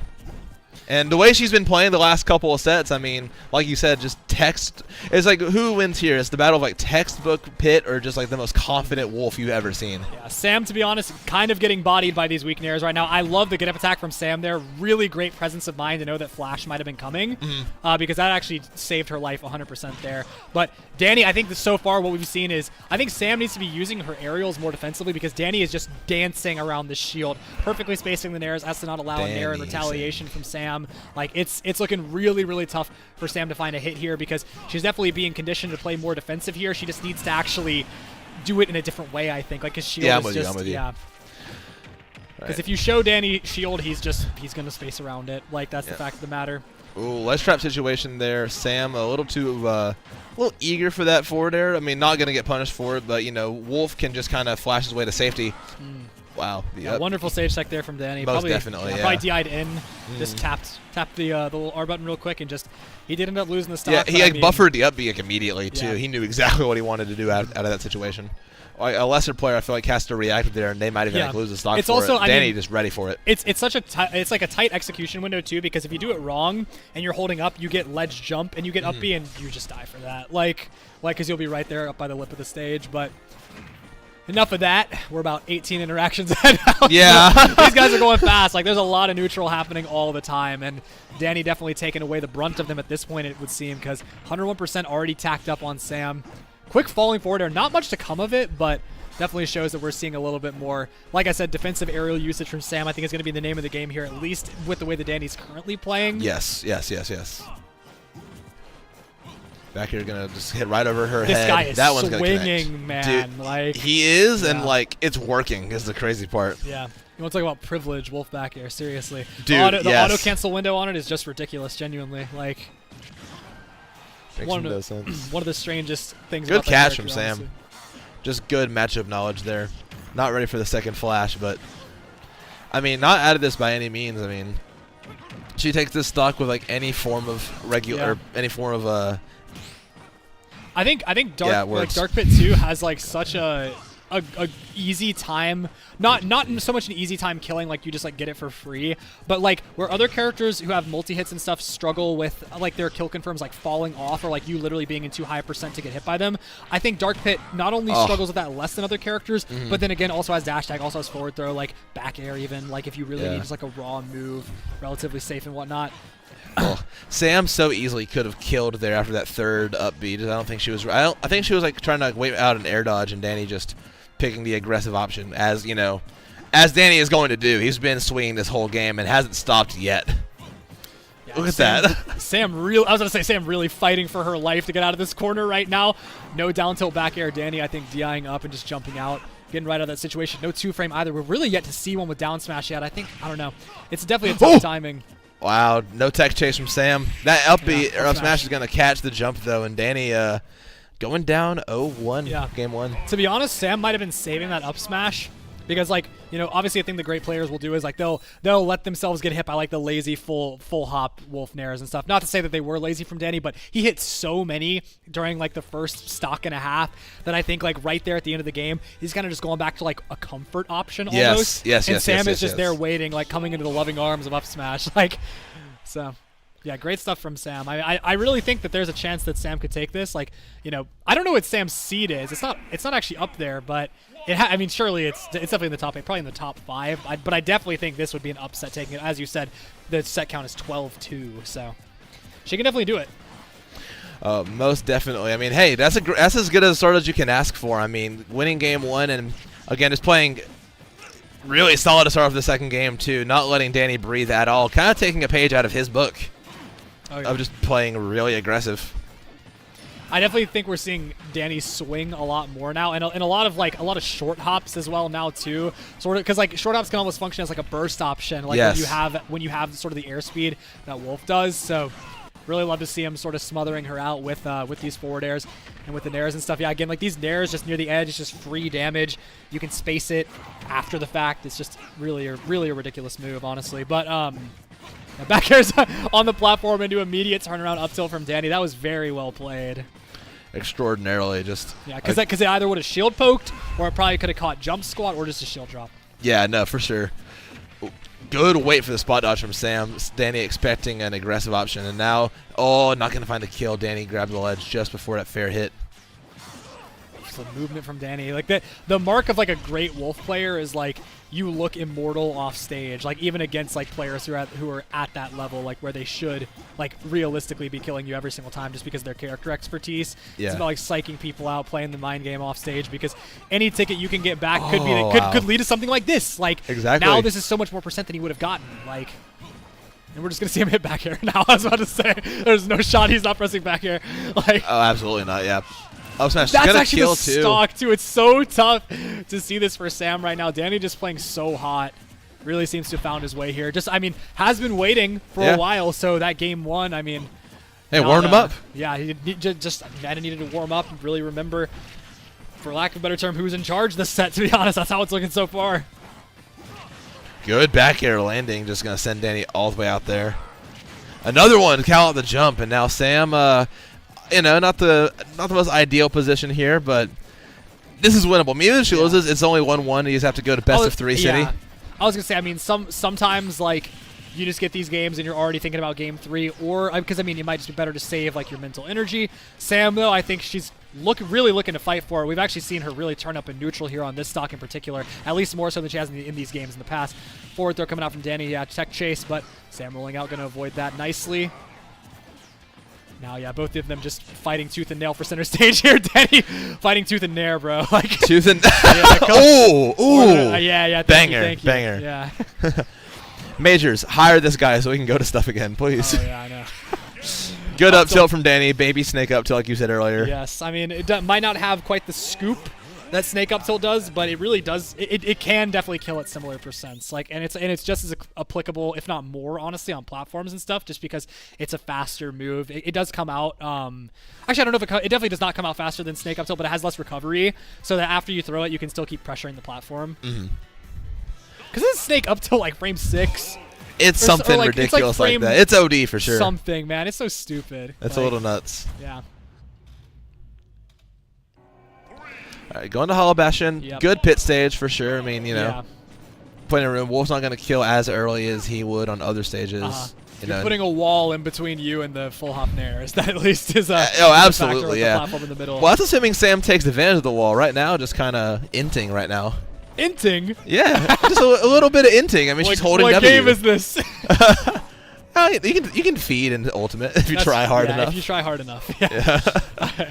Bro is running it down. Bro flashed his team. Get him off KO. Man, I finally quit League. Oh, good, yeah. I really did, man. I fell back in so hopelessly. God, that's why you haven't been to shit lately. You've been playing League of Legends. It's not even really that. Like I was playing. Never mind. But like, okay, Dany's still. Yeah, good. Thank you. Yeah, get us off League of Legends, man. Dany coming out, nice dash attack to get that first stock. Obviously, 2 up tilts. I really do. You do not see up tilt used as that type of sharking option or like aerial contesting very much. But Dany gonna make it happen there. Usually, I mean, like you're gonna see up air stuff like that. But I think in that situation it was good because he just didn't have enough time to really set up for an up air. And sometimes it's more committal to go for those short hop up airs because if your opponent lands before you, you're in an innately disadvantageous situation. Yep. Like, and it's just again like this is like good player like. Seriously, like I don't know how else to put it. Like both these guys are awesome, and it's so great to just like actually see them like making those decisions, like because you know they're conscious. Like none of this is by accident. Yeah, and Dany just jumped out to such a strong lead right now. I mean, just 60%, 3 stocks to 1. Sam needs to find some answers here. This is on her counter pick too. This is definitely not where you want to be. Yeah. I don't. Who was that forward smash for, Connor? I'm not really sure. But I think it probably was just a misinput. An uncharacteristic one at that as well. So yeah, very much. I think that was probably a dash attack from Dany that he wanted, or maybe he just thought the forward tilt would land. Either way, not going to get the damage from that. You know, the stocks within. You know, Sam could take this stock, but it's a matter of if, not really. I mean, it's not so much a matter of if, to be honest. It's a matter of when. Yeah, I think it will happen, but I don't know if it's going to have too much of a bearing on the outcome of this game, to be completely honest. Yeah, it really just depends on if she can turn it back up this next stock. And now, this double-edged sword of Hollow Bastion is that pit forward throw isn't going to kill quite as early either because we saw Dany lift to 165. Giving Dany these bigger stages feels just like so... I don't know. It's like a fake benefit for you also, almost. Bro owns the platform. He does own the platform, it's true. He has been jumping up and down, just like daring her to like do something about it. And I think Sam just has not had the answer thus far. What a tomahawk from Dany. This guy's so good. Like, God, yeah. Like, and yeah, okay.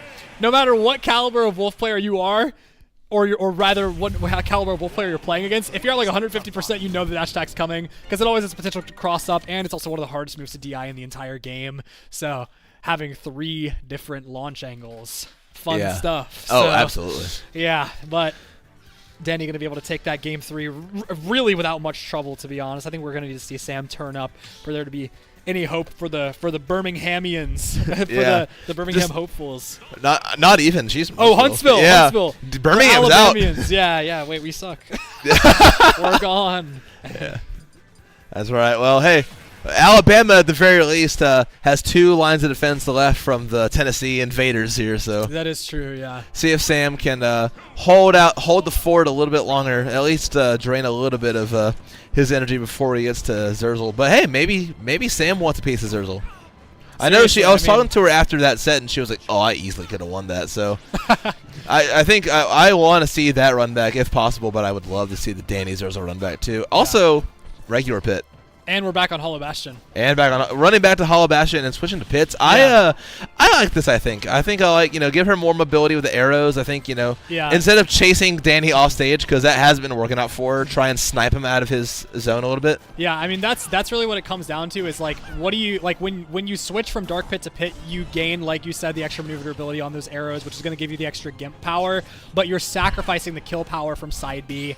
I think Pit's forward throw might actually kill a bit earlier too. If I'm not mistaken. That would make sense. I'm pretty sure they have different launch angles. So again, yeah, like you're sacrificing kill power one way or the other and trying to really capitalize on those offstage interactions. So far though, I mean we have to get Dany off stage. Like, you know what I mean? And this guy he's just a brick wall under that platform. I mean, you have to think like, I don't know, like, is this really the counter pick that we want? Because wow, that was that up B? Was that really meant to be up B? He's swagging out a little bit here. Dany needs to calm down some. There's a chance it could have been a side B, but I think that might not have been. I don't know. That would have been a little optimistic even for Dany playing hot. Like really, yeah. And then it's like he gets reflector, he just drops down. A little bit of a misplay from Sam, missing the arrow. The second one almost made the contact too, just a little off center. Yeah. And that's a free stock at that point, or at least you get more damage because you can back air him into the stage. Yeah, it makes it a lot harder for Dany to recover, if at all possible, against someone as consistent as Sam at finding ledge, these edge guards most of the time. And just no answers so far for Dany off stage. Yeah. I feel like she hasn't been taking a lot of ledge trap opportunities either. She's just this guy! this man, take him home. Oh, the weird dash attack hitbox too. That was like a Fox ledge trap. It was nasty. Like late Fox dash attack into like imagination. Like that was the same thing. Roll your face on the C stick. Yeah. And wow, Dany, like I said here, we said earlier, just the textbook pit play versus the most confident wolf you've ever seen, and right now it's leaning in favor of that dog. Like, it seems like Dany, he just has it so locked down in terms of offense and defense right now, because even when his aggression is getting stifled, he knows what's coming from Sam for the punish, and is just able to avoid it pretty much every single time. Like, we're gonna have to see some real fire from Sam here. Thankfully, this game not getting ended by that down smash, no RNG ending. No, yeah, but, thank God, please. Fundies only from here on out. Down throw, no down air, just too much rage, I think, on Sam at this point to even go for that conversion. Had to go for up air instead. Yeah, the rage giveth and rage taketh away. Oh, that banker's going to kill. Dany is so insane at, like, resetting situations because that up air missed. Sam picked the right option by air dodging through, but then he knew what Sam was going to do after, and it's just, at that point, it's a matter of time. Exactly, yeah. I mean, I really think that first game he just had to heat up, and then honestly, the rest is history at this point. Like, exactly. Yeah. And hey, we're getting our winners finals run back here at Grand Finals. Xerzal versus Dany. Yeah, I mean, obviously Dany has quite the hill to climb, and I was talking to Xerzal a little bit about the matchup. I mean, he really, I think you can tell Xerzal, he recognized there was a chance that he could have lost that last set, because he was saying basically to me that Dany really just made the mistake of letting the edge guarding get to his head at the end. Like he missed a couple of techs. You could tell maybe that kind of threw a wrench into the whole machine, and he was just not playing as hot at that point. And then maybe started overthinking it and just kind of let himself fall into a predictable recovery pattern, which Min Min is just going to eat. Most definitely, most definitely. But yeah, there's definitely a potential for 2 sets here. I would love to see it too, personally, because watching these guys play is awesome. No matter what your feelings are about Wolf or Min Min independently. Oh no, this is one of my feelings. This is one of my favorite matchups in the game. I love watching Wolf. My biggest hot take is I think Min Min's cool. I like watching Min Min play. Yeah, I definitely think there are aspects of her that shine through the kind of because. I don't know if it would be fair to label the character as monotonous, but that's the word I'm going to use anyway, because I was talking to Xerzal, it's this is a very simple character. You stay out and you sort of tax damage up until you get to 70, 90%, and then you make 2 reads and you win. Exactly. So it's a very simple game plan, but then against Dany, someone who's proven to be very not, first of all, very aggressive, but also very adaptable. In terms of just Wolf and on switching to other characters, we're talking about a matchup that really has quite a few layers to it, especially because they've played so many times too.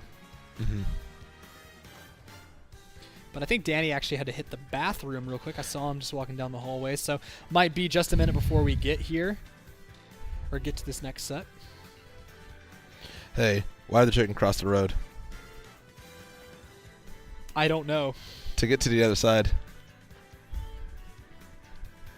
Wait, is there a typo in that? Yeah, fuck. Yeah. Dang. Yeah, I've been trying to run this audio only bit on you of just telling you dumb kindergarten jokes and then just showing you something really crass on my phone. Yeah. It's happened a couple times. The last one was a good one. Thank you. It's because you said compete earlier, and I thought it immediately. I immediately thought it, and then I was like, I'm on comms. I shouldn't say it out loud, so we'll wait till later. Not replicable. Not replicable. Maybe, yeah. Maybe an exclusive on the Twitter account later. Well, yeah, for sure. We'll tweet it out at some point. I don't know if Dany washed his hands. No, that was kind of a quick break. I don't know. It depends on how clean he's playing this game. I don't know. If he takes his first stock, he has dirty hands. Stink power up, bro. No, my bad. No, actually, no. His hands would be greasy, so like to be slipping off those buttons. But what if that makes him more aerodynamic? Oh, actually, true. Yeah, if he's used to playing with like dirt hands, and depends on if he washed or not. Anyways. This matchup is going pretty much just as predicted thus far, at least. I mean, again, he's at 76%. We need one more neutral win for Xerzal, and then we're really starting to fall into some murky territory there for Dany. But he's gonna be able to find up throw. I think I really like up throw over down throw in this matchup because we get this. Like, this character cannot land. I actually the up B to stall as well. The momentum, that was smart from Xerzal. We haven't really seen that yet either. Oh, I like the Ram there, knocking him back on the stage, messing up his timing for the ledge trap. I mean, wasn't happy with his height at first. Yeah, like wasn't happy with the slack he had on that tether. Dead even percent, like 5 near deaths for both characters later. Xerzal is finding that stock, but I mean, bro, just one more to grow on. Like. Yeah, I mean, Dany's already definitely got Xerzal at kill percent, just needs to find the final hit in there. Xerzal, I'm not sure why went for the spot dodge there. Might have actually just, I mean, if you spot dodge the back air, it's like great, but maybe not something to put your money on, you know what I mean? Oh, like, most definitely, yeah. Yeah. Definitely not in the risk-reward ratio was not skewed towards him there on that action, but now we have Dany. Oh, no up tilt out of that. That was guaranteed damage, I think, but might have just been looking for more of a tech chase opportunity there, and now bro is naring. The ledge. He's got like 76% off of like the same 2 moves. He had three dash attacks and like 3 nairs. Wolf. Yeah, wolf. Another nair. Yeah, like Occam's razor, man, the simplest solution. Like, but I mean, Xerzal, we're gonna be seeing a lot of that too. Almost 2 dragons in a row into a dragon laser, but not quite as Dany maneuvers that. Occam's laser. Yeah. Honestly, Xerzal needs to start saying that. Yeah, that's what I'm saying. That sounds so smart. Dude, okay. Has Xerzal ever hit you with the, hey, which arm do you think did best in that set? No. No, never. I don't. Okay, so I'm telling you right now, don't play into it. Avoid it. Is he trolling? It's a setup. Okay.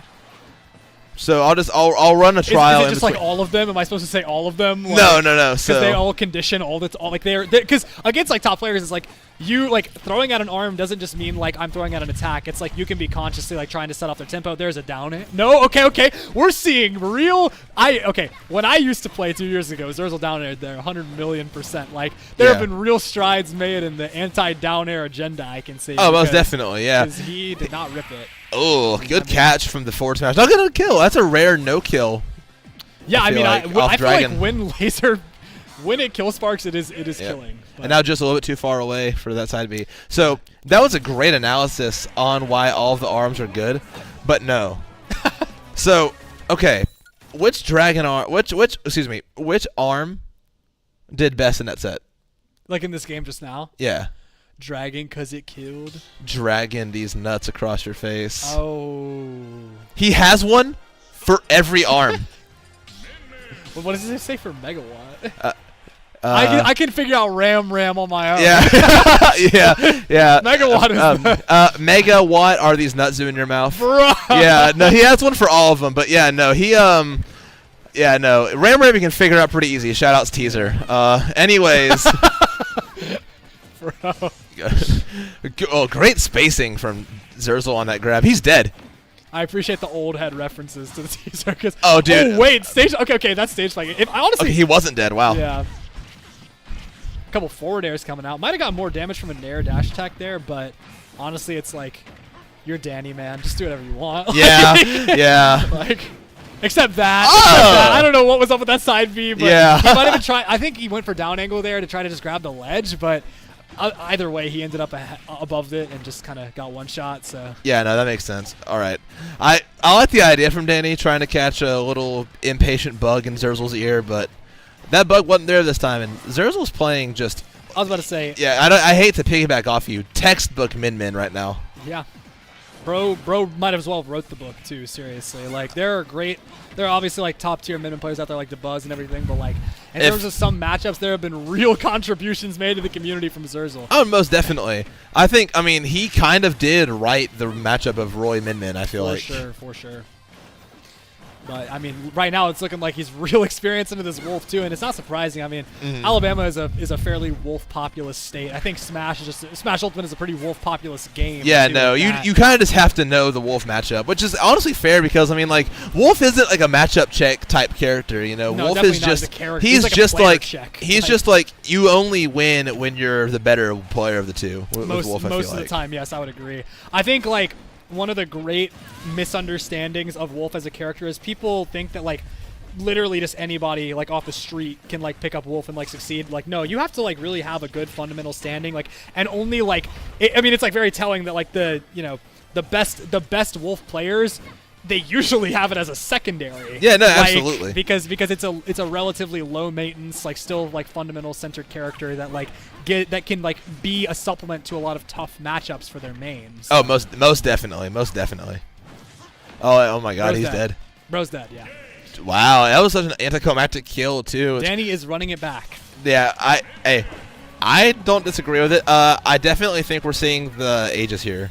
I mean, I think we have to. I mean, it got a gamer. It did get. got It's the one game, only Dany yeah. game on Xerzal this tournament has been with Min, or Yeah. excuse me, Aegis, with yeah. Aegis. But I mean, you never know. I mean, you Yeah. never know with this guy. I mean, He's, he honestly like, it's not. I'm not gonna say it's not often, but there are situations where it's like when Dany is dejected. Yeah. And it's like bro is looking like he might be ready to resign this one off. But I really hope we can get a little bit of more of a competitive set going here because as well as Xerzal played that last game, I know Dany definitely has the capability to swing back and make this a whole lot more interesting.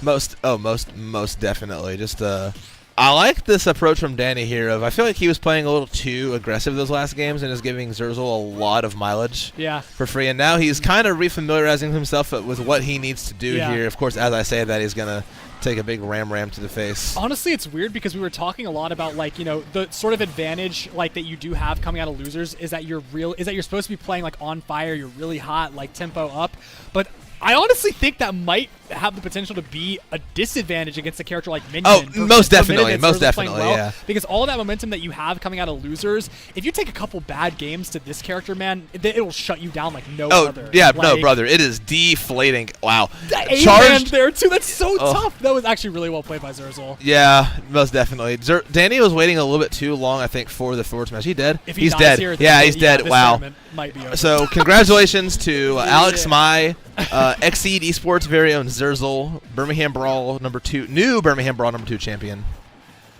Yeah, the rest Pending of this, honestly this might be a last stock. formality. I would love to see Dany sort of heat up. I mean, he's at least going to take the stock there, maybe have a moment to himself, just not getting assaulted by these arms. Might be all he needs, but I don't know, man. It's a tough one to call in his favor right now, especially when Xerzal is just getting right back where he wants to be, center stage, afforded by the invincibility. I mean, Min benefits so much from stage or from the heaven platform. Like, it's actually kind of insane. He's dead. And Like yeah, you said, yeah. dude, Danny Just stood as up we immediately. suspected. Did not want to waste Yeah. any single time. He's into car ride home right now, I feel I was like. gonna say, I mean, we got to get out of here. Yeah. Hey, congrats to Xerzal, though, man. I mean, listen, 3-0 over, 3-1 and 3-0 over one of the best The one players seed of in this tournament. top. I would argue Danny's top 100 in the world, I think. Oh, I think there's definitely a case to be made for it. But Yeah. I mean, I think and if Xerzal's not in there, like he's really close. Absolutely, Like, yeah. I If think he's not they in would there, both- it's just because he doesn't go to stuff Yeah. that isn't offline.